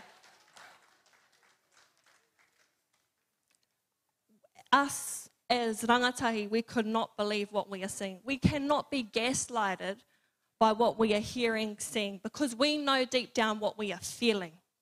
We know what we are feeling. And hei whakakapi a kōrero, my blood's still boiling, so I have to calm down from ngā āhuatanga kua mahi ki runga i a tātou. But what we are also very, very sick and tired of is actually hearing this government talking to us and talking at us. That was their one job, to hear us. They did not hear us once. So I don't care if we sang them down. I don't care if we haked them down, because how long have we given them aroha? When are we ever going to see aroha? How long has it taken for us to ever get a good deal? We've never gotten a good deal. So, ko taku kupu, whakamutunga kia koutou katoa, get the soil ready. Kei te hara mai te Hawaii ki hou mā tātou katoa. Te pare mata hou, tēnei, ki te runga I tēnei whenua ake, e whakarite ana tātou mo te Hawaii ki hou. And are you coming with us? Are you coming with us? Nō reira, hei whakakapi ngā kōrero, I was going to ask if our rangatahi can come, our babies, if they can come up front and sing this song with me, because I'm very, very flat. Engari, anei, if there's ever a goal, if you ever see what Hawaii ki hou looks like, this is what it is, whānau. This is where we're going. E te kupu, no I te aroha I a tātou te Pāti Māori, karawhiua e tātou mā. E tupu e rea mō ngā rao toa, arahina ko I e. Aka ki ngā taonga o tipuna, te wairua ki te ariki. Kei a koutou katoa e ka rangatahi, te oranga o te ao katoa. Kia mau, kia kaha kukuritia, te mana o ka tupuna. Because you're magic people to me. You're magic people to me. Hold your head up high, lift your voice is high. I'm proud to be Maori. Because you're magic people to me. You're magic people to me. Hold your head up high, lift your voice is high. I'm proud to be Maori. Proud to be Maori. Proud to be Maori.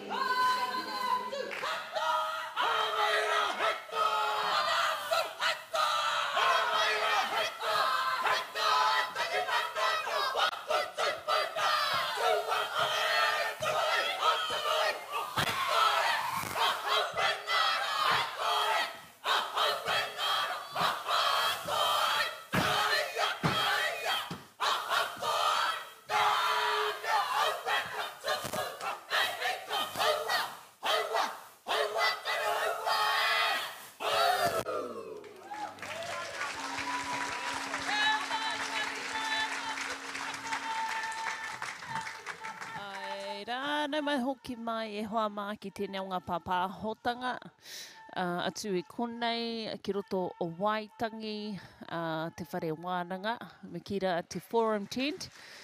Mo tēnei rangi hau, te rā hina, te tuarima o ngā rā o Pipuere, ka wareware hei a popo, he rangi tino nui, he rangi motu hake. Engari, kia huri tō tika ngā mihi ki tō tātou pānara, e hareiti mea ko te pānara mana Māori motu hake.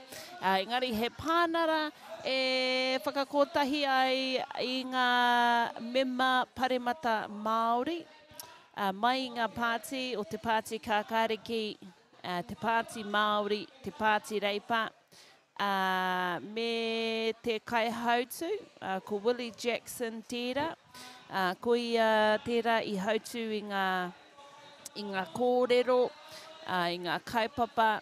Engari, kia anga mua tātou ki te pānara e haere ake nei, mana Māori motu hake, we are a bit behind on schedule. Heoi.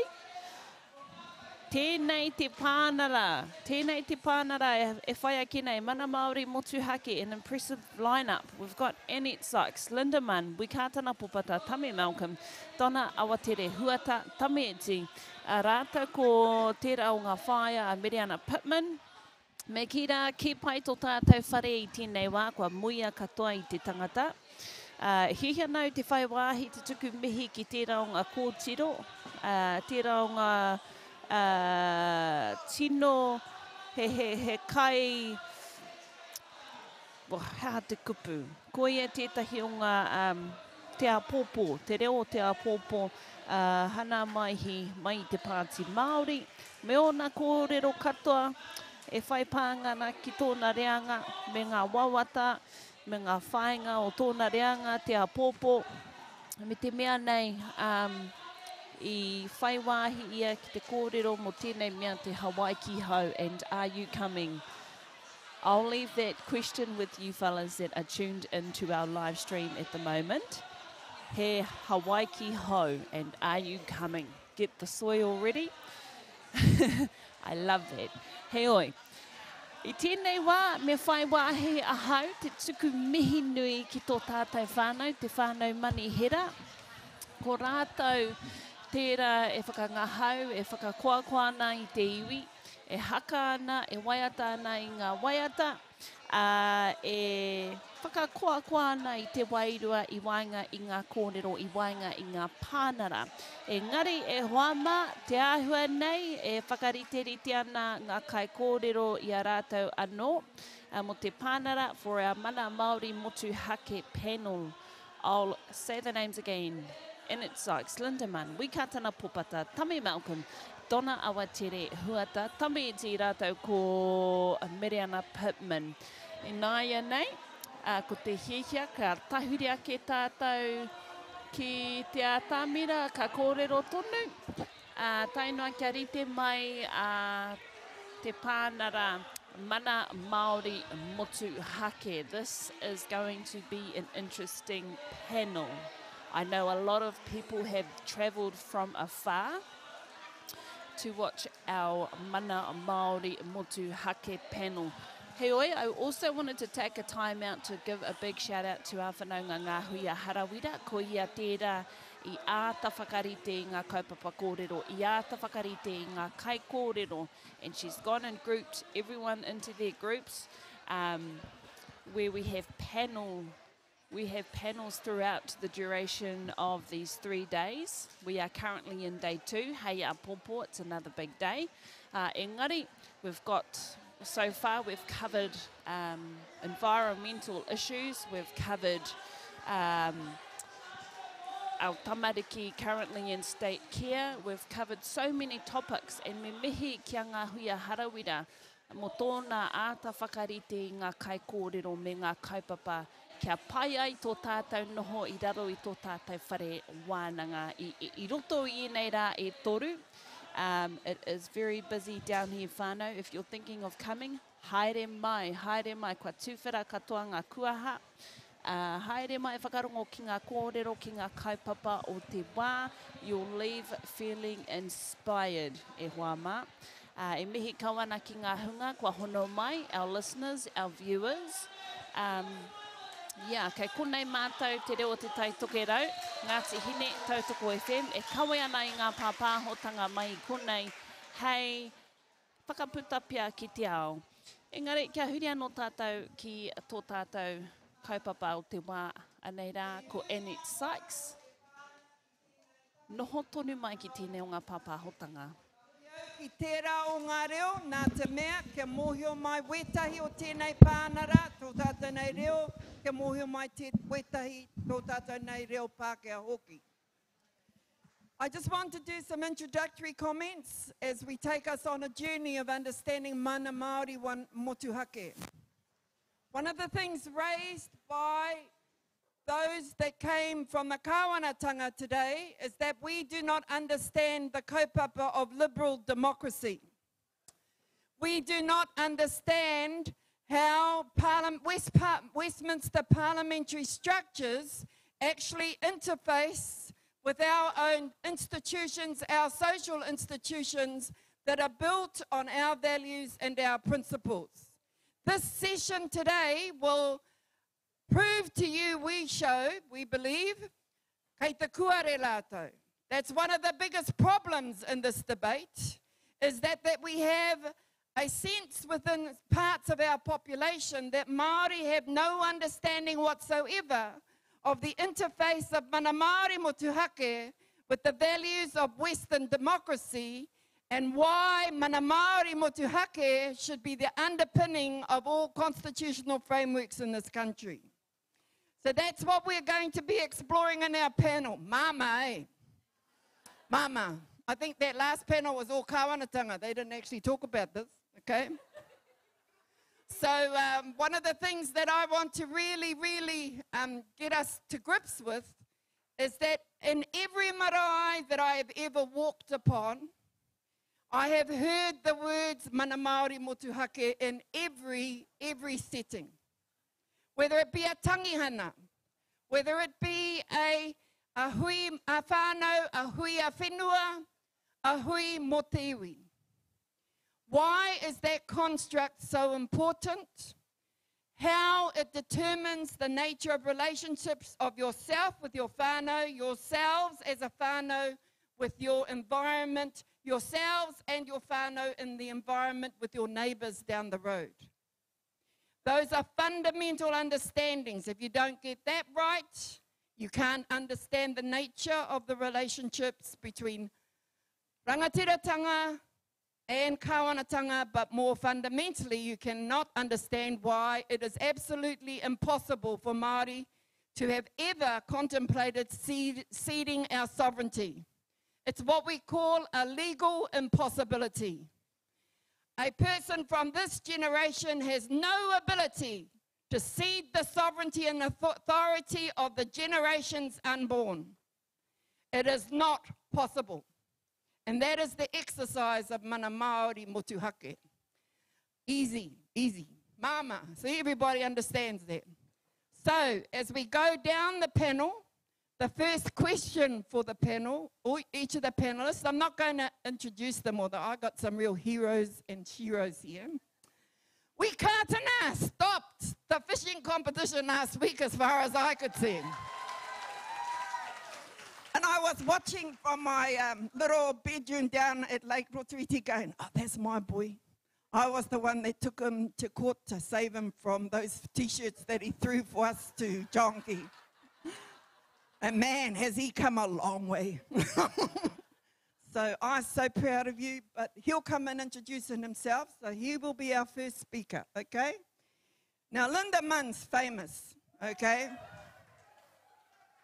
Okay, all of you wearing those Tino Rangatiratanga emblems, you owe her your lives. She and two amazing other Māori women who are here with us today in spirit, but can't be here with us in person. Jan Dobson and Hiraina Marsden. They are sheroes of the Tino Rangatiratanga movement. Their names will reverberate through the history of this country long before I'm dead. on. The next one's, this is whānau. Ngāti Piki, I'll need a hand here. Tame Malcolm, okay? Tame is one of our emerging leaders of Ngāti Pikiao, Ngāti Tarawhai, and he is someone that the kāwanatanga is trying to tap into for their help as well. So on the side job, he's working for the kāwana as well. However, he can shoot more wallabies than any of you can. He is saving our tai our better than any of you will ever think about doing. He walks his talk. He takes his kids out there to teach them how to shoot and use bow and arrows and kill all the pests that the colonizers introduced into our environment. And he does that because he loves Te Taiao. He is loved by our people of Ngāti Pikiao, Ngāti Tarawhai.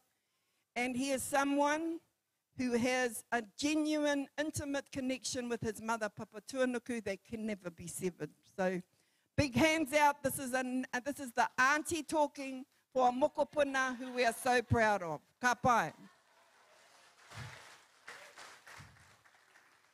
The only book I remember reading at university was Māori Sovereignty.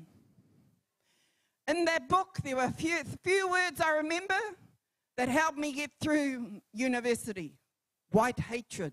That was a great word, man. I didn't know what that was. And the book explained to me that those that would not share power with us do so because they suffer from this disease called white hatred. That hatred of Indigenous mātauranga Māori. That hatred that believes that we are less important to them. That hatred that believes that we can build power structures and actually we cannot stop those structures from being imposed on us because that's just the way it's meant to be. And when I read this book, Māori Sovereignty, I read another book by a fellow called Bruce Jesson. He's a Pākehā, okay? And this book put my whole life together because he deconstructed the capitalist state for me. Didn't even know what capitalist was, okay? And he showed me how people in the capitalist state want to use their systems of economic wealth and redistribution of our taonga to ensure the rich get richer, the poor get poor, the white hatred that we are believed that can never be challenges continue, and we have our assets taken away from us. But the books that I read showed that was all something that was a myth, and that we as this generation of activists will challenge those myths, and we will rebuild our nation forged on a belief that we are equal, that our values are not inferior or superior to others, that they interconnect in an understanding that is built on our responsibility as tangata whenua to care for this part of the planet, and as those that we share this part of the planet with, their responsibility to follow our lead. Donna Awatere was the author of that book. It was a must-read when I was at university, and I know half of you fellas only know about Donna Awatere from what you see in your 15 seconds on TikTok. Well, TikTok, time to read a book, whānau. Okay? Now the last person, and that's why we've got Moana in the front here, is Merana Pittman.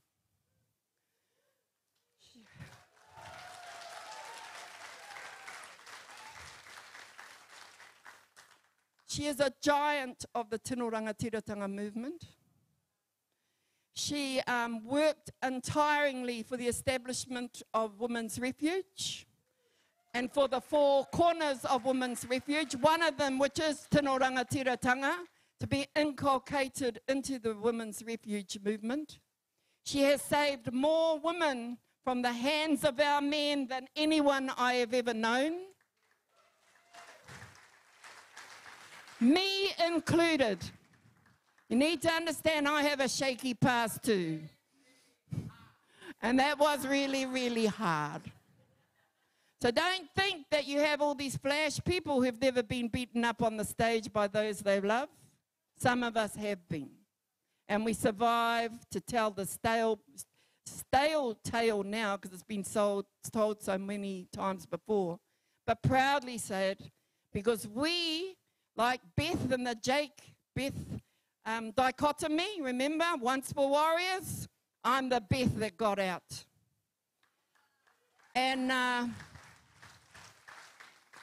And if the Crown continues like the Beth Jake dichotomy to be the Jake the Muss that kills us off, then we will get out too, because this is our country. We will stand proud and independent, and we will not allow unbridled power built on constitutional flaws to take our power away. Moana and Meriana started a movement for transformational change in the constitutional sphere in their own backyard, in Ngāti Kahungunu. They have done so many hui since I first met with them. I'm amazed that they're still, well, one's not with us, that they're still able to give us the experiential understanding of that struggle. They must have done over 10, 15,000 hui in every walks of our life. They'd meet with 1 or 2 people as well as meet with 5,000 people. And everybody's voice mattered when we talked about mana Māori motuhake and how it shapes our lives. We did a ceremony for Moana yesterday. I know he's here with all of us today, but I just want to thank Meriana, because she is the epitome of our moana on this panel. And I hope that we will all not sing us down, okay? Listen, please don't interrupt us. We hardly get together as it is. We're fighting the Pākehās all the time, okay? So please let them have a say. And on that note, we kātana kei a koe te whakamārama. Kia ora, kia ora.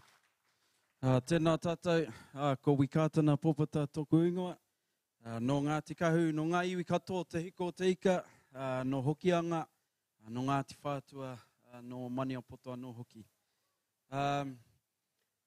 First of all, it's just an honour to sit here with these legends and these mātanga and activists, toa of te iwi Māori. And maybe just one comment on the previous rōpus that come up. That if we're going to talk about mana motuhake, that's not mana motuhake. Okay, that's definitely not mana motuhake to work within the system. So I've been told to have my kōrero on what mana motuhake, mana Māori motuhake means to me and my family. I think we've been confusing ourselves for years now. We've been talking about whakaputanga, toitu te whakaputanga, toitu te tiriti o Waitangi. I probably have about 6 tupuna who signed the tiriti and 2 tupuna who signed the whakaputanga. But I think we've been confusing ourselves. We've been saying toitu, both of these things, but actually the whakaputanga means us standing alone, being independent, our own sovereignty. The tiriti o Waitangi means having this partnership with the Crown. And I think, we've done 183 years doing partnership with the Crown. And we've seen where that's gone. We can see that today, that it's not working at Te Whānau. So I think we're sort of kidding ourselves. We're kidding ourselves and we're trying to make it work within the system. But if we're talking true mana motuhake, we need to start being real with ourselves. What does it mean? Does it mean an overthrow of this government? Does it mean we pick up arms and we actually go and fight them and get rid of them out of our country? Does it mean that we need to get rid of this system? We need to start being truthful within ourselves. It can't be helped though, Māori mā. It can't be helped because we've been conditioned throughout the years, 100, 200 years, we've been conditioned. Even some of my tupuna were conditioned back when they signed it. So we've been conditioned to become soft. We're a bit too rangi Māori. And we saw a classic example of that up at the Marae Aotea with some of our own elders. Aroha, please. If you want to be weak, go be weak over in that corner. You know, but our generation is ready to take the reins and start to push some innovative stuff. You know, we're not just saying let's go pick up arms, but if some of you want to, whatever, go ahead. But there is a generation of my generation who've just come out of kura kaupapa Māori that know how to innovate. You know, we know how to be entrepreneurs. We know how to work something from nothing, like our ones here. So I think Māori mā, we've been conditioned, and it's time that you all stop depending on people like us to be the voice and to be the person out the front in the media, challenging our own. You know, we all have a job to play. And meaning, I'll give you an example, okay? After this hui, you're going to go back and talk about Wikatana and Meriana Pittman, and you're going to backstab us. But when you actually have a little think about it, when you actually have a good think about it, what we're really talking about is the truth. So really it's you're the kuare, you're the ignorant one, okay? So you need to go and educate yourself at the whānau. Educate yourself on the true sovereignty. Stop trying to make out, oh, you know, my iwi's going to settle our claims and we're going to do this, we're going to do that. We're still under the system. Waikato may have $1 billion. Now, my iwi o Ngāti Whātua has $1 billion, but we're still under the system. You know, so the question was posed to our rangatahi iwi just the other day on what can the iwi chairs help, how can the iwi chairs help te iwi Māori? Help us right now. I was saying, give us a few of that $1 million and I'll create a resistance movement against the Crown to try and get rid of this government. You know, but the problem with this at the whānau, some of our elders are wrong. Some of our elders are a bit soft, they're a bit wrong. You know, they're totally wrong. And they've been sitting in these positions, no mai rāno. And I'm being straight up because I've had enough. Because I've had enough. And I've had enough of us just towing the line, waiting for our generations above us to pass away. So in saying that at Te Whānau, there are two pathways. This is my whakaaro. This is my whakaaro. There are two pathways. Either we get rid of this government and we take back full control of our country, we take back full control of our assets, and then we become the ultimate landlords. Okay, that's how I'm thinking. I think that's what the whakaputanga means to me. Total independence. Because you think we're fighting this New Zealand government? Well, we're not. We're fighting these colonial superpowers. And who are they? America, French, and of course Britain, who we're under. Okay? And then so if you have a look around the world right now, there's a whole lot of revolutions happening throughout other indigenous countries. Africa, there's revolutions that have been happening in South America, no mai rāno, Cuba, for example. So it can be done. It can be done, but we have to believe in it. Like what my hoa Eru was talking about. We need to believe in ourselves. But then we need to ask the question, do we truly believe that we can get to that stage right now? Not with how Ngāpuhi is going, not with how Te Tai Tokera is going right now. We're really split. You would have seen it down at the Tūranga Waiwai. You would have saw that, you know, the few of us that stood up, one from up Te Hiku, one from Ngāti Hine, and then one from Ngāpuhi. So there's going to be if we do choose to go down the pathway of carrying on with this system, with tinoranga, tiratanga, we have to do a lot of mahi. And we have to do a whole lot of self-development within yourself and your whānau. Yeah, so I think that if we do go down this pathway of te tiriti o Waitangi and we work within the system, let's start to set some goals. You know, let's start to, I think that's a bit of a long-term goal within that pathway. I'm just going to have a look at my notes because yesterday Penetaui was looking at his notes too, so I'm just following his little steps. If we do choose to go down the pathway of te tiriti o Waitangi, working within the system, I think what needs to happen is another transformation of our current kaupapa that we carry right now. Like, for example, te aho matua, ngā kura kaupapa Māori. We need to transform that again.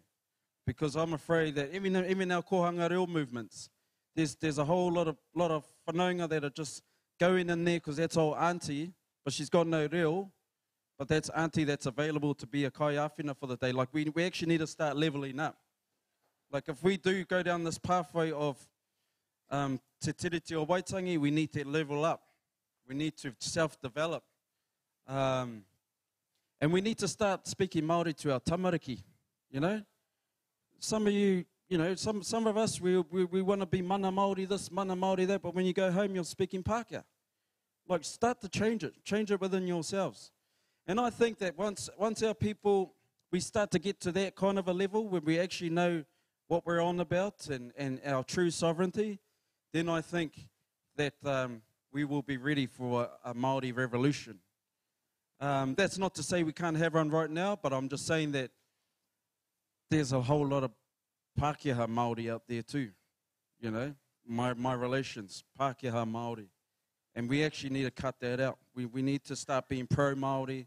We need to start, we need to start being Māori, you know, and be real Māori. Don't just talk about, yeah, I'm a Māori, you know, like, so I think the key words for me are self-development for yourself and your whānau, kōrero Māori to your tamariki, but be clear on where you want you and your whānau to head into. If it's true sovereignty you want, then plan it out. So for example, 2 minutes, hang on. For example, my whānau, we established our own kura, te kura kaupapa Māori o Tutu Taraki. It's the first kura that aligns ourselves to the maramataka Māori. You know, so we've gone that other extra level to get ourselves in the right mind on being tika and pono to ourselves about the true mana motuhake for our people. But even though we got this kura, this cool kura, and the government supporting us to align ourselves with maramataka, and we start in Matariki, Puanga, and then we finish, and then we have a break during summer, and then we actually start back the first week of January. So you know, develop your whānau. Develop your whānau on a journey for yourselves first, because you've got to start with your whānau. But yeah, look, I think I'm just rambling on for now. Challenge your elders. Challenge your elders. You know, just last week we went and stood for our takutai moana of Tokerau moana and Ngāti Kahu. And to our surprise, our elders were down there doing the karakia for the competition. You know, so like, even though I'm saying challenge our elders, but then also support us. Support us. You know, we're not trying to be hakahihi. We're just trying to say, what the hell are you doing the karakia while we're over here trying to save our moana? There's a whole lot of things that we need to do as Māori to get ourselves to a certain level where we can be comfortable as being true Māori. So I think my message for us is kia kaha, speak Māori to our kids, speak Māori to yourselves, act Māori. You know, if you go around town and some Pākehā shits on you, stand up for yourself, be firm. Yeah, just those kind of things. Because I think that personal mana motuhake within yourself is also good. It's also good for yourself. Okay, that's enough on me. Nō reira, tēnā koutou, kia ora mai tātou.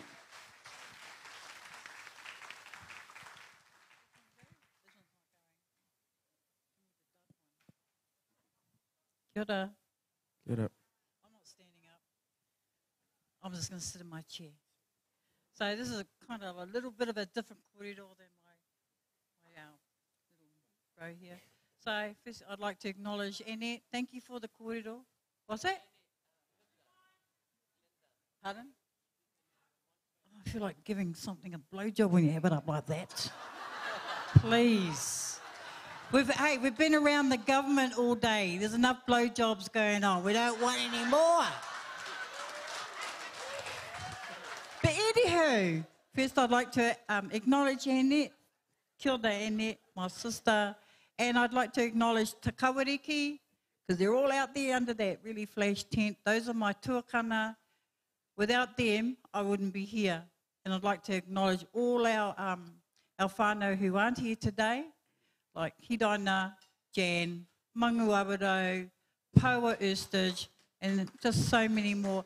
I see my sister Lil here. She's a big part of Te Kawariki. We've got our Emily Yates.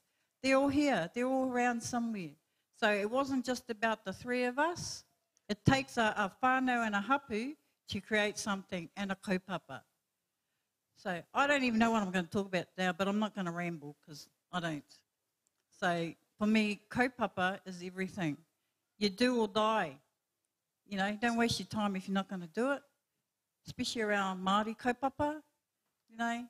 And you can be the best little Maori you want to be, but make sure it's got some kind of substance and you're doing it for your people.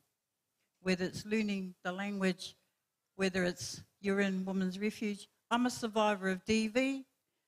My Tarangamoana whānau are here, Tarangamoana Women's Refuge. So I sit on with them on the collective, but we've always maintained that around keeping our wahine and children alive. And now we're looking after our tāne because there's all that unravelling of all that other colonial bullshit. Oops, I promised my nephew I wouldn't swear. As long as I don't drop the F-bomb. But it's not my first language, so I actually don't give a fuck. Okay? Te reo is precious to me. My reo, my culture, and yeah. So I think the other key, I had little notes in my head, I didn't have them on my phone. But succession, number one. You know, we need to make sure that whoever's coming after us, like I'm a successor to the likes of Miriana, Hilda, Annette, you know, all those wahine. I'm so lucky. I see Ngāti Manu in the house. And we're really bougie wahine from Ngāti Manu. Yes, we are. But so we're successors to our wahine, our tupuna. And I've been doing the same stuff for 40 years. So if you're talking like, you know, and to understand tino rangatiratanga, ki kara, is to understand Māori resistance. You get that clear in your head and what that looks like, because it will look different to each of us, you know, because we're all sitting in different places around that. But Māori have been resisting tauiwi since the first syphilis boarded ship came in here, you know, and those fuckers. Aroha mai, nā kohu, sorry. But, you know, we've been maintaining that kind of resistance. It was all new technology. We love technology. We evolve all the time, even us old people. You know, I'm pretty savvy in lots of ways. As a designer, artist, activist, big mouth. But, you know, but the whole point is to make sure that I love our people. I want to keep our people alive. Want them to be, you know, successful, in, you know, as the succession plan. All those babies out there, they're all part of it, you know. So, yeah, you can be the best little Maori you want to be, but you make sure you do it with kaupapa, integrity, you know, all of that, and tikanga. So I haven't got much more to say because I'm done. Mā te wā.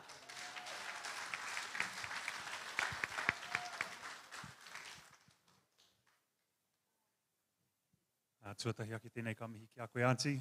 Nau e wāwahi e nei kōrero nau hoki mauri mai te mana o te kupu kōrunga. Kia tā mai ki raro nei, no reira tēnei ka whakaitiki a koe.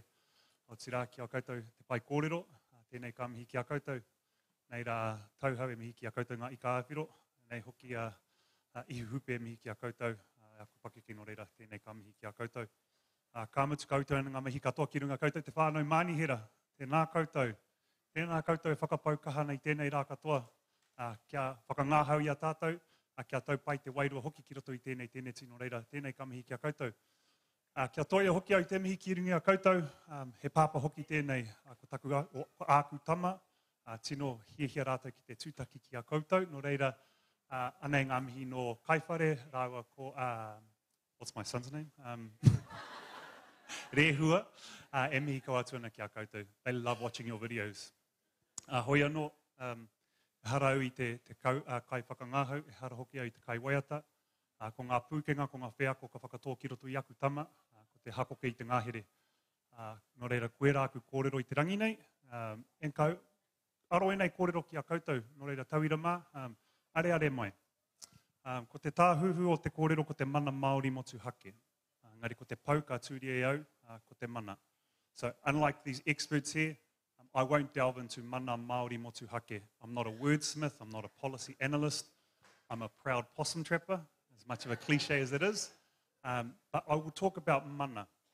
But I'm going to tell you a story, and I'm going to, hopefully it's for the whānau maini-hira, because if I had heard this when I was your guys' age, I would have probably been in a lot different position than I am now.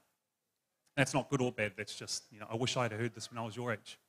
I grew up in a time when everyone said, I'm going to walk closer to the tauira, sorry.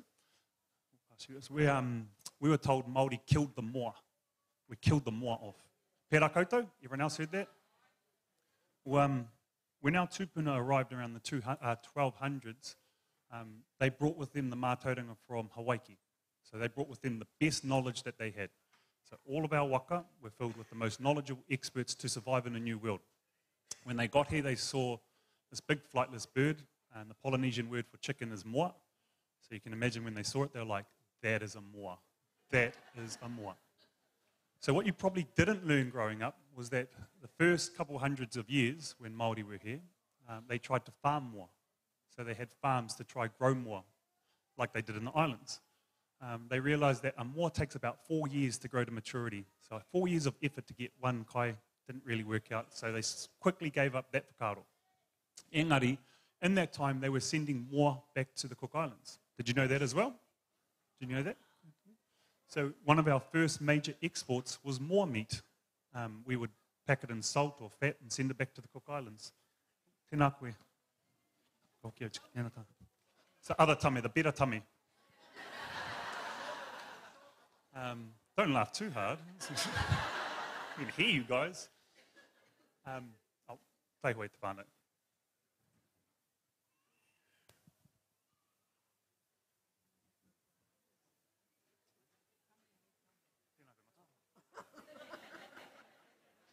Tame squared.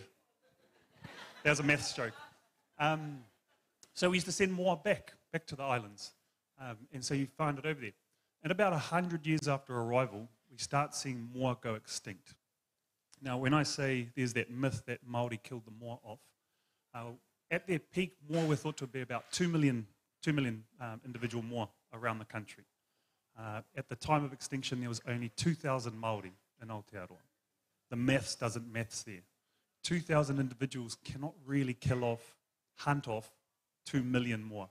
Even with our best efforts, 2,000 hunters with the best technology cannot kill 2 million deer. And deer are a pest. So we do struggle. So that myth that Māori killed off the moa doesn't quite hold any weight. But what we do know, after about 200 years of being here, our tūpuna start realizing that actually our mātauranga from the islands doesn't quite fit here. So 200 years of being here, our mātauranga, our tikanga from Hawaii, doesn't quite fit with this environment. In Hawaii, they were on a migratory path.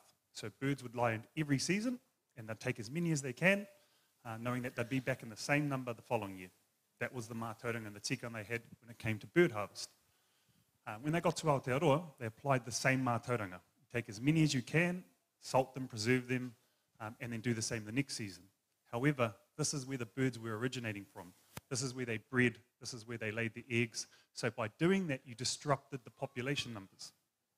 So 200 years it took us to realize that. After that, we start seeing a regular diet become a mainstay of Te Ao Māori.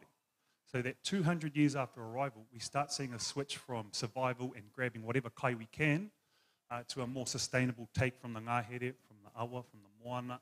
We start seeing regular diets. We also start seeing the invention of weapons. So before that, we weren't really fighting each other. We were sort of worried about surviving after that. So again, another myth that Māori were, warlike culture that just smashed each other. Not true. So 200 years it took us to figure out how to live with this environment. And that's the mana that I will talk about today. Our mana comes from our atua, our tipua, our whenua, and our tupuna. So the mana I'd like to talk to is mana whenua. The mana that we get comes from our whenua. So I'll leave the experts to talk about that mana motuhake interface with the crown and fighting for our sovereignty. I'd like to remind us all that our mana comes from the environment. We've got to understand the environment to understand where our mana comes from. Hei tauira, when they were looking for the Māori king, the first Māori king, hara mai rātou ki roto i au, ki roto i Aotearoa, and they asked our rangatira Te Amoho, they said, will you be the first Māori king? And he understood to be the Māori king, you had to have mana. You had to feed everyone, house everyone. You could only do that with a healthy environment. You had to be prepared to fight, so you had to be able to prepare to send resources all across the country to help support the war efforts, to maintain our mana. He knew we didn't quite have the land or the resources to do it. We had the mana, but we didn't have the resources. So, to say no to the kingitanga, he said, ko te kākahi, ko te kewai, ko te inanga aku kai. Ko te kākahi, ko te inanga, ko te kewai aku kai. My food is the kākahi, the inanga, and the kaura, or the kewai. Meaning, those are the resources I have. They will never be enough to feed everyone. I will stay where I am and look after these resources that I have. And he sent those on their way to find the king somewhere else. So he knew what mana he had and what mana he could use to help achieve what he wanted. So, coming back to the kōrero of mana Māori motuhake, for me, I think if we understand our environment and the mana we have, we're in a better position to have that conversation around mana Māori motuhake. Kātai. So, I talked before about 200 years. It took us 200 years to figure out how to, live with this new environment. Settlers came, let's say, about 200 years ago. So we're staring down the barrel of 200 years. It took Māori 200 years to understand the environment. So the opportunity for all of us as Aotearoa right now is that we're staring at another 200 years. So what will our regular diet look like now? How will we understand our environment to make sure that we are sustainable moving into the future? I'm not going to talk about politics. I'm not going to talk about legal stuff like that. I'm just going to talk about kai. So what is it that we need to do right now to make sure that we are sustainable for the future? And I'm not going to encourage everyone to go out there and eat possums or anything like that. But if you want to, go for it. But all too often, I see a negative kōrero. You've been here 200 years and bloody hell, what are you doing? Your settlers government and your colonial systems and all that. Pai e rā kōrero, kei a koutou ke e rā kōrero. Engari, ko te wāhanga ki au, ko te haipapa ki au, kia tōwai e rā kōrero. It took us 200 years to figure it out. As tuakana, we owe it to our teina, those who came after us, those who have arrived in this country for 200 years, to teach them, hey, 200 years, you should be able to figure this out. We should be able to figure this out. So I encourage us all to focus on what does the future look like. It took us 200 years, this new system 200 years, so what does the future look like? Ka waiho pe e rā kōrero ki eira, ngari tēnei te mihi anō ki a koutou, o tira ki a tātou katoa, tēnā koutou, kia ora.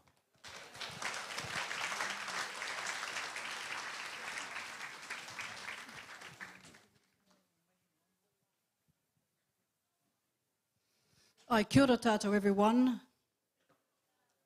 So today is a very special day. This is a very special event.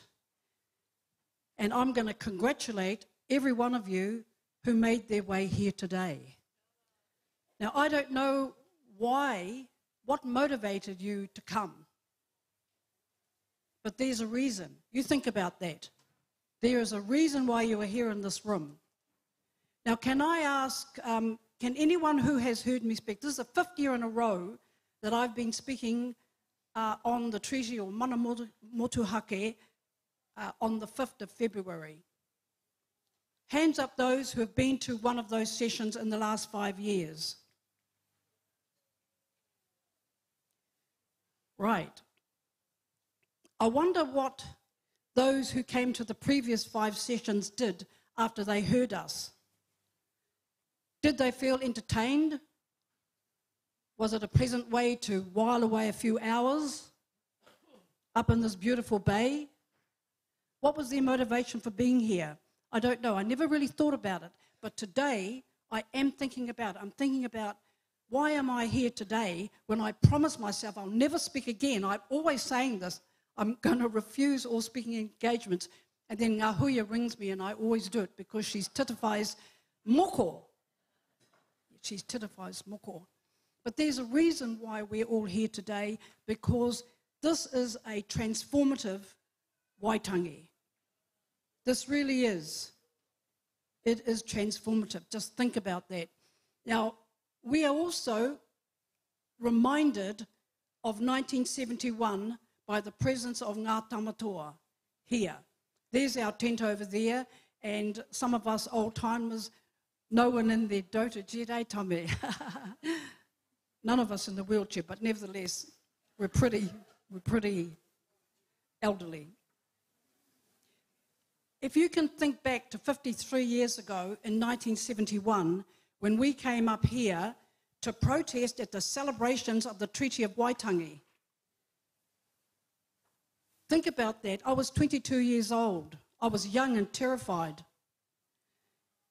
Since 1960, the Crown had been celebrating the Treaty of Waitangi. They had naval ships out in the bay and all these chappies in their white uniforms.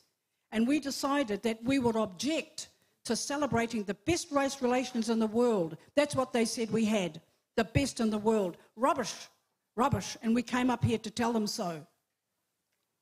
The plan was, we'll walk around the perimeter up there, and then very dignified like, because we didn't want to get arrested, just walk around slowly. And then as we were about halfway through, Hana Te Hemera bolted. She ran towards the speaker. I can't remember who it was, whether it was the Governor General or the Prime Minister of the day, but she bolted and ran, and it was just chaos, pandemonium. And I thought, watching her, she was such a tiny, tiny little thing. She took on the might of the Crown on her own. Do you know what courage it took to do that? What commitment to our kaupapa it took to do that? And I resolved, before that, I was a opera singer, would you believe? I was training, I had won a scholarship to the London School of Opera for 4 years. So I was just a pretty little thing. And this was not part of the plan. But when she did that, she changed my life, because I decided then and there I would never be left behind again. And if anyone was going to be bolting, I'd be right there bolting with them.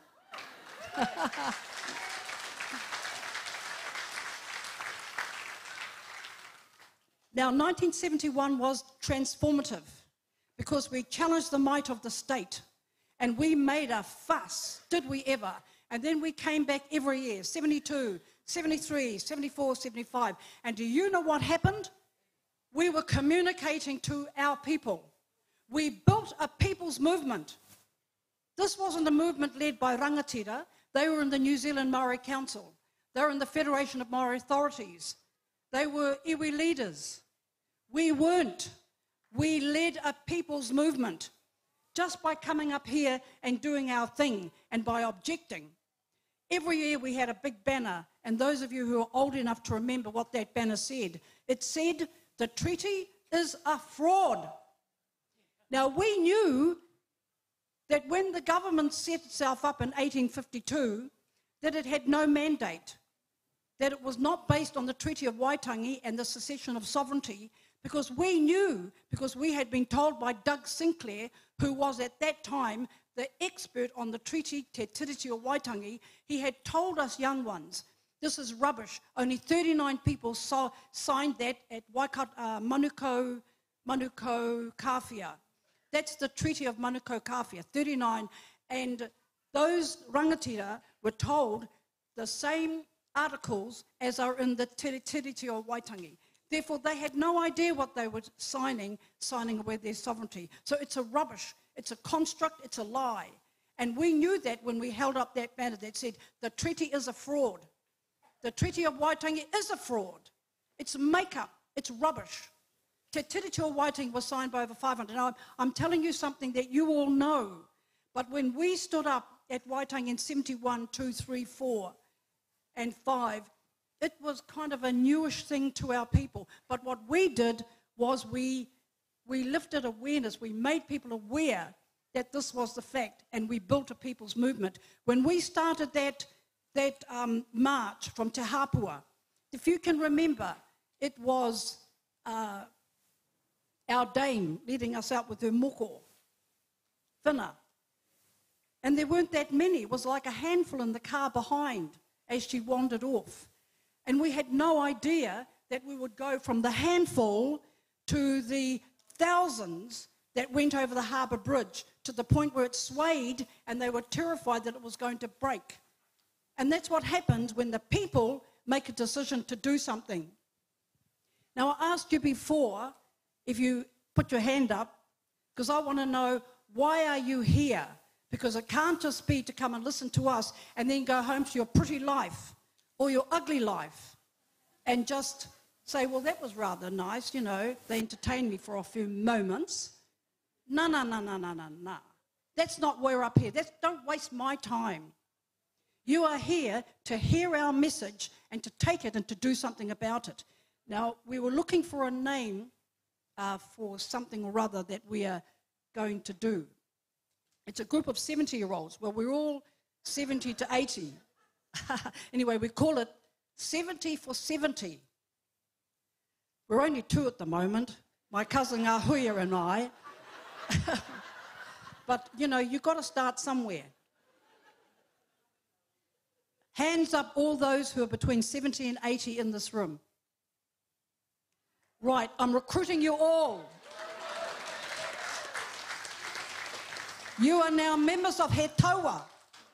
We're the old He Taua, 70 for 70. Now, the great thing about us is we've got nothing to lose. You know, at best, we've got 10 years left. So, you know, let's not incite young people to do anything rash. Let's leave that for us oldies.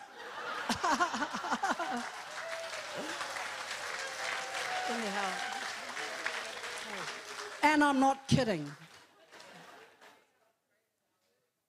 If we look at what happened through the People's Movement and you look at the Land March, that same year of the Land March is the year that Matt Rata, the genius, the outstanding leader of his time, he and Norman Quirk passed the Waitangi Tribunal Act, 1975.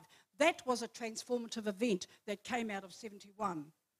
They changed the Public Works Act. They've been hallybagging about that for years, but we finally got it changed.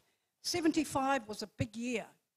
And if we go straight after that, there was Bastion Point with Joe Hawke, there was Eva Rickard at Raglan. And these were people, leaders who had a vision, but not just a vision, they had a plan. And so I want to talk today about the importance of a plan.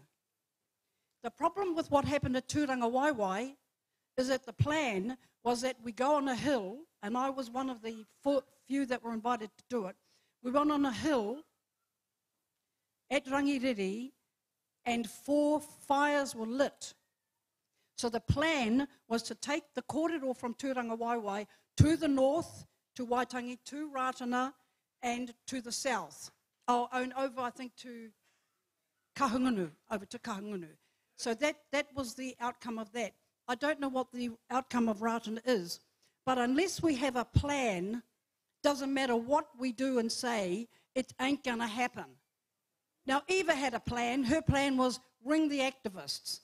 And those of you who have heard me speak before will say, she rang me and said, Donna, we're going to rebuild Mere Te Kākara on the 18th green where our marae used to stand, and we need some activists to get arrested. We've told the police that we'll have the ceremony, and then we'll take the old people off, and then will you rangatahi come in and then get arrested so we can have a court case. make a fuss, and then get our land back. Now,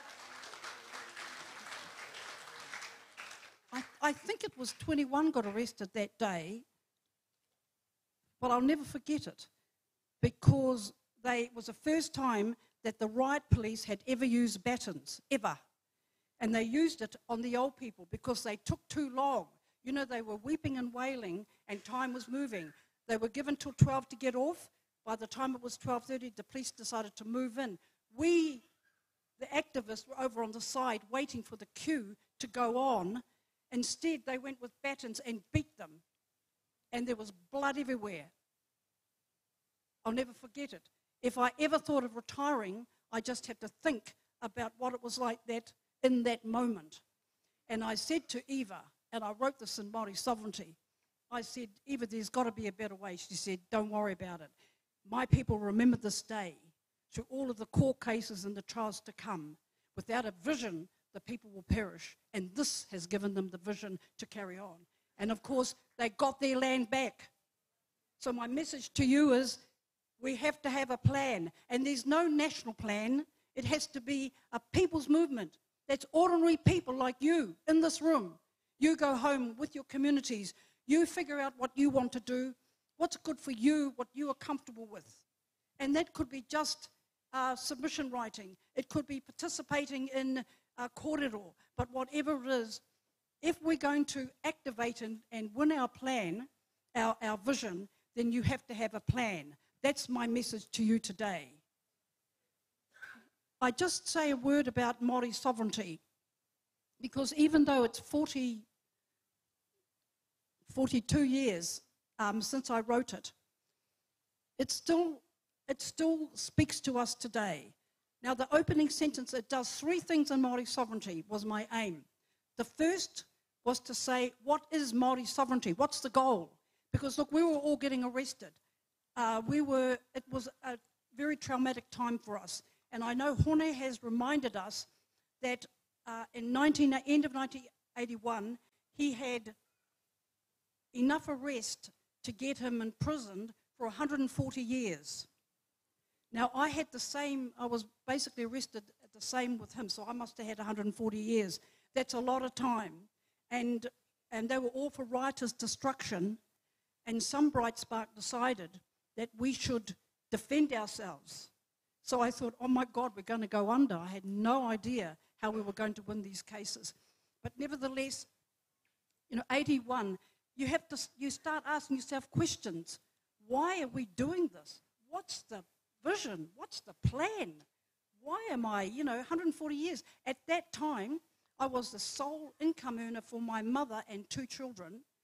And I just got stepped down soon after that, suspended, and no income, living off my mother's pension.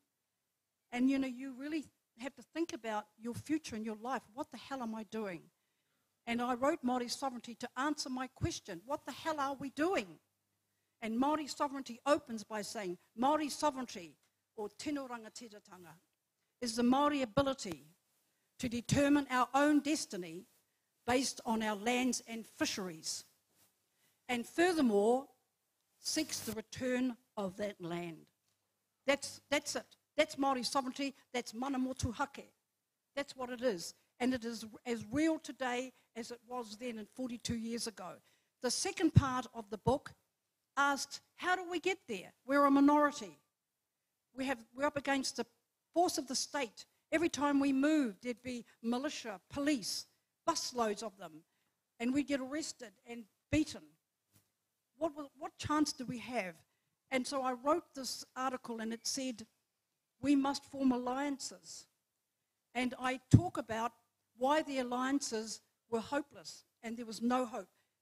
With Pacifica Friends, we were fighting with them. With the feminist movement, I thought, white women, they should be supporting us. They know what oppression is. No, tough luck. No hope there. So that was that. But now I've come to realise that actually I was asking the right question, because without working with tangata tiriti, without building that movement, we're not going to be able to have a sufficient force to take us over the line. And I really believe that one of the things we need to do is two. You are going to witness over the next 4 to 5 years the rise of the people's movement. It's just starting now. This is the beginning, because we've got a little thing in our puku.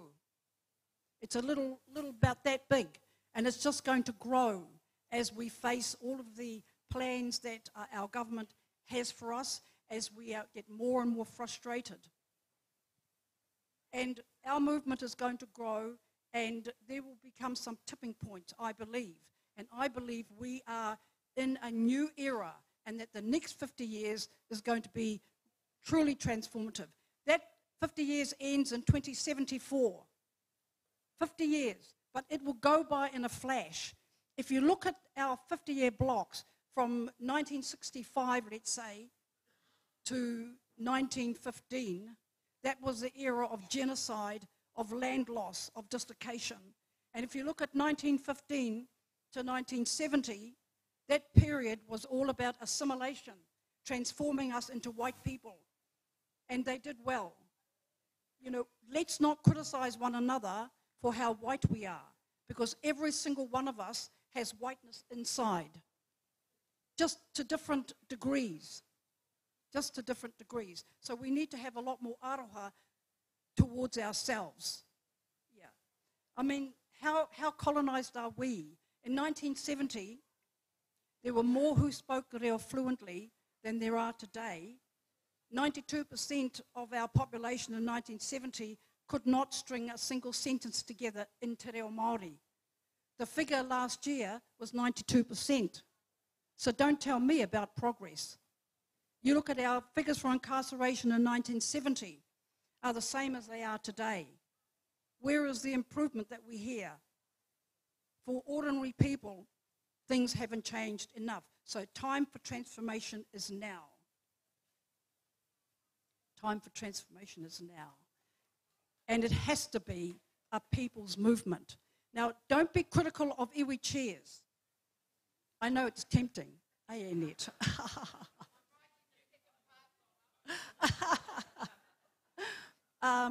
Because we all have a different role to play. Their role is to negotiate with the Crown and try and hold the line as best they can. But our role, we who are here, the he taua, our role is actually to go back and make this transformation happen. So, anyway, hopefully this is the last time I speak.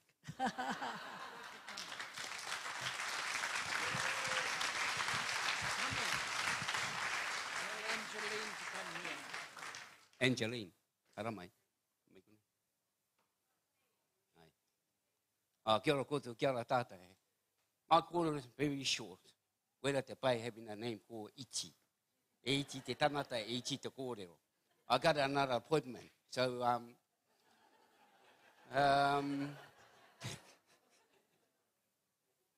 yeah, I just want to respond to that kōrero. You know, and for me, koe rana kōrero I kōrero tia o te nehe ra. I te wā ia mātou e rangatahi ana. Ia mātou e kimi ana ki te huarahi ke ahu pehe a tātou. Today, I brought a new face. It's going back to the ancient time, the utilisation of te ātea. In the separation of rani rau ko papa, ko tāne tērā. Ko tāne tērā, is reaching out there ki nā tanata o te motu. Aha koa ko waikoe. And was amazing. Amazing to try and, for me, there's a big change for me. The first thing for me, for mana motuhake, is to liberate yourself, to let go of the different layers. Tukuna kiwaho. So it took me many years to let go of that, in finding a new pathway for me to participate in making those changes. So, tukuna wera pōhehe tana kiwa, and I just found another approach to it. how to be smarter, and how to have a conversation, create another reo. So for me, going back to me hoki tātou ki nā kōrero o te nehenera, o te nehenehera, e arataki a tātou ki te ara, te haere pakamua. And I just wanted to thank all of those people in Aotearoa for their participation. And I think we have a role as an artist to create that space more tātou, because we have to move forward. And there's no room there to, here, when. We want to do it right now. And for me, that's mana motuhake.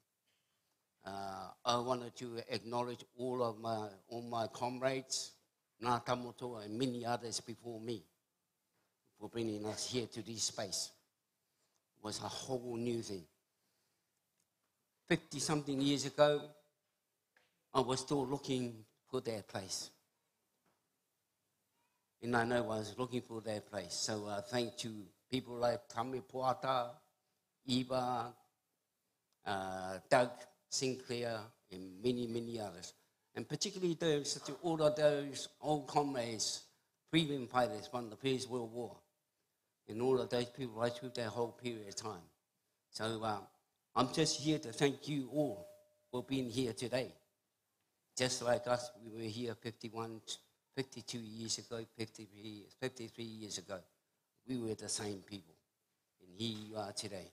No reira, e iti te kupu, e iti te tanata, no reira hurunua ki a kōtou, ka aroha mai kai te hārea, no reira tēnā kōtou, ka kite iu. I'll see you next year.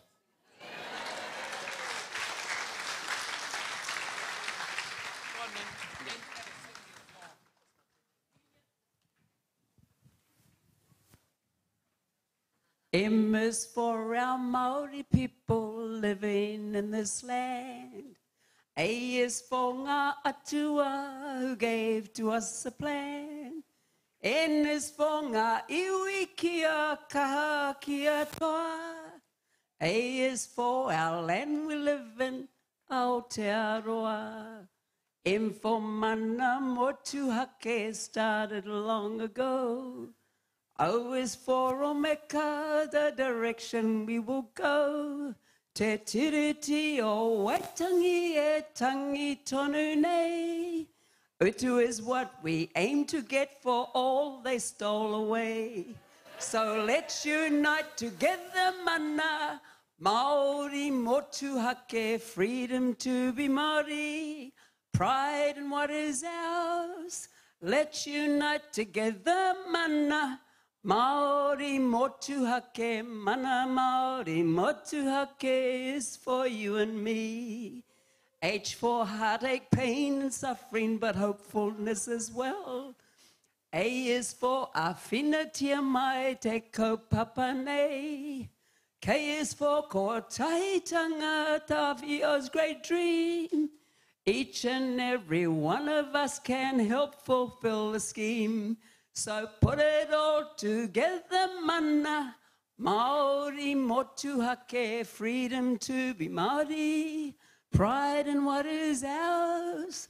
Let's unite together, mana.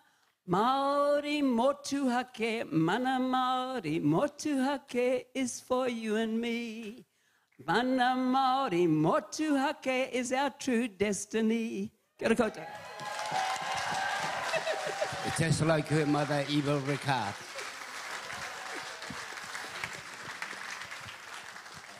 I don't know what I'm doing up here, but I called up. I grew up with a mother who was colonized. At Pākehā schools, where you weren't allowed to speak te reo. And that went on to our generation. She made sure we were educated so that we could be better than the Pākehā. You know, that we were deprived. We were deprived of te reo. And I'm so pleased to see the generation that has benefited from the mahi of Ngā Tamatoa and all of those movements who pushed for the recognition of te reo Māori, 1987. So it's only been that long since we were allowed to officially have our reo, but our people always spoke it anyway in our communities. So lovely to reflect back on the journey. I have great admiration for ngā tamatoa. You know, and I see Jane Kelsey sitting down here in the front row, and John Orr here at the back. People that I admire for the stand that they took, because it takes courage.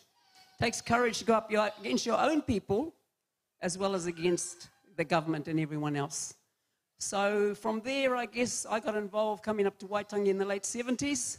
A lot of that work had been done. And I can recall, I guess, 1984, when there was a call for kotahitanga. And at Wāhi Pā in Waikato, there was a big meeting of the motu, and we decided to hikoi ki Waitangi. The idea was to come up here in force and to meet the Governor-General and to put our submission on his table, etc., etc. That didn't happen. But I think coming here this time, I think this is a time that it actually should have happened anyway. So I actually think this is the right time for it to happen. Because when we came in 1984, the motu was stopped at the bridge. One of our karaua, our tohunga, Pumi Taituha, used his tokotoko, did a karakia, opened the bridge, the police all stepped aside. We got across the bridge and we got stuck down the bottom here. We were not allowed to go up to the grounds or come in here. And so we had Tainui up here, part of our contingent, and the motu stuck down this side. There was a big kōrero about peace, about we came in peace, all this hikoi, and we go back in peace, rather than letting them divide us here and say 100 of you can go and meet the Governor-General, all the rest of you can stay out. We decided to go together home. We went back to Kawati's marae, and we're welcome there. So I come this time, and I'm pleased I did, because I haven't been to Waitangi for a couple of years. Pleased to see all my old mates over here. Annette and I have been through a few things together. She's my lawyer. I'm her. Not that I've ever been arrested. I must be a bit different to all these ones. I've never been arrested. I was right beside my mother when she got arrested, and they walked around and they selectively arrested people. You know, when you're in the 70s club, I'm 75. When you're in the 70s club, you're allowed to forget things. So I just need to say for Donna, there were no batons in Raglan. In fact, we had Tamapuata lying on the ground, and he was lying there saying, I refuse to be violent. So he gets dragged off. And people were not violent that day. The old people tried to get in the paddy wagon, they weren't allowed. So they took 17 important people of our iwis. Ngāti Pōrau was Tamapuata, a filmmaker, a human rights activist. Roli Habib from Tuwharetoa. Anyway, there was quite a few of them. I'm just trying to think. And about 3 or 4 from the north as well. There was Te Witihera, and my mother, of course, was the first arrested, and the only one arrested in Raglan. So that was to isolate her. And I can see Doug Sinclair's daughter sitting here. Doug was the brains behind the negotiations for getting our whenua back. Him, my mother, and Danny Tekanawa were the 3 negotiators. So mihi to your whānau there, Roimata, for the mahi that your father did for our people. So it's just a journey down the road of some of the stuff we've been involved in. We got our land back. It took 5 years. Took 17 people to get arrested. They got dragged off to court. We won that court case with Sylvia Cartwright, the Governor-General now, was the lawyer. So we won that. They got off their trespass charge, and then the government mucked around and changed the laws because the contract the golfers had was it's an illegal golf course lease. They legalized it using the Illegal Contracts Act, and so we were back in court. So it took 5 years to get the whenua back. Well, we got half of it back. The good news is this year, with Tama Pōtaka being the Minister of Conservation, and the county council saying give the whenua back to the rightful people, our local council's ready to give our whenua back. The rest of it, it's up to now the Kawanatanga and Te Arawhiti to do their job. And we expect to see that happen this year. So the pressure's going to be on them to do what is right. Our community's ready for that. And that'll be one piece of whenua that we can actually celebrate coming back. So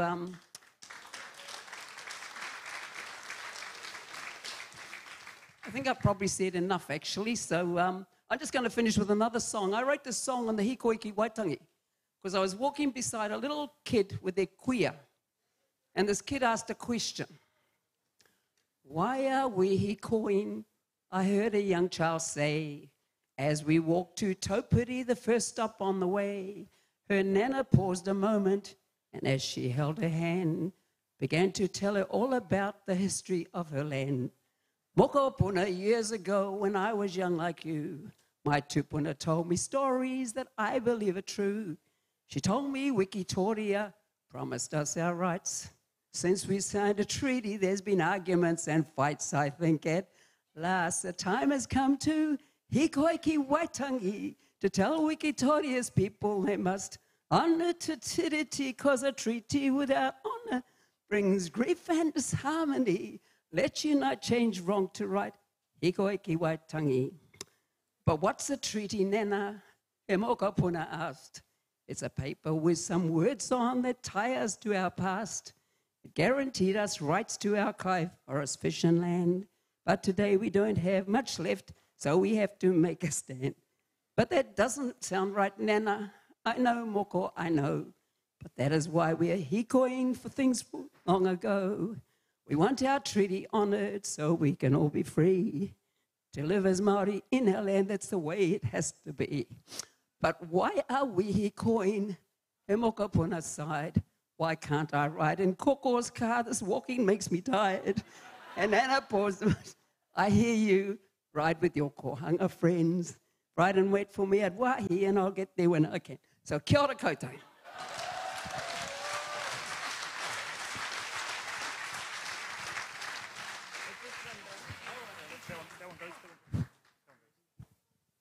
Kia ora. Ngā tuke mata, ngā pauna muka hununu, e wananga nei ki tōku maritanga e, me pewhera e te tau, tu mana konui te rā, te mana Māori e, te wairua Māori o rā. Ka hununu karanga, taki tumu maranga, karanga ngā waka e, o te motu, hui e tai ki e. Kia ora tātou. Kei te mokopuna au o te tai rāwhiti, Ngāti ko Ngāti Kahungunu, ko rongo mai wahine, ko ngai tā manuhiri, ko rongo whakata, ko te aitanga mahaki, ko Ngāti Porou. And then there's this other bit. It's called the invasion from the north. Well, that's what you call it when you're from Tairāwhiti, because, you know, it's the fifth invasion from the north. Not the first, second, third or fourth, which were absolute disasters for Tairāwhiti. But around 1925, my grandfather, Dick Pittman, came from Takihiwai, Ngāti Wai, and married my grandmother in Wairoa, and they thereafter referred to him as the fifth invasion from the north, because he stole my grandmother from Ted Nepia in Nuhaka. Roy Mata's kraua, your uncle. Years later, I went to work for that kraua with Manu picking grapes. And he came out one day, he didn't know who I was, because Manu had just taken me to his house. And he said to me, kia ora, what's your name? And I said, Miriana Pittman. He told me to fuck off. And I said, pardon? And he said, fuck off. And I said, he said, who's your grandfather? And I said, Dick Pittman. He said, yeah, well, you can go. And I didn't know why. And when next time I saw Manu, I said to her, what the hell was that all about? And she said, Dick Pittman stole his girlfriend. And you're the result. So we just call him the fifth invasion from the north. Yeah. Anyway, kia ora, everybody. I want to talk about a couple of things. I don't want to talk about all the times I've been arrested and beaten up. I do want to pay my respects to ngā tamatoa, Toro and Ringo and them, Te Awe Kōtuku, Roimata, those ones that preceded us. I came after them. They were all older than me, much older. And so I came in that kind of second wave, naive wave of activists. And under tino rangatiratanga, into the tino rangatiratanga movement. But actually, that's what I don't want to talk about any of that stuff. I just want to talk about the things that have pissed me off lately since David Seeless and Winston, what's his name, who's related to us at Ngāti Wai, but we tried not to talk about that and not to claim him. And the Fabergé egg, their leader. I thought he looked like something else when I first saw him, but you're not allowed to say penis. But anyway, so here's these three. The Fabergé egg with David Seeless and Uncle Winston. And it seems to me like a rudderless ship, really. And he doesn't have the nous or the balls, really, because he's an egg, to row the waka in the direction it needs to go. I want to talk about liberation. I got into the Māori sovereignty movement because I loved liberation. I was raised during the 60s and 70s where there was the Vietnam War, there were the youth riots in Czechoslovakia and Europe, and I was kind of spoon-fed on that stuff, the civil rights movement, the Nuremberg trials on our black and white television at home. So all of those things I was spoon-fed on and made a huge difference to how I went into the world after that. When I went into the world, I found out that I was gay. So there was another movement. Then I joined the feminist movement, and there was another movement. And then there was the Māori sovereignty movement. So, you know, my whole life during the 60s and 70s was a series of movements, not bowel movements. Political movements, so I became really politicized. But what I did end up loving was liberation, the whole notion of liberation and how we liberate ourselves. And so I took up education because Manupo thought that I was good at it and gave me a job at Waitangi, and I continued to work there. And then I went on to work with Moana Jackson and a number of other liberation educators. And I learnt a lot of stuff of Moana. And he, probably one of the most brilliant men that I've ever met in my life. I haven't met many brilliant men. But he was the exception to the rule. He was a lot of things, Moana, but he was a really good teacher. Most of all, he was a great teacher, and he gave of everything that he knew.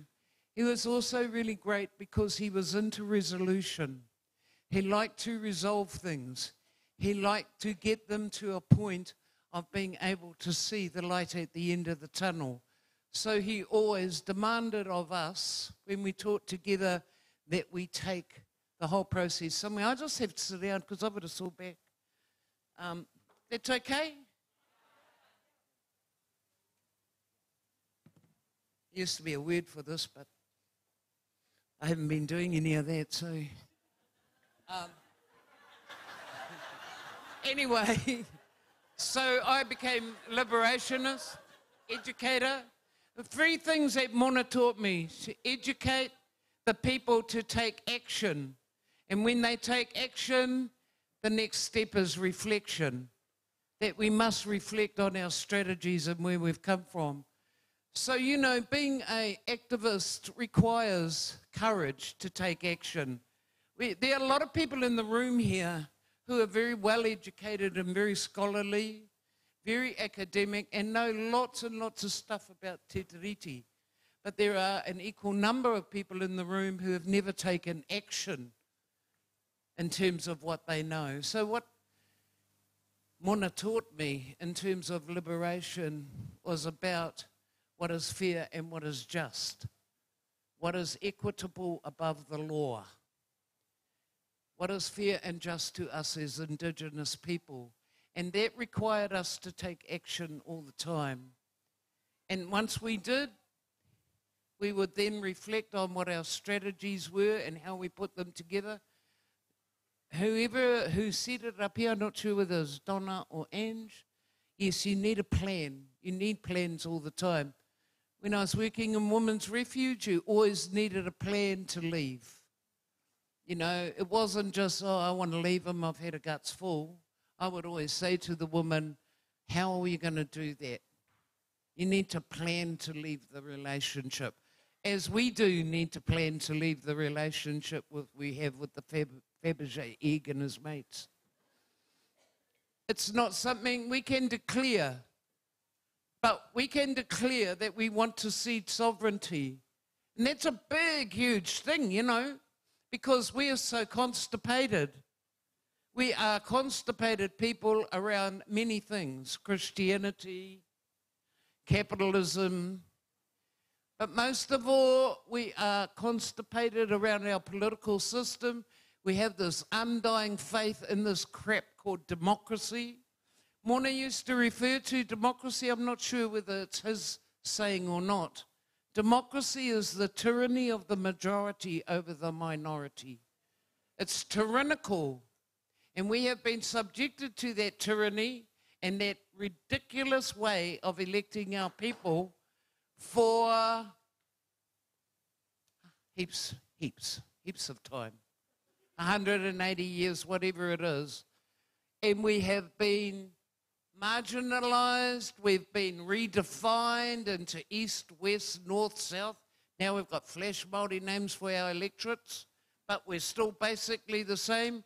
We're still stuck in here, and they're saying, yes, you can vote, but you can only vote over there, and you can only vote over there, and they call this, you know, they sell this thing called democracy to us. Democracy is no good for us. I don't know how many times since the Egg and his mates got into Parliament that I've heard them say, especially Winston and whatever is the other person, Shane. You know, we got a mandate of 15%. That's what democracy does. Democracy imposed on iwi authorities, democracy imposed on post-governance settlement treaty organisations.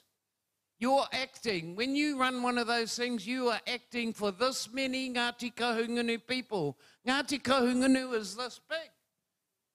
What about the rest of us?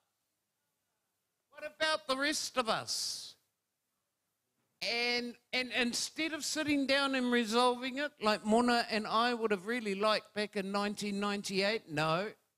Nobody wants to talk to anybody because this little group with the mandate over here has got $150 million. This little group over here with a 30% mandate has got $35 million, and everybody wants to hang on to their dollars and nobody wants to do the kotahitanga thing. I mean, that's the reality of what we got. But we persist with this bullshit called democracy. One of the things I think around liberation and around kotahitanga and around things like this is we need to sit back and we need to ask ourselves the next question. If we want to cede our sovereignty, I tell you, tomorrow would be utter chaos. You would have every loose cannon running in every direction, trying to decide who was going to be the boss. You would have private armies being formed. You would have territories being cut off from other people because of our inability to sit down now and say, how would we like to govern ourselves? How would we like to be governed? We had a perfectly good system right up post-1835 of arikitanga, of rangatiratanga. It was based on a collectivity. It was based on hapu. People say to me now, oh, those are just pipe dreams, Miriana. They're not. Those were systems of how we chose to express our authority, power, and control. And we gave it up for shitty little Pākehā political bullshit called democracy. That's what we gave it up for, so we could argue with each other, so we could end up voting for people that we didn't even choose. Because we don't vote, we don't choose the people that we vote for. They're party. We end up in this terrible thing called political parties. Everybody buys for our votes, and then we're all magic. And everybody wants us to vote for them. How are we going to cede sovereignty? How are we going to cede sovereignty? How is Ngāti Piki going to cede sovereignty? Those are the discussions that we need to have. You want to come here and you want to make change, have the courage to go to those meetings and say, okay, let's push out the envelope. Let's have the kōrero with each other. In 1998, Mona Jackson and I did a constitutional review for our iwi. We spoke to 17,000 people, and we proposed a governance structure based on hapu, not something that we're unfamiliar with in this room. The structure of te wakaminenga was one based on hapu, te wakaminenga o ngā hapu. So we based the words of the kōrero that our people gave us was we want to govern ourselves. We want to govern ourselves and we want to do it by hapu. So we did all this work for a whole year. About 2/3 of the way through the year, I knew that the iwi authority didn't want us to continue the work because they cut our funding and there was no more money to finish the work. So a couple of really rich mates of mine got together and they paid us to finish the work. We took the report to the iwi authority who promptly threw it out.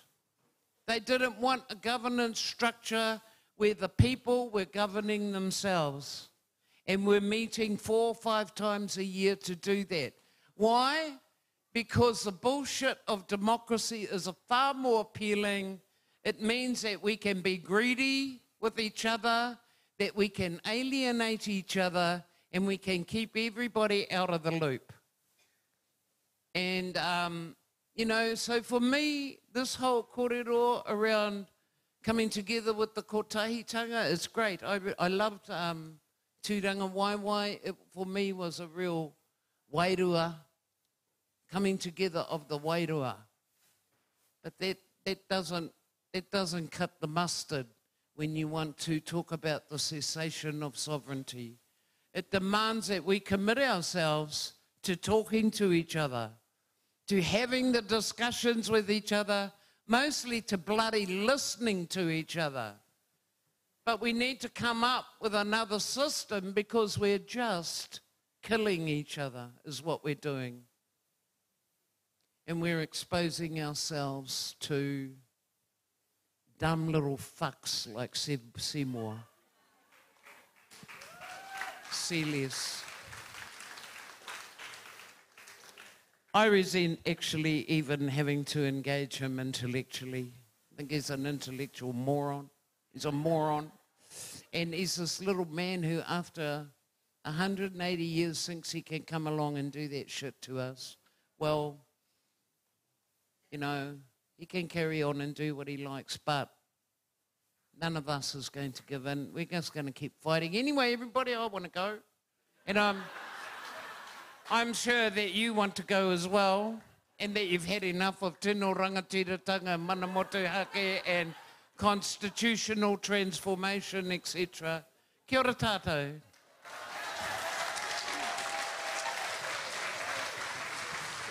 Before you go, I just want to say a couple of things before you go. 3 messages. Transformation is happening and the baton is being passed to a generation of our leaders who are under 30. You might not have felt it on the stage, but that's the transformation that's coming. while Donna wants to be the 70 for the 70, I want to be here to remind everybody that I want to be behind the generation that will lead the transformation of the next 10 years. And I have been so proud of that generation since we were confronted with the policies that were going to deny our obligations as protectors of this part of the planet, our obligations to live and breathe in Aotearoa as an intimate part of Te Tai Ao, and with the ability to make decisions not just for ourselves but for our futures. So, young ones, you're not that young either, mate. I was 18 when I was first doing these things. So at the top end of 30s, you're starting to get a bit kaumātua. So I'm wondering what the hell's happening. Okay? Hey, kaumātua. That's what I'm saying. Okay. The second issue I want to make sure, you don't come here as armchair revolutionaries, and this is to everybody, and go, oh, Linda Munn, she's so beautiful. That princess of Ngāti Manu, she's there. Ngāti Manu's safe. We're going to be doing it all once Ngāti Manu's princess has saved the world, okay? She's sick of saving Ngāti Manu's world. Ngāti Manu, stand up and help her save the world.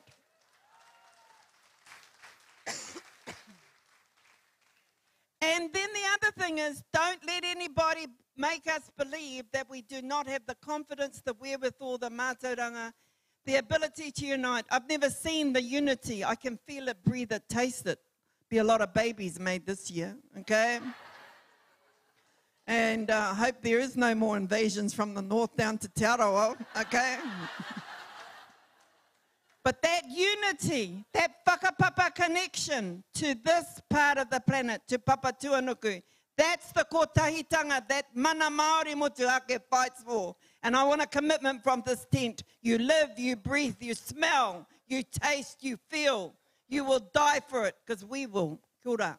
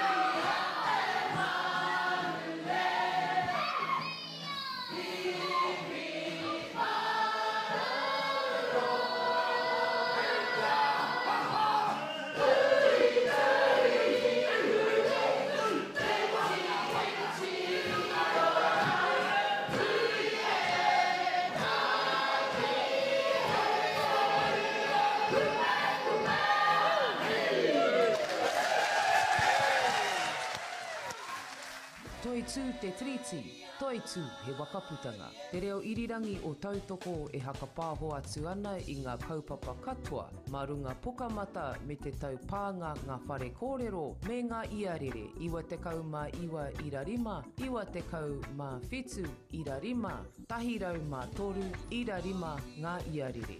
Waitangi, 2024. Are are taringa mai, kia kotahi ai tātou. Ka tikara ngā kōrero, tēnā rā koutou i are taringa mai e mātakitaki mai ana i tēnei pāpāhotanga atu i a Waitangi 2024. Ko au tēnei ko peta mune mi kau atu ana kia koutou i hono mai. Hoi no rā, kei roto tonu mātou i te tēneti o te wānanga e whakarongo ana ki ngā kai kōrero tūmairunga i te ātāmira ki te tuku i wā rātou nei take, naue, kaupapa, mahi katoa, e mahi ana rātou i roto i ngā tau. Kia tautau mai ki kone ki roto Waitangi ki te whakanui, ki te whakamanahia i wā rātou nei. Mana Māori motuhake, koia tēnā ko te kaupapa matua o tēnei o ngā taumata kōrero. Nō reira, ko etahi o ngā tangata o roto, ko Angeline Greensill, ko Donna Awatere Huata, ko Tame Iti, ko rea i te tino mōhio ki te kato o ngā kai kōrero, engari ko rātou ngā mea tino, ū ana hau ki wā rātou nei kōrero, nō reira, e tuku mihi atu ana ki wā rātou. Me ngā waiata, i waiata hia e te wahinera, te whaia ko Angeline Greensill. Koia hoki ko te tamāhine a taua whaia raka Eva Rickard. Me te hoki ngā mahara ki aia i tōna wā e hiko haere ana i runga i te mata o te whenua. E hāpai ake mahi ana i roto i ngā mahi pēnei ana a ngā mahi motuhake, mana Māori motuhake, mo te whenua te take, mo te reo. Me wera o ngā momo kaupapa kato o te ao Māori, e hāpai ake iwa tātou mana Māori motuhake. Neira e te tuahine ani, tēnā koe. Nā koutou, o tira. Tēnā koe e te hoa, e pita, ko hoki mai koe ki tō tātou whare kōrero i tēnei rā. Ai rā. Mihi ana ki tira o ngā pānara. Ai, i te kōrero e pāna ki a rātou ngā kai kōrero o roto. Atahua. Tino. Especially ko ngā waiata o taua wahine Angeline Greensill, ngā waiata nāna e tito i aia e hikoi haere ana i roto i ngā hikoi ki Waitangi. Tangi kai te ngākau. Yeah, he kai tito waiata ia, anō hoki. Ai, me mihi kātika ki ngā kai kōrero o tērā pānara hoki. Ai rā. Me ki rā ngā movers and shakers o te ao Māori. Oh, ai. I mean, taku māma, she's quite funny. They're the reason why we have all these corporate jobs, you know, and we have all these Māori doing really well is because of them, you know, fighting for our rights, fighting to be recognised, to be acknowledged.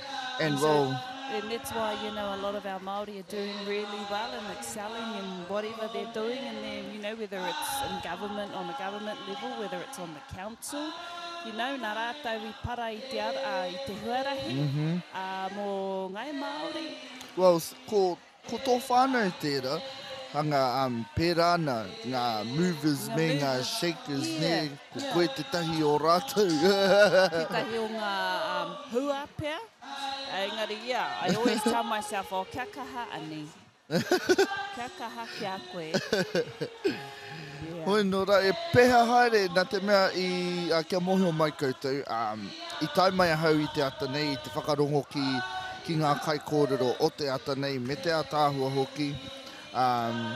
Ko te mea pai ki au, ko taua ope turi. E tu ana i te atamira i tēnei ata. Me warata nei kōrero, me o rātou naue. Yeah, so pai ki te whakarongo katahia, ka wehe au ki taku whakaharatau kapahaka.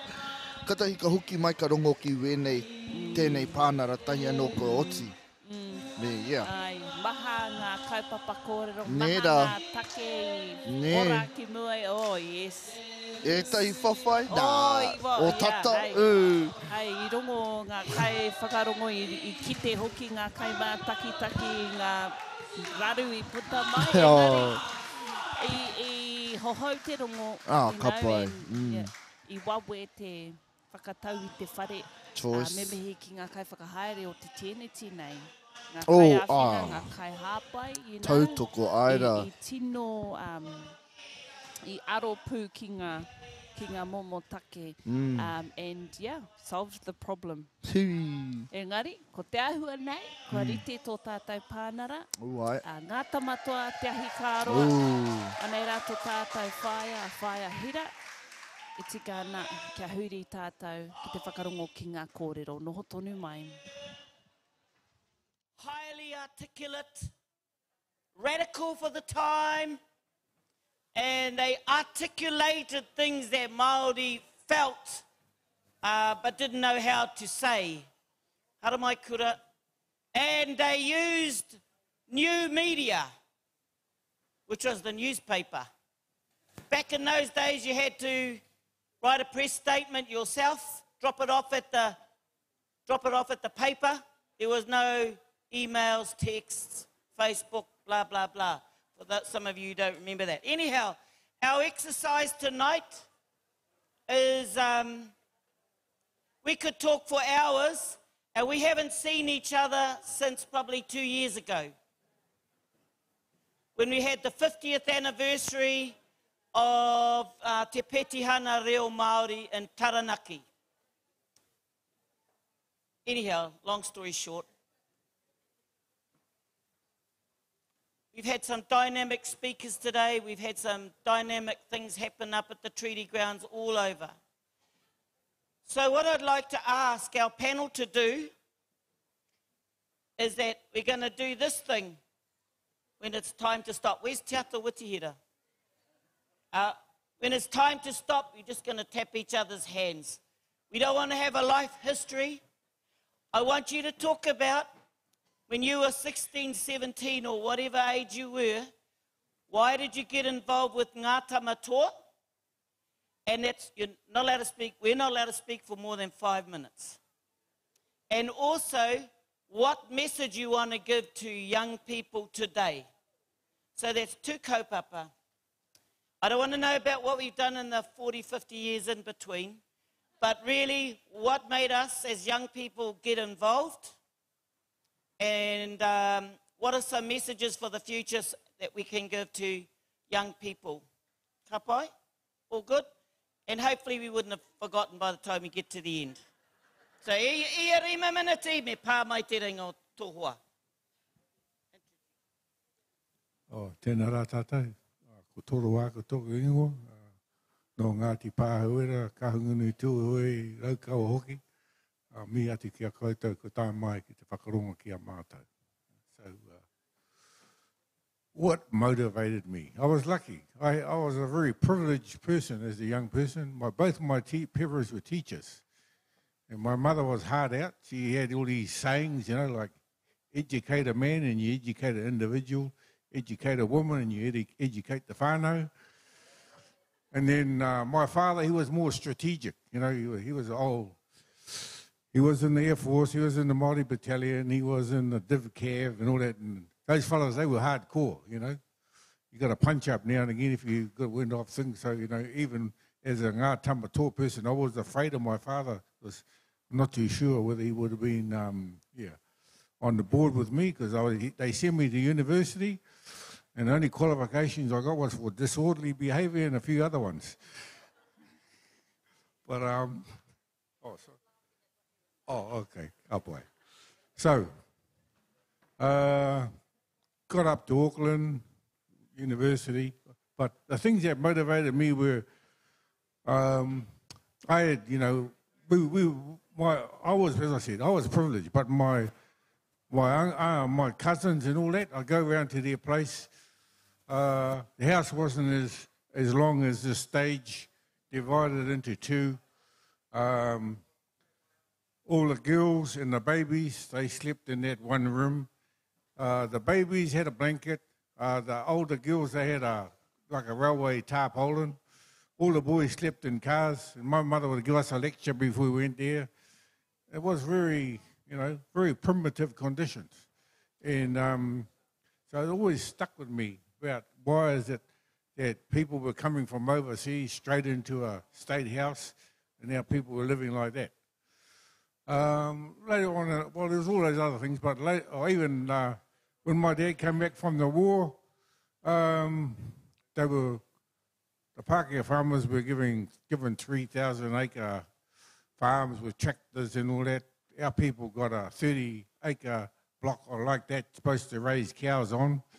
They had an agent who bought your cows, so he would buy it for £1. This cow that only had 2 tits, and he'd sell it to you for 5. And then they dumped the grass seed that was going off. The cement had gone hard.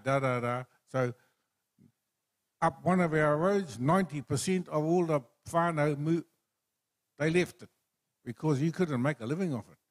So I saw that. My dad, we were lucky we had a bit of flat land, so he sold all the cows and took his money to Māori Affairs. He said, stay off my land. So yeah, that was us. But he was lucky he had options like teaching. The other thing is he became a headmaster of a number of schools, but one of the last ones was Taradale School. And the Pākehās in Taradale, they had this petition. They didn't want a Māori headmaster. And so they hauled him up to Auckland to talk about that. And he said, no, I don't give a stuff. I'm going to be the headmaster of that college. And one of the good things about it was, I see these old photos of the Māori club. Everyone's a Pākehā, He went in there and he deliberately said, I'm going to give you a Māori aspect to your education. So all those things affected me. When I got up to Auckland, there were things going on, the Vietnam War, Springbok tour, and there was all us, like, we found it hard to get accommodation, jobs, all sorts of stuff going on there with racism in work. So you went into an environment where people said to you, oh, you fellas are the educated ones, what are you fellas doing about this? So we got hooked into all sorts of actions, you might say, to try and change things. Yeah, there were simple things like painting up the town and all that, and turning up for different protests. And there were organisations before us as well. There was an organisation called not YMP? Young something or other. And they were the first ones to cut down the flagpoles up here, this one over here. By the time we came up to cut it down, they had put a round thing around it, a round steel, Progressive Youth Movement. Yeah, the Lee brothers, they were the first ones to cut down this bit. Well, in our era anyway. So when we were at university, one of the first protests I was involved in was the one associated with a plaque they had there that was dedicated to the Māori race that was dying off. So we did a bit of a thing about that. The other thing, there was Pacific Island group that run a sort of a club or other. So we spent a lot of time with them as well because they were getting a hard time too. So I've got to move to the next part because I only got a short bit of time. So I know it's hard. Being a person who stands up for your rights is always a hard thing. We weren't always brave. We were frightened a lot of the time. Some of our meetings we had in the middle of parks because we were worried about the cops. And I know that you going forward, you're going to have to stand up for things that you don't think is right. So, and that's a simple explanation for me. If it's not right, say, hey, I'm not going to do that. I don't want anything to do with that, and do something to try and fix it. The other thing is we have a lot of allies out there. There's a lot of good Pākehās out there, a lot of good Chinamen like old Ming Fu. He had a hui with all the Chinese in New Zealand to say, hey, get behind the Māoris. And if things turn to the worst, have faith in yourselves. The Desert Rat, the German general, he said, if I had a battalion of Māoris, I would conquer the world. So don't let them give us crap. Kia ora tātou.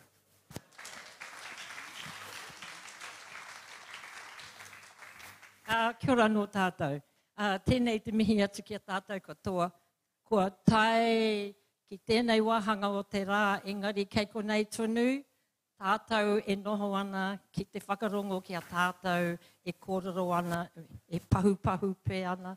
Engari tēnā koutou ko whakaaro ki te noho mai konei ki te whakarongo noi a tātou.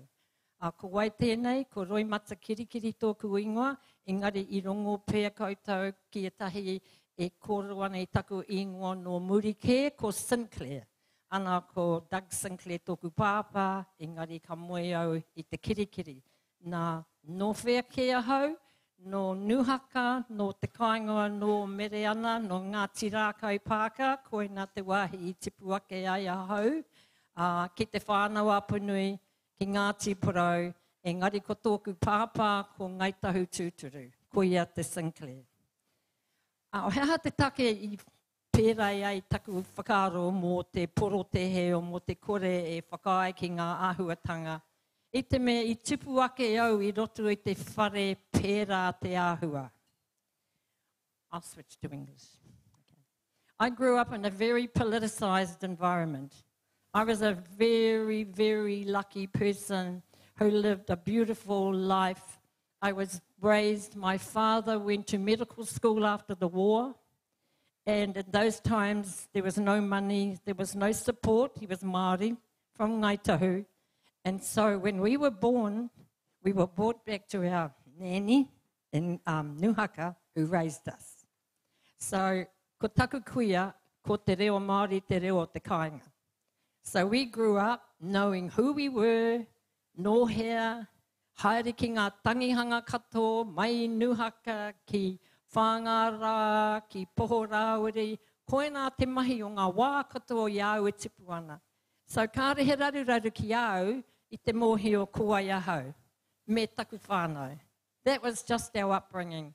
We spent all our time, we had plenty of land, and we worked our little guts off when we were kids planting kumara, according to the maramataka, planting corn, everything. We had pigs, we had everything. We lived a beautiful, happy life. None of us got ever hit. We didn't know what it was to have a smack. Our grandmother raised us, and she was widowed very early, and she had about 6 mokopuna, and that was the way we were brought up. And we knew all the time what we were to do. She told us in the morning what our day was to be. We weren't to forget. We had our jobs, and we had to work hard at school. But the thing about her was that she spent some of her young life in Wellington looking after Lady James Carroll. She was very politicised, and when we were children, she used to go on about taureka Seddon. And of course, who the hang was Seddon? We wouldn't know as kids, but we certainly knew he was a taureka, and we knew lots of things that he did with the whenua was all bad. And we experienced it when we had an old whare that was falling over, and our nanny had all these friends, you see, because she had been in the right places in her early life. She married a Nepia, and so she became one of the Nepias in Nuhaka. The judges would come down to visit her from Gisborne, and we were getting our first house fixed up from our old karukari place that was falling over, and you could put your fingers through the wall. And they were putting the doors up, and they had these hinges, and they were shaped like, you know, the ones in the wool shed, or you know those long hinges that are shaped like that?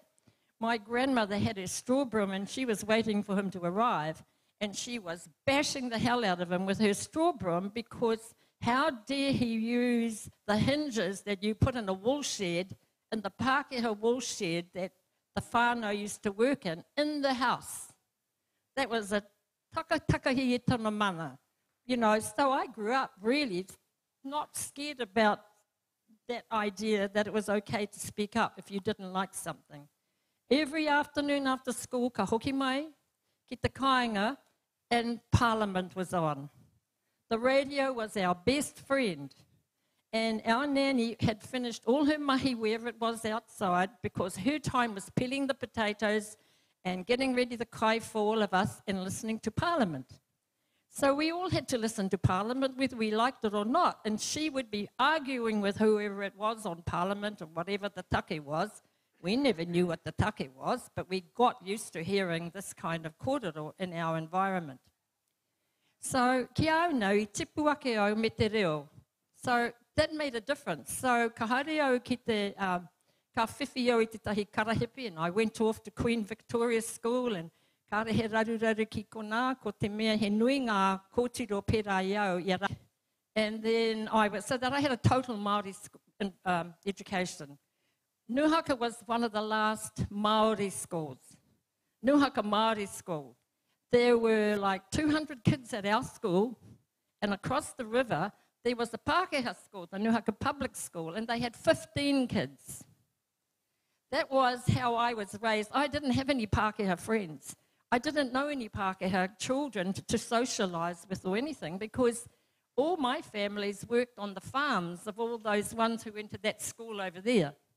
So, you know that way. We'd go to cooking classes every week, and then I'd get on the bus, and there'd be 15, or no, there'd be about 6 older kids in the same year as us going to cooking and home tech or something. The rest of us would sit behind.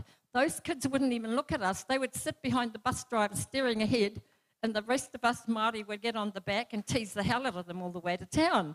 But, you know, not knowing really what was the layers of what was going on behind all that.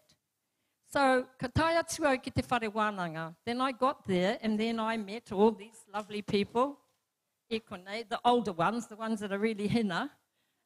And we would go to different people's homes, and we would be having conversations about inequities. O te reo, mainly, like Hannah, particularly. She always felt, Hannah Jackson, I'm talking about, deprived because she never had her reo. And she grew up in Taranaki and how things were always, you know, terrible. Whereas for me, I grew up struggling with that notion because quite a few of us, like John over here and others, we were very secure in ourselves. So, okay, so I have to finish that part. So then, what do I talk about in the future? Well, then I went to Hillary College, I have to say this though, and then I became a secondary school teacher, and I had the beautiful, beautiful pleasure of teaching ngā tāngata pēnei Hilda as one of my students from the third form to Waharane, and Rawiri Paratene and Brian McDonald and Zena Tamanui and a few more of them around here were all at Hillary College when I was there. And I'm so proud of where they've all gone in terms of their being leaderful. Leading on to young people.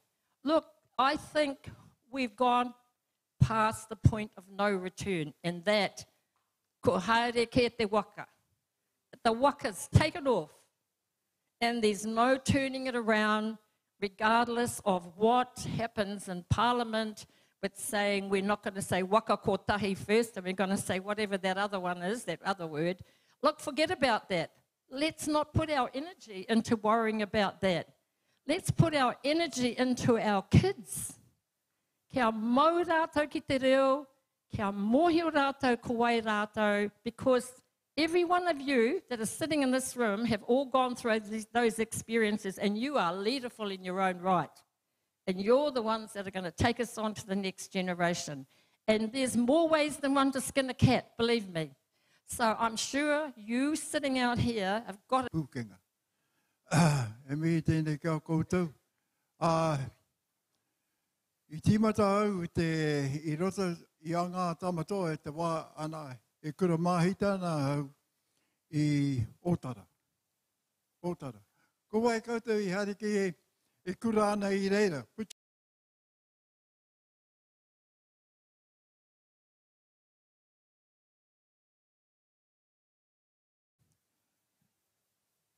This is the first time I came up here was 9. Ana ngā te pukenga. Ngā tamato. Yeah. And now I've come back today after how many years? 30, 54 years. Come up today to listen what was going to happen up here.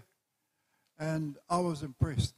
I was impressed by the people who are from here. The people who are from the north. And to, especially my mate down there, o te ara wira.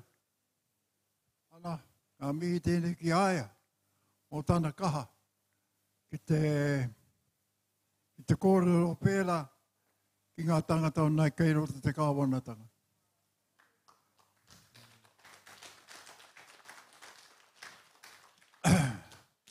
One of the things that ngā tamatoa have had to put up with is opposition. Opposition to ngā tamatoa as an organisation, opposition about what we were standing for, opposition about what we were fighting for, and all those other things that went with being in ngā tamatoa. And what I want to say is that I don't know how many other people up here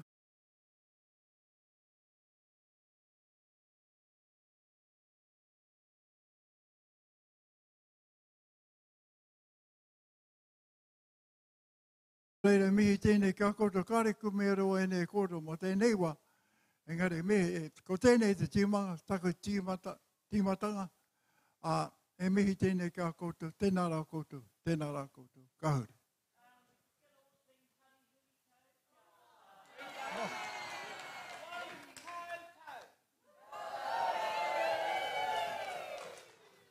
And the song is Three Blind Mice.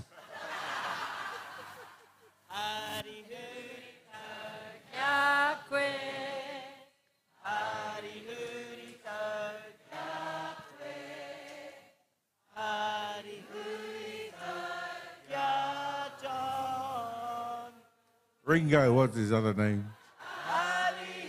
He had a big afro.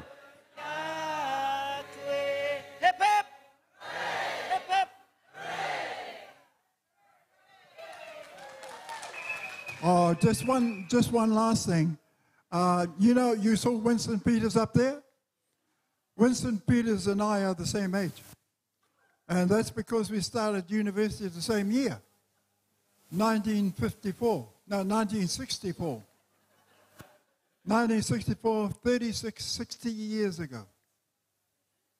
And he was doing law, and I was doing maths and science. So, that's all. But I do want to see him again. I want to see him again. I said, jack your bloody ideas up, Winston Peters. What are you doing?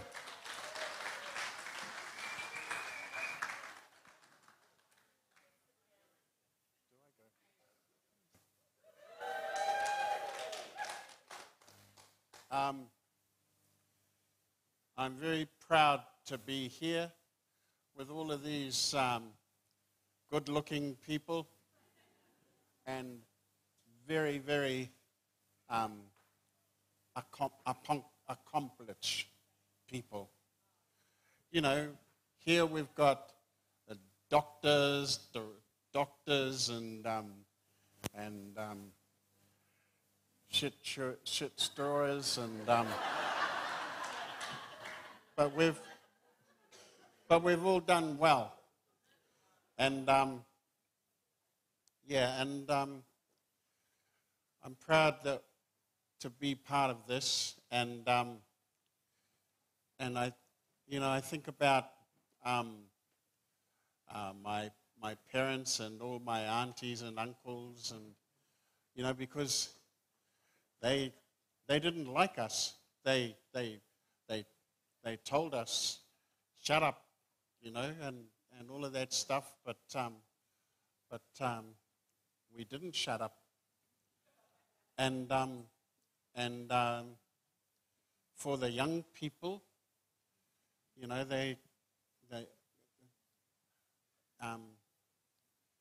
there's still a lot of work to happen, and you know, because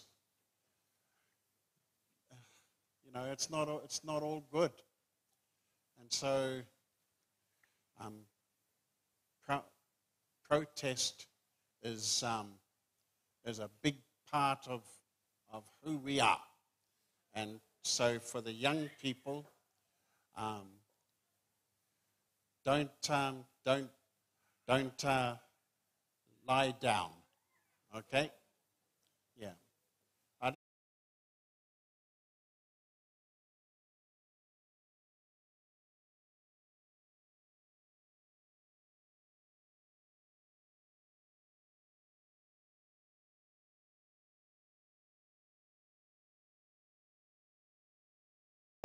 Aue, katua tura ki te rau, o te aroha aue. A koau ko ngā huia te awe kōtuku, a he karanga maha hau, nā te arawa, ngā te whakaue, nā tūhoe tamakai moana, nā waikato, ngā te mahuta, engari, nā ngā puhi nui tonu. Ko ngā tihine, ngā tirehia. Nō reira, tēnā no tātou katoa. Ki au nei, hea te tohu, te tino tohu,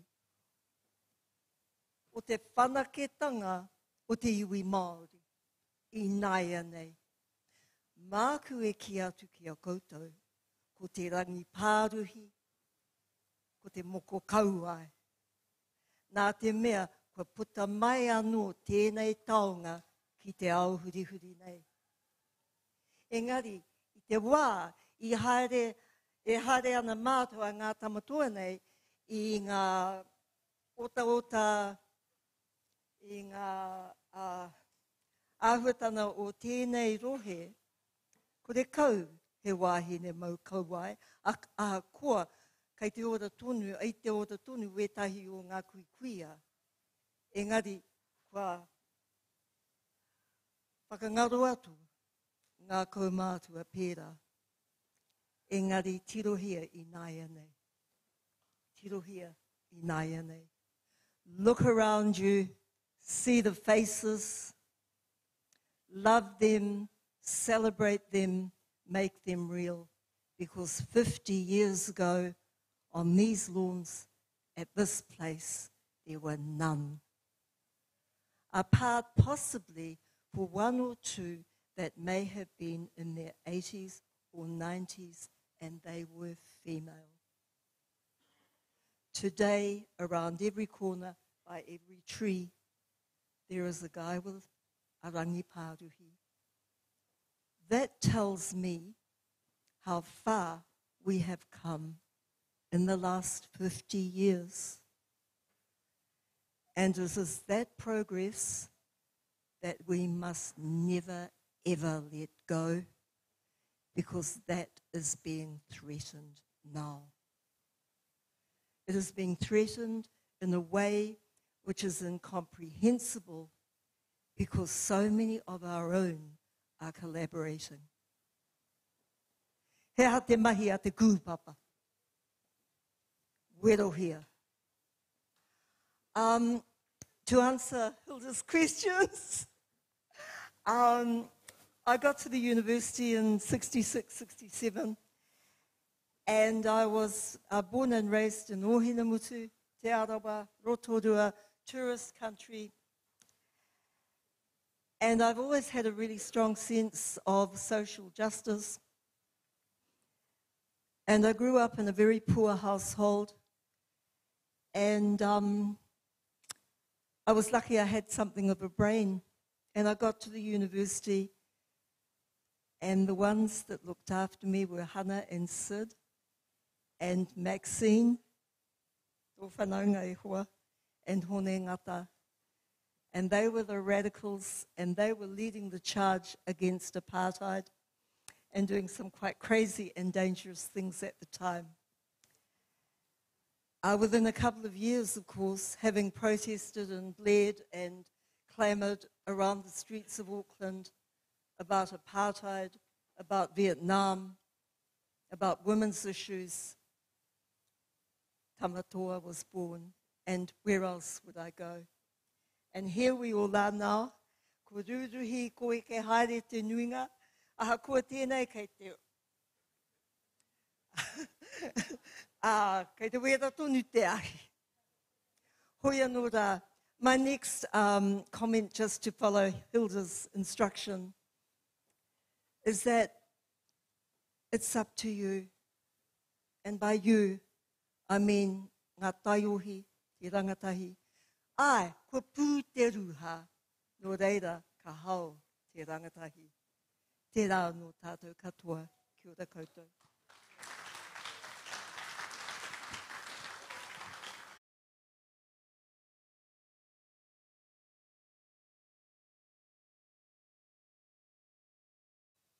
Tātou, mātou i manaki e nei wā. Ko Waitangi, ko Larry Pātu ku ingoa, he maramara o tainui waka, aha ko I whānau ai te maru o Ruapehu, kei Raitihi, kei Wainganui a Ngāti Uenuku, no Ngāti Raukawa, te au ki te tonga a mātou.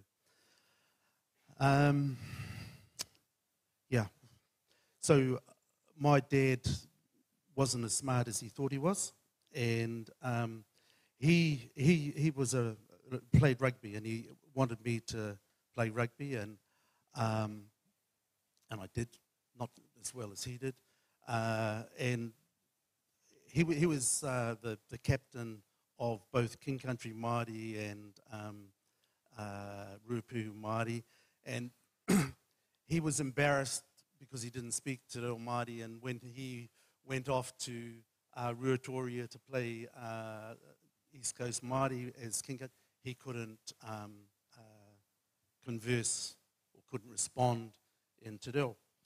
And he didn't want me to suffer that same fate. And so he sent me to Tipene to learn Te Reo Māori. What he didn't understand is you've got to be good enough to get into the team before you can be the captain. And so I spent 5 years at Tipene, a little bit ahead of Hone, not as far ahead as he thinks, because he's calling me old. And at the end of that period, I went into university, but in my first year I was a member of Ngā Tamatoa, 1970, and the penny that dropped for me was that I had two younger brothers, not much younger than me, and they didn't have the opportunity to go to Tipene and to be immersed in Te Ao Māori. And what I recognized was that I could see the world. It was Te Reo Māori, Te Ao Māori that had given me that different lens. It wasn't something to become a part of Ngā Tamatoa. And yeah, it's obviously something that I'm incredibly proud of being a part of in those early days. I haven't been the consistent performer that others have been throughout the time, but it's still something that I think is important. I work in the Te Reo Māori space at the moment, and at that time, I suspect when you look at the environment, and people have alluded to it, 50 years ago, there was probably at secondary school level, there was only the church boarding schools that were teaching Te Reo Māori almost. And as Ngahui has alluded to, as Roy Munt has alluded to, look at us today, and it's far too late to turn back the clock. It ain't going to happen. somebody has got their hand on the dial and is stopping, they're just retarding the rate of progress at the moment. Our task is to remove that hand and ratchet up the dial again. So, koina aku whakaro, and it's for all of us to do that. Mostly for you out there, but it's for all of us to make sure that we get control of that dial and can ratchet up the speed of embracing Te Reo Māori. Kia ora tātou.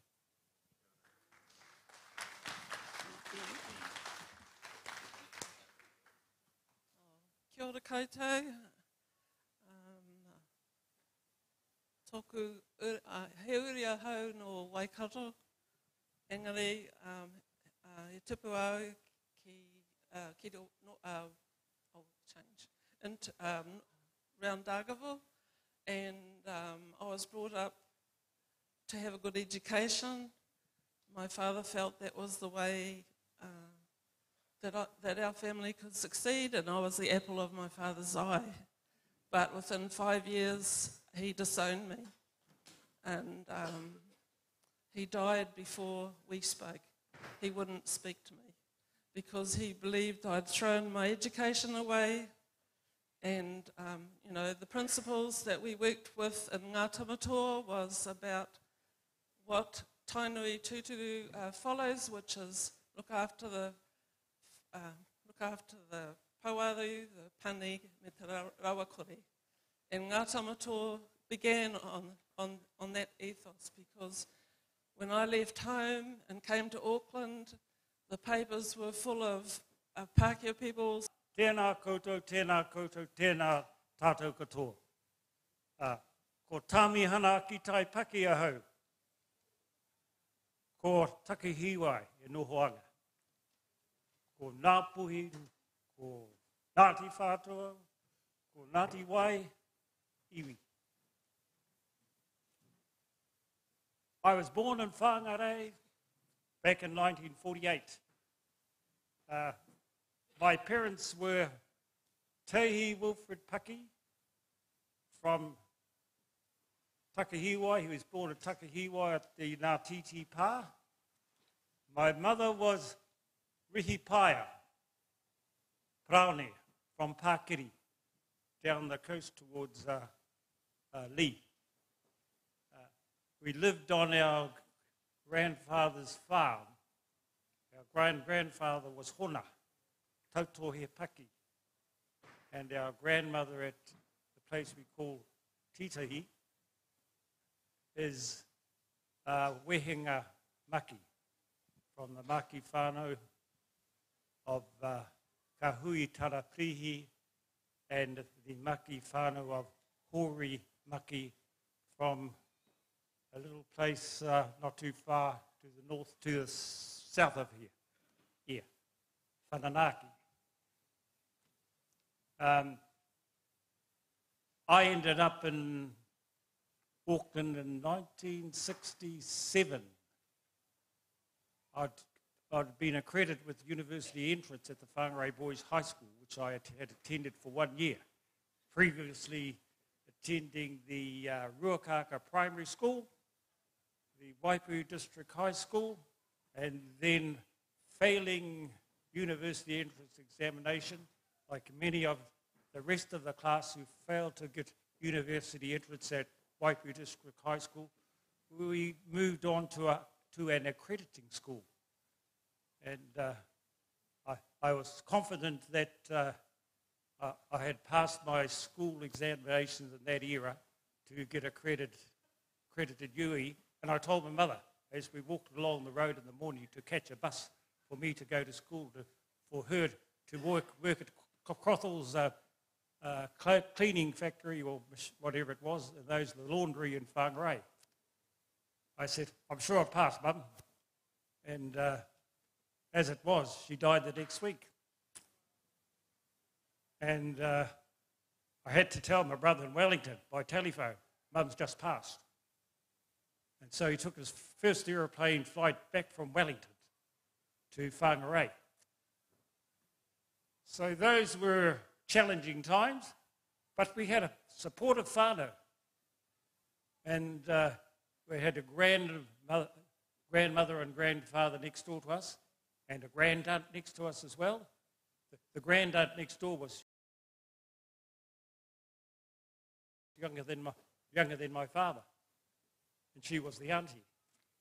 So we survived that, and it was the next year, the family, the three kids left at home, John, Maria and Pai, they all moved into town. Two of the girls went to Whangarei Girls High School in the boarding, firstly with an uncle, and John went to one of the uncles as well.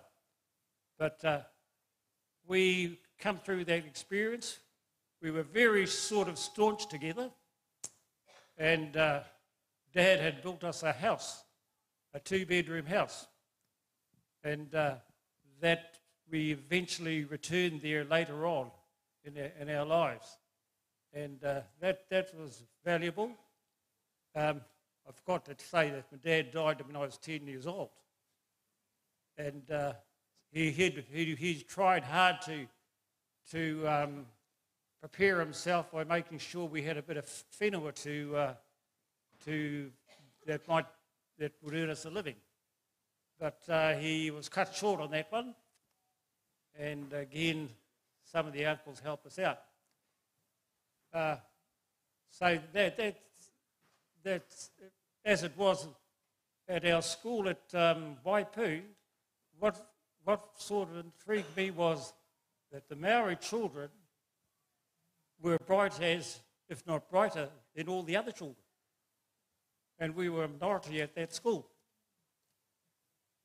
And I remember having an interview with a Maori school liaison officer whose role was to prepare children for future careers.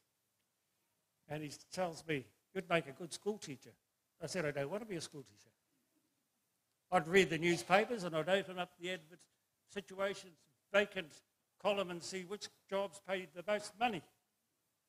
And I figured out that accountants were paid the most if you went to university. I'd also checked out the library at school and seen what jobs were going, what you could do with what you were skilled at in terms of your school program. I figured out that I was lousy at English because I got 32% for School C English, that I was reasonably competent in sort of accounting matters, or business stuff, and science, biology, and that sort of thing. I was reasonably good at. So I looked, what can I do? And my maths was terrible too. So what could I do? I figured out I could be a lawyer. And so as things transpired, my confidence getting UE was satisfied as far as my school results panned out, and I was off to law school. I worked down at the Marsden Point in the holidays, got enough money, and there was a thing called the Maori Education Foundation. Yep, and that's how I became a lawyer. And I've worked 35 years in child protection work. Okay, cheers, and all the best.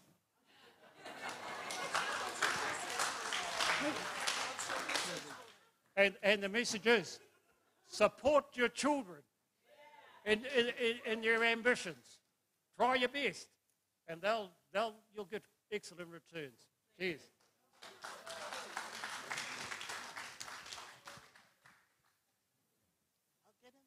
I'm going to move my chair forward because I realise I'm in a see-through dress. And there's a lot of light behind us. Tēnā koutou katoa, ko hui mai nei I tēnei rā, I ngā rā I mua e mātou. I grew up here in Waitangi, and I think that was a big privilege. Tōku ingoa tūturu ko Cora Davis. Ko Cora Doreen Davis. And I added in to acknowledge my auntie Doreen Smith, who apparently threw a wet rag at royalty. So, to my ahau auntie.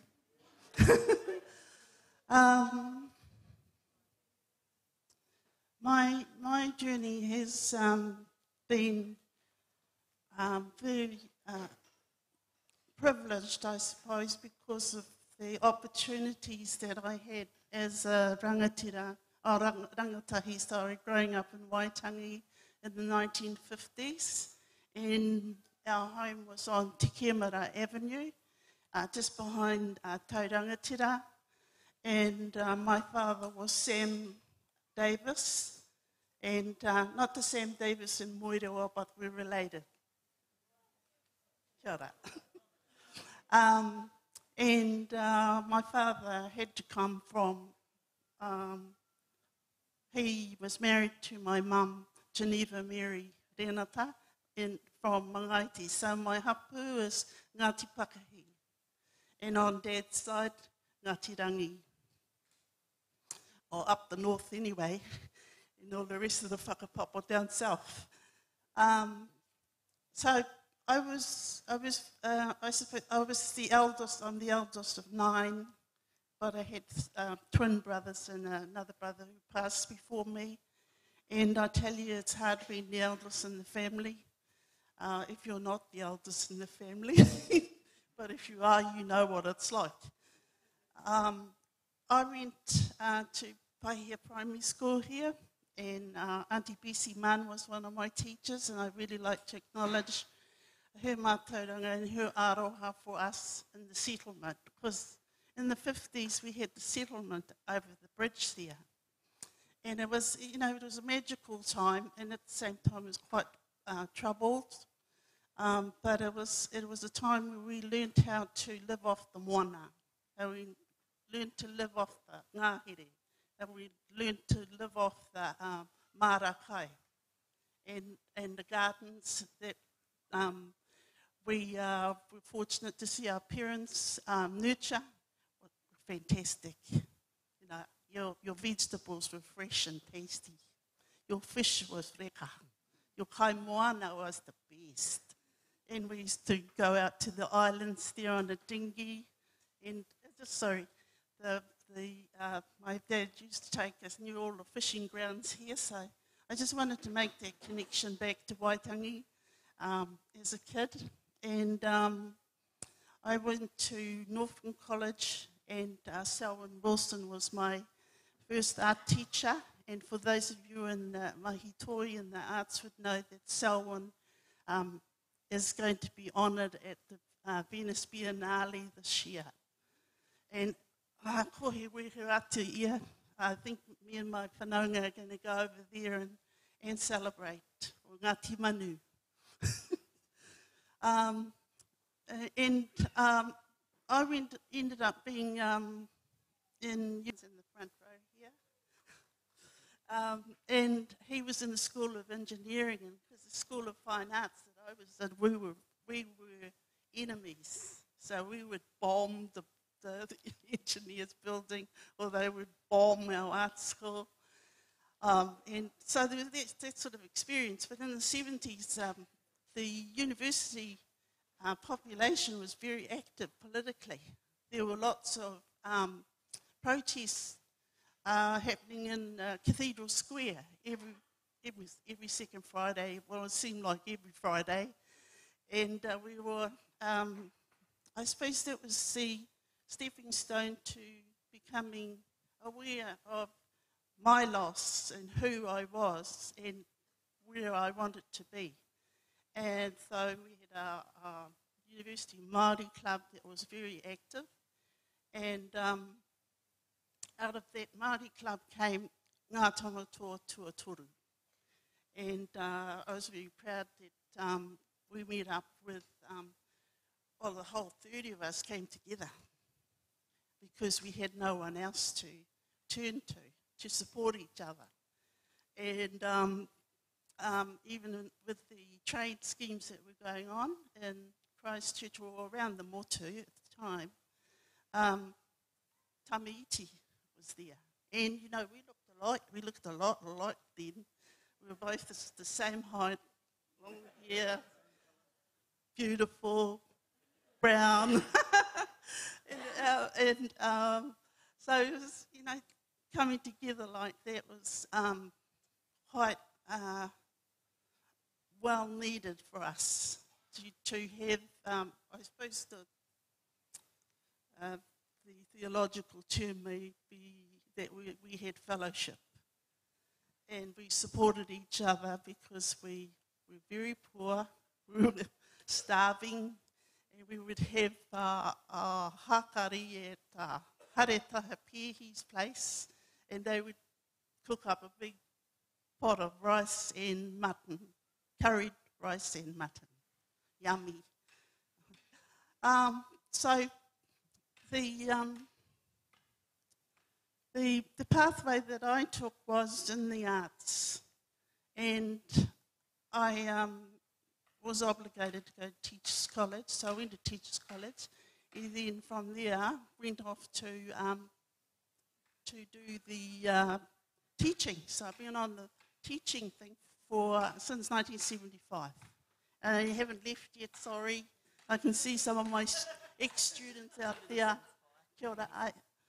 And what I want to try to do is and I'm still trying to do it, is to educate, that's my missus. And Mary Pittman gave this message this afternoon that was relevant to me, and that was to educate to action.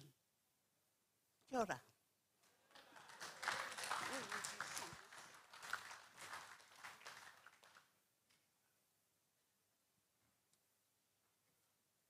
Tēnā koutou, tēnā koutou, tēnā koutou katoa e te Māori.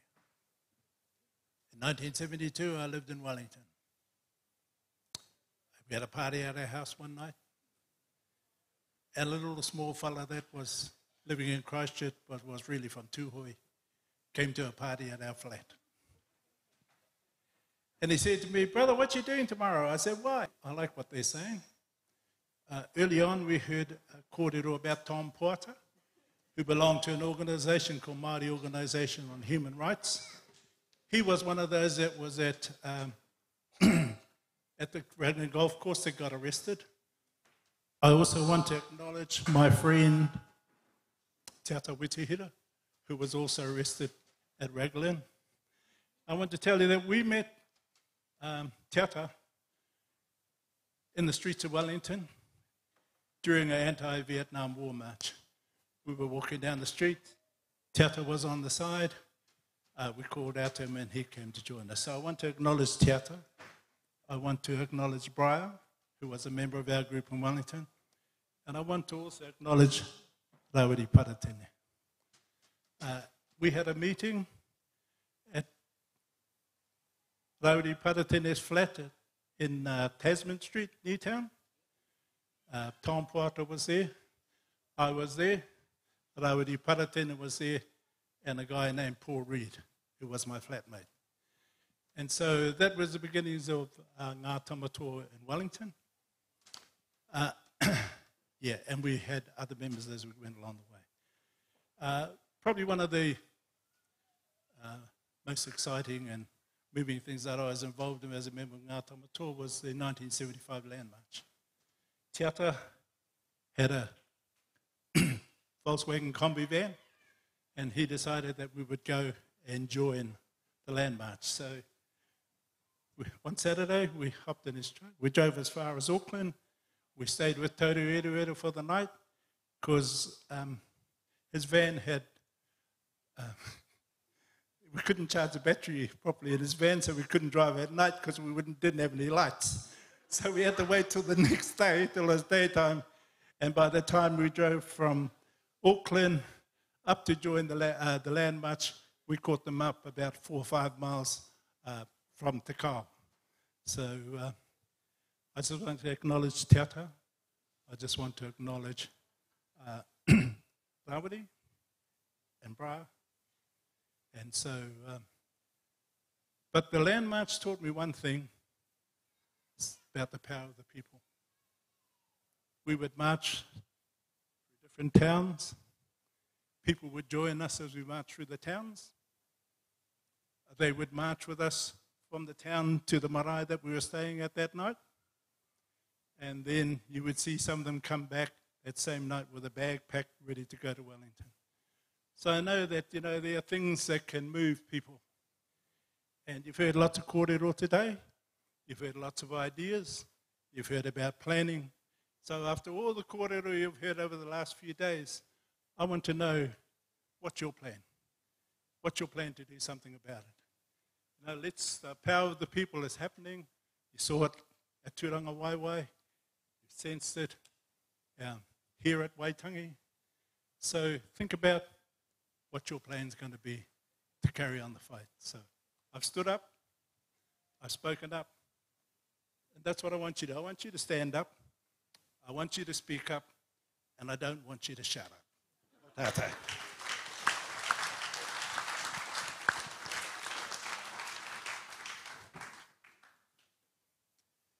Tēnā tāta katoa, ko te kuenga ko tiata Witahira. Tama tū, tama ora, tama noho, tama mate, tama tō.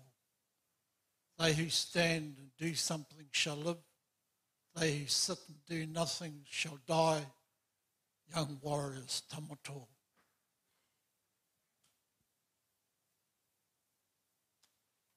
Thank you for sitting through this period of the day. We're here to share with you our experiences. We've all been part of the struggle, all of those of us that are here on the platform here. We've all had our experiences of being arrested. And like Rawiri just said, it was back in the end of the 60s, 70s, beginning of the 70s, when Ngā Tamatoa was formed. And it was formed out of the need to do something. We were young, we were teenagers and a little older, but we just felt we were motivated to do something. A lot of us weren't in our home areas. We're living in the city where a lot of the activity was going on, and we decided that we needed to make the world aware that we're not going to just lie down and do nothing. So I guess the challenge to, and I look around the room here, and there's a lot of young people. And the challenge to you is get up, stand up for your rights. Because if you don't, we're going to get trod on, just like they're trying to do to us right now. And that's a big backward step. What this coalition government is thinking of pushing through. Get up for your rights.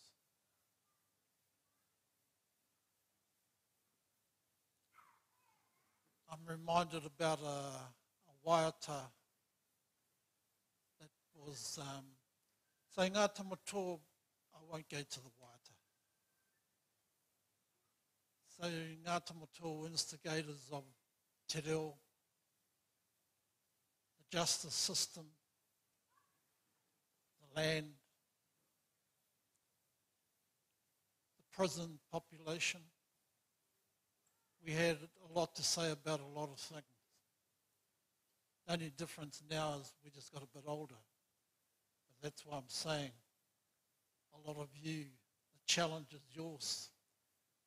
Don't allow things to happen and you're not happy. I remember when I was in my teens, and like Rawiri just said, and I was new to Wellington, and I was walking down the streets, and I turned around, and here was what I've never experienced before, march coming down Waller Street. And it was a march against Vietnam. And there was a Māori contingent there. And they said, Haramai, come and join us. Well, that was all I needed. And from that I made many good friends. We stood together. We eyeballed the cops if it needed to happen. You don't have to get silly and punch a cop to make your point. Just to be in the present. Because the outcome of that could have everlasting good effects. Nō reira e ho mā, tēnā koutou.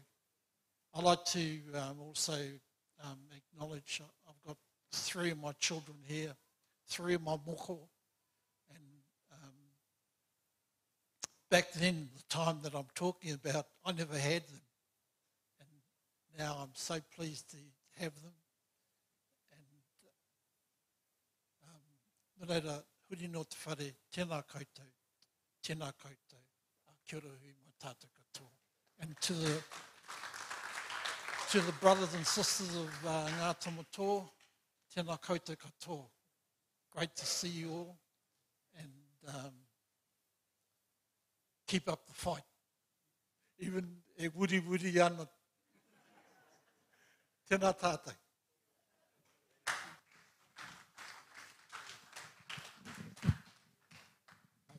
Kia ora tātou, mihi tūtahi ki te haukainga nei o Āpui Nuitunu. Mihi atu ki aku hoa rangatira no mai nei, nā hoa whawhai, poroti, whakakahai i te awero atu ki te kawanatanga. Koutou katoa tēnā tātou. Whānau, just a brief kōrero about my background, Morehu McDonald toka ingoa, mai tainu waka, mai Ngāti Hinarangi, no matamata tainu atu ki Tauranga Moana, whakawhiti anō ki Taupiri Maunga, ko Ngāti Mahuta, ko Waikato Tainui, Maniapoto, kei Tāo Muntu, te taha anō ki Ngāti Ruanui Taranaki, no reira tēnā koutou, tēnā tātou. Ai, whakai ana hau ki ngā kōrero ko whakaputa mai ngā wā tamariki ana, engari, kahuri ki te reo, kia whakamohia te katoa, te tikanga o tōku nei kōrero. So myself and Rawiri were still at school at Otara College in Otara, and Roy Mata, who was one of our teachers, but we were inspired by a lot of the kōrero. And at that age, not even finished school, we were in a car with Hannah and Sid Jackson on the way up in 1971 for our first ever protest here for Waitangi. So that was the initiation for us, which hasn't stopped. But whānau, just from my background, brought up in a rural situation where we had 4 marae up our road. You know, there was one contained community. You know, we had our whānau working on the land, living on the land. That all changed very rapidly, moving to the city, to Otara. And then we were thrown into a melting pot, whereby we didn't know each other, the whānaus in our area in Otara. There were obviously Pāhia, but also Pacifica and many others. So, but no facilities for the young people. So what are the young people going to do? No libraries, no swimming pools, no nothing. So we would, you know, start to be creative. And out of that creativity came things like the stormtroopers. So for us in Otara at that time, you are a graduate either for, your first aim was to be on the killing chain at the freezing works. If you couldn't make that, then it'd be the stormtroopers. Or the other way around, whichever one, you know, preferred. Those were the options for us at that time. But fast tracking to what some of my other colleagues have said. It was a time of dramatic change going on within the country at that time in the late 60s, 70s. You heard about the anti-war protests, you've heard about the marches taking place. So at that time, the civil unrest in America, the assassination and all that was happening with Martin Luther King, volatile times. But the question that was arising in our hearts and our minds, what was happening for us? Everybody was talking about the Vietnam War and how terrible that was, and the racism in South Africa and how bad that was. What about the racism that was taking place here in Aotearoa? What was being done about that? So we were fired up, all of us. That was what swept us up, I believe, to be here at this present point in time, 1971. So I just want to do, I know Hilda said don't go on a history thing, but I just want to do this very quickly.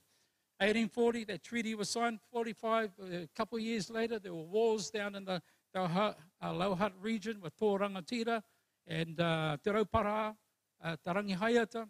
45, there were wars here over at Ohiwai. Into the in the 1860s, the land wars, Taranaki, the land wars in Waikato. You go into the Parihaka situation, the sacking of Parihaka and the rape and torture that took place with our people there in Taranaki. That's in the 1880s. So Kotahitanga came along after that, trying to work through the system to actually bring in, our 4 members of Parliament to help us navigate what was happening with the Crown. All the time, we were missing out in terms of what our leadership. We went down the military path. We went down the spiritual path with the setting up of our hahi, the ringatu, the rātana, the paimārire. Then we went down in terms of passive resistance. That didn't work. We went into the kotahitanga, repudiation, all of those sort of things. Then we went on and went on and went on. And then we come to the 60s. And then we find that there's the New Zealand Māori Council, everything like that happening. What was happening on the ground was not sufficient in terms of the finding the answers to meet the racism that was taking place at that time in this country. It needed something different in terms of our strategies, of how to engage and how to bring about change for the betterment of our people. That's where Ngā Tamatoa came in.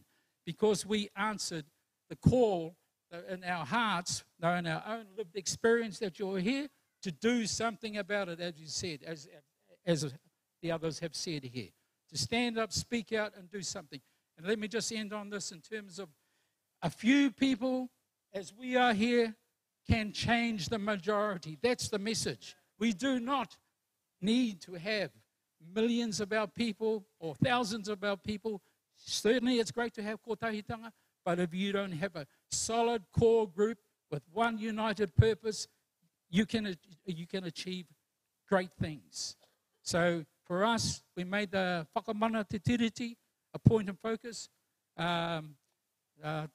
Others have talked about in terms of our prison work and all the other changes that fighting racism.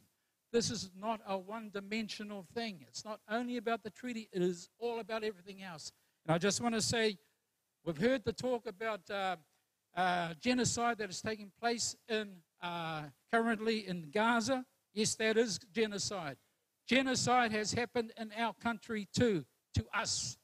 And we have to now talk about it in terms of colonization being genocide, whereby this government is now trying to change the terms of the treaty to obliterate it for what it was meant to do, and from the beginning to set up to meet the needs of our people, to change it.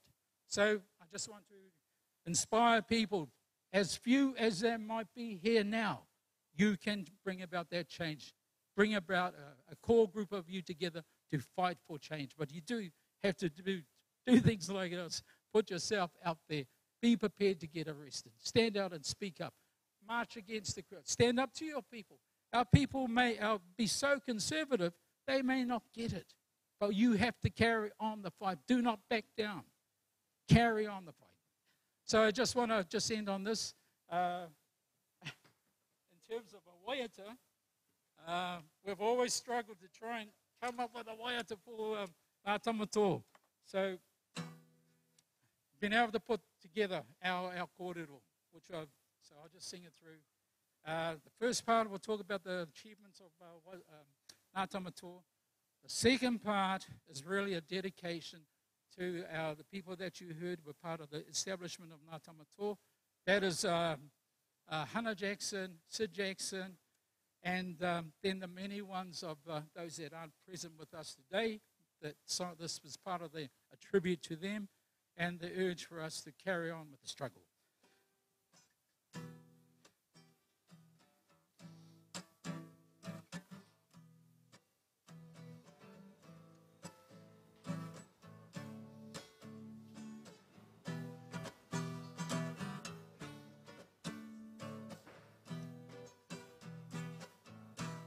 Tama tu, tama ora, tama noho, tama mate. Tama tu, tama ora, tama toa, tama toa. Whakamana te tiriti, aku nā te reo Māori. Whakaokia te whenua, mana ture I ngā koti. Whakamutua te kaikiri, te mana Māori mō tuhake. Kia tu rangatira, kia tu whakahihi. Tama tu, tama ora, tama noho, tama mate. Tama tu, tama ora, tama toa. Tama toa. Te boio taranaki e hana e raukura. Te amangia o ka hanunu, oi hake nā e toa. Ma te atu he te kura, ara mai he te kura. Ka whawhai tonu mātou, ake, ake, ake. Tama tu, tama ora, tama noho, tama mate. Tama tu, tama ora, tama toa. Tama toa. Tama toa.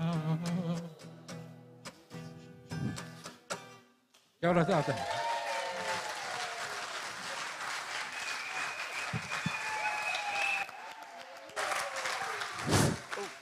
Kia ora tātou, ko tai ki te mutunga.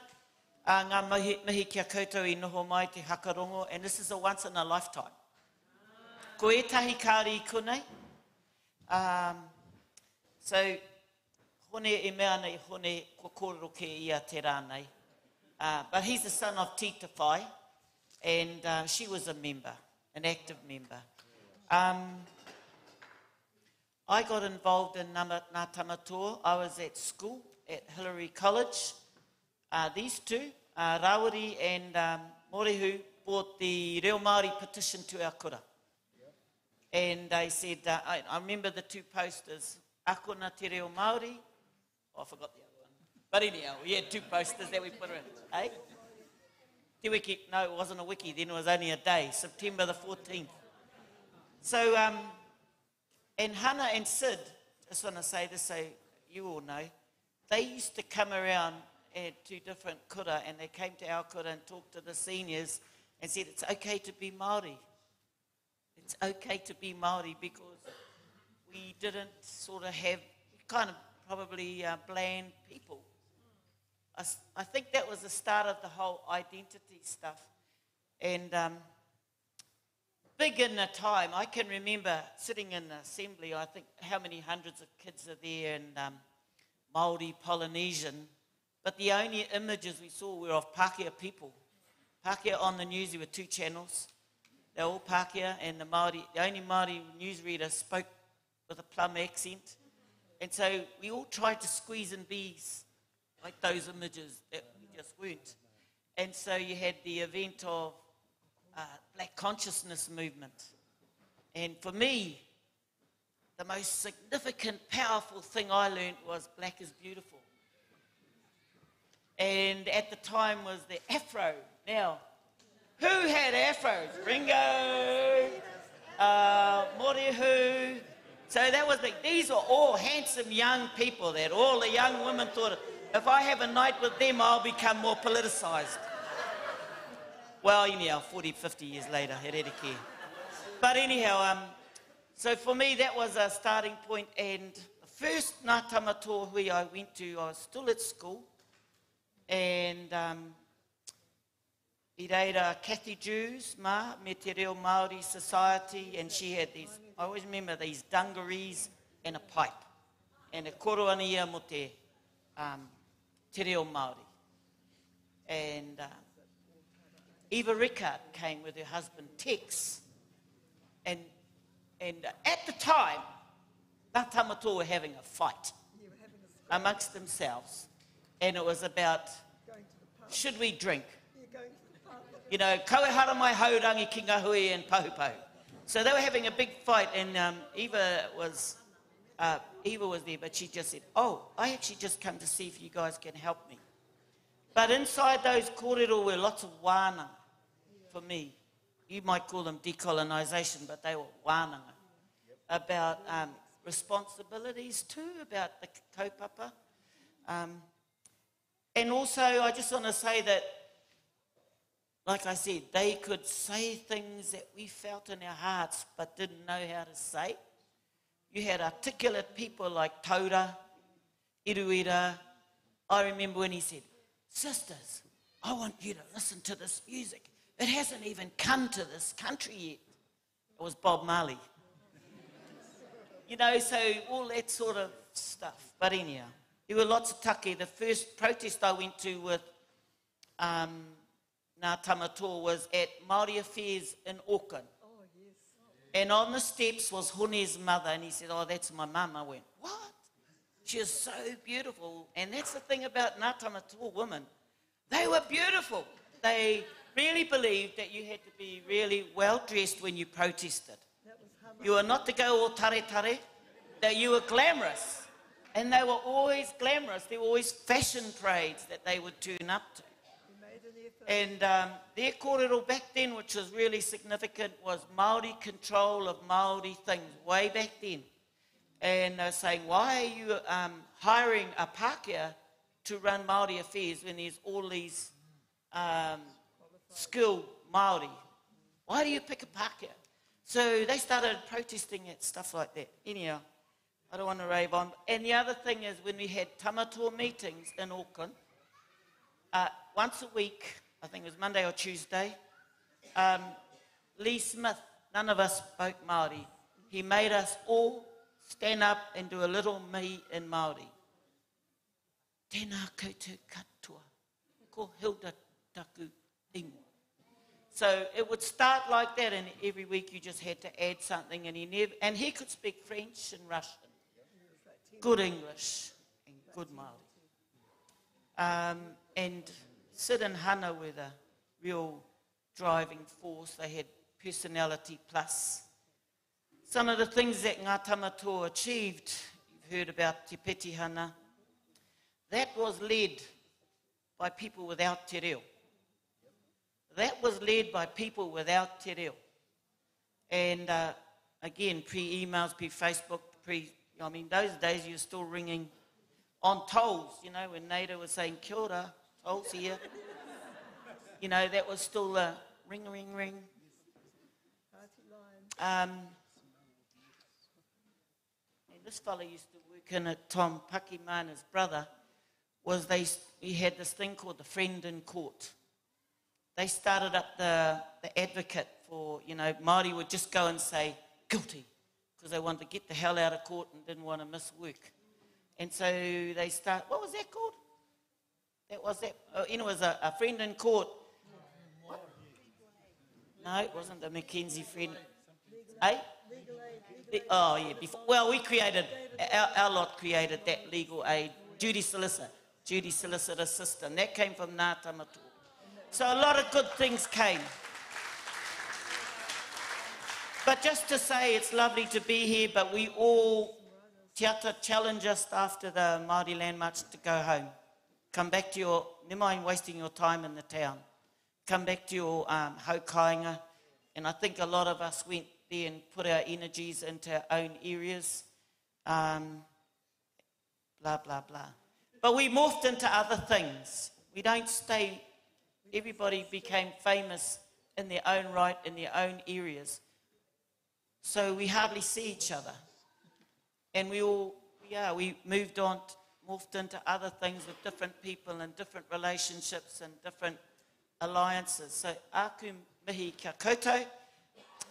My only thing is be organised, be kind to each other, and look after your tamariki. My mother-in-law always used to say, look after your own children. Don't think other people. When you're at something like this, she always used to warn us, keep an eye on your children. So, atu I tērā, Honi's going to say a little short thing, and then I'm going to ask Ringo to close us up. And it's been wonderful to be amongst you all today. Kia ora.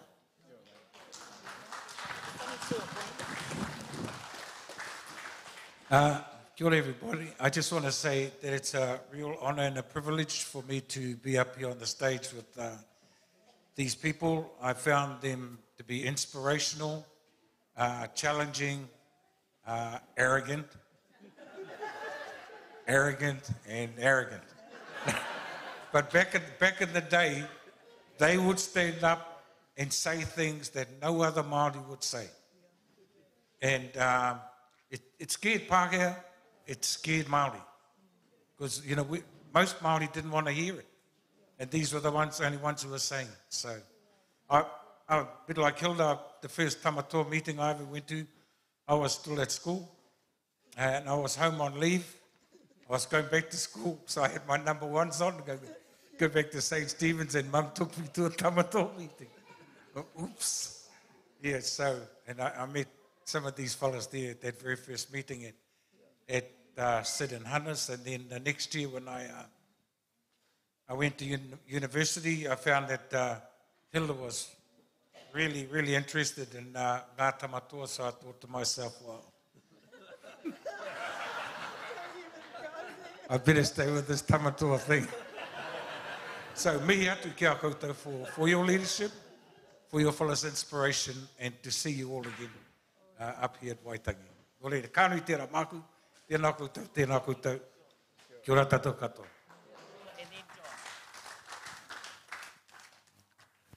Tēnā no tātou. I just want to talk about those people who went before us that motivated us. You know? Rua the prophet, Te Koti, all those people. And when we were going on, people have mentioned Tamea Puata. He was in the Māori human organisation, the human rights, and he was one that came. He used to come and meet with us, and even he was scared because he used to make us meet in the park, sort of, so that the cops couldn't hear what, because they used to have these things, listening devices. So I want to mihi to people like that. I also want to mihi to Hilda and Hone, because by the time they popped up, I was in that guilt trip about, hey, anyone can make a noise in the city, I've got to go home and try and sort my lot out. And Tame come with me, he gave up. He went back to the city, but you know, it wasn't easy. The other thing is there were other influences going on out there. You know, Jimi Hendrix. You know, he was saying, you know, I don't want to be like you fellas, nor did we. So you know, and then there was the people who are still fighting, the Palestinians. Where before Ngā Tamatoa, myself and John, we were in the Māori Liberation Front, and we took that name from the Palestinians because we were inspired by what they were doing. So, yeah, I just want to mihi to every one of you, and I want to mihi to the people who were that picked it up after some of us left, so these two here, and I want to mihi to you lot who are picking it up now. So, kia ora tātou.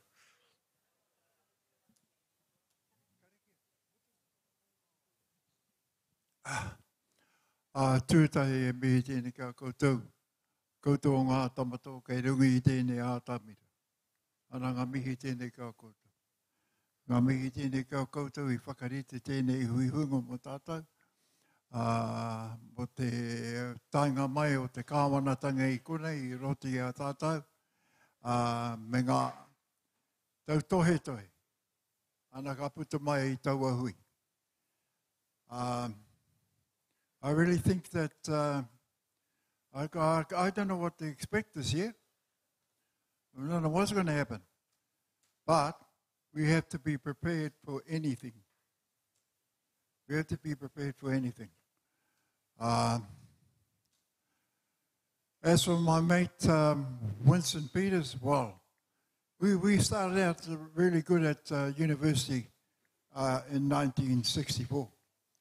And there was another mate of ours. The three of us used to go to lunch every day in the university cafeteria. Is that right? There was only 15 Māoris there. Yeah, so there weren't many. And the other one that was there was Jackie Aratima. Now, Jackie Aratima was from Te Arawa, but he was Māori, and he was also the top secondary school athlete in the country. And being Te Arawa and being from Rotorua Boys High School, we got together quite a bit. Myself, Winston, and Jackie Aratama. And I really wanted to confront Blum and Winston and talk to him, but after he'd finished up there, he took off. But anyway, I'm going to close it now with a prayer, koutou. Matota ma wairu tapu me ngāne hera pona tamāngai. Anei mātou I roto I tēnei hui huinga o mātou. E tatari I ngā kupu katoa e whakapūkina ana e mātou tō koutou kororeatanga. Ko koutou nei te tīmatanga me te whakaotinga, mai o a mātou e tūmana ko atu nei e tō koutou kororeatanga. Ko te maanga hei tautoko mai, aia nei, aka nei, ai.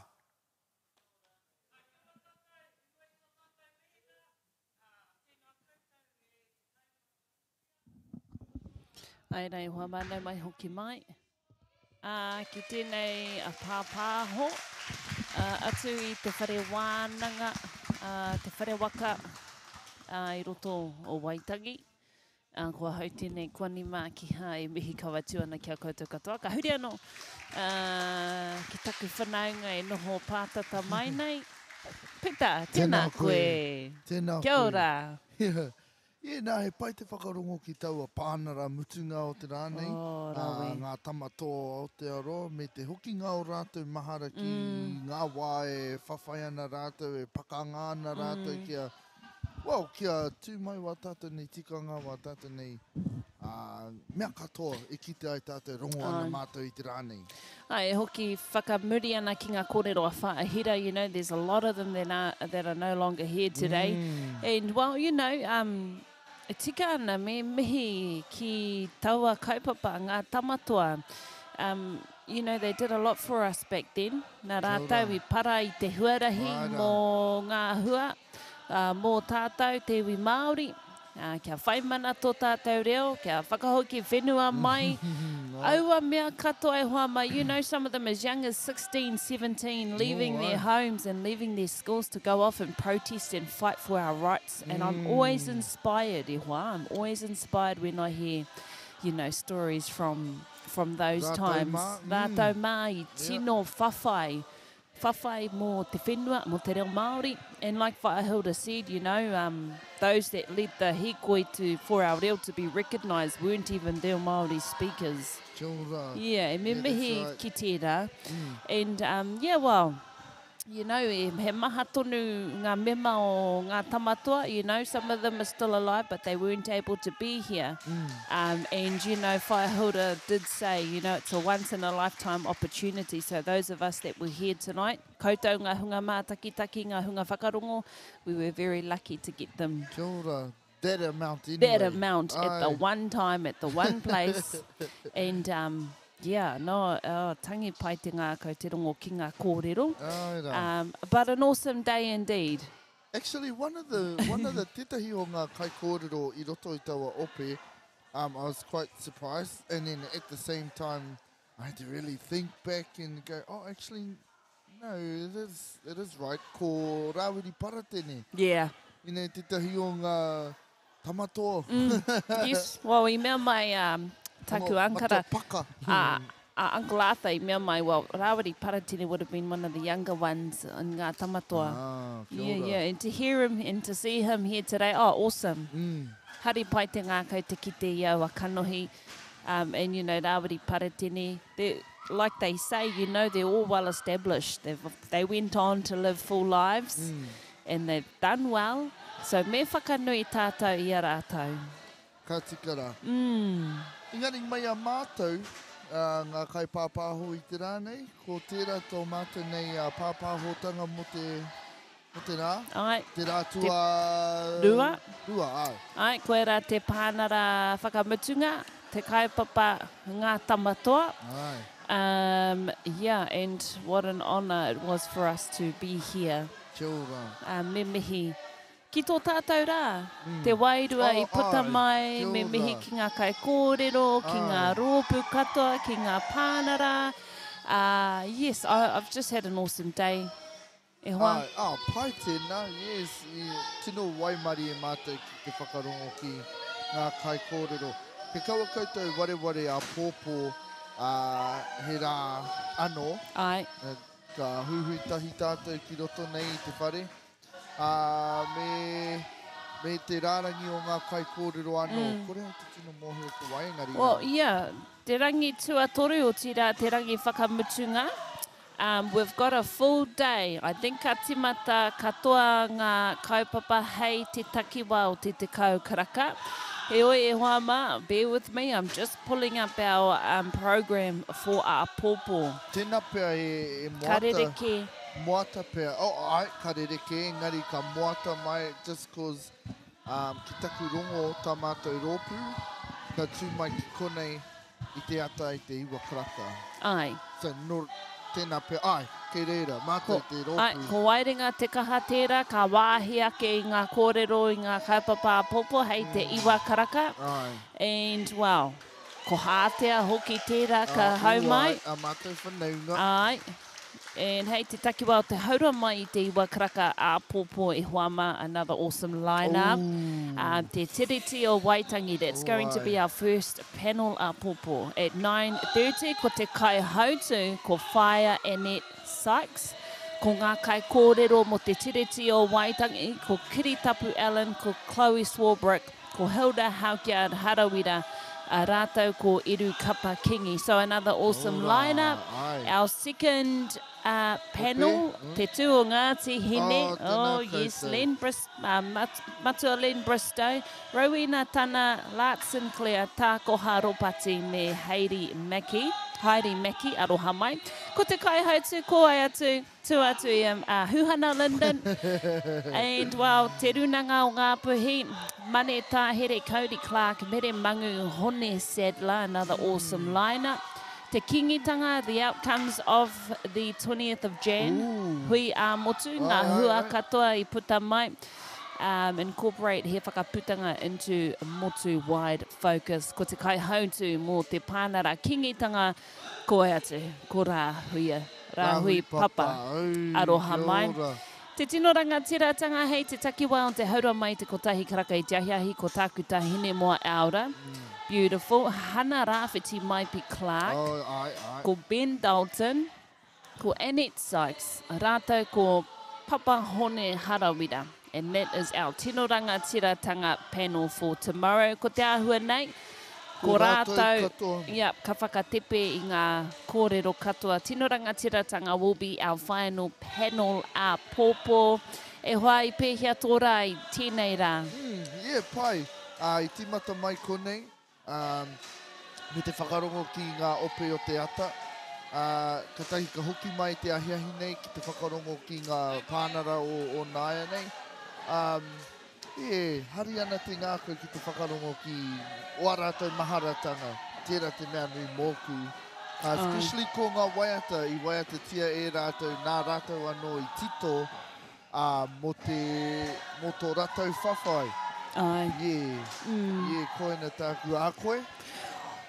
Oh, well, no. I think, pai te kite I ngā minita Māori. E whakakotahi ana I runga I te kaupapa kotahi I tēnei rā. I enjoyed seeing our Māori MPs come together and share common goals. I te ata anō hoki ngā minita. Shane Jones. Yes. Aye. Yeah. And I mean, hey, got to face the people, Ko reira te wero. And boy, did he. Oh, yes. So it's been an awesome day. It's been an eventful day, but I think it's time for us to head on home. Hoki ki te kāinga whakatā, reset for another big day tomorrow. Whānau, if you're coming down, come prepared. Mauria mai, he tūru, he wāhi nohoanga, he wai, he hamarara, he pōtai. Sunblock, And keep our tamariki safe. There's going to be a lot happening, but I'm sure we already know that. Kei te taha moana mātou, so kia kaua rātou e kutiti haere ki te moana rātou anake. Tērā te mea nui taki te whānau, taki ngā tamariki, So e mihi ana kia tātou, e mihi ana kia koutou ngā hunga I hono mai.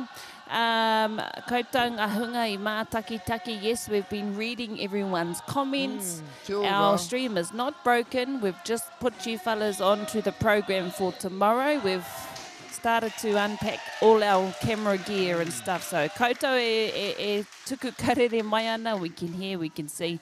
Aroha mai, this is just the screen for now. Engari, mai ia hau, kāre kōrero tū atu I tērā, toitu te tiriti, toitu te he whakaputanga, kia tū Māori tātou, kia tū kaha I roto I tō tātou ao Māori, kua hau tēnei kuani mākiha, e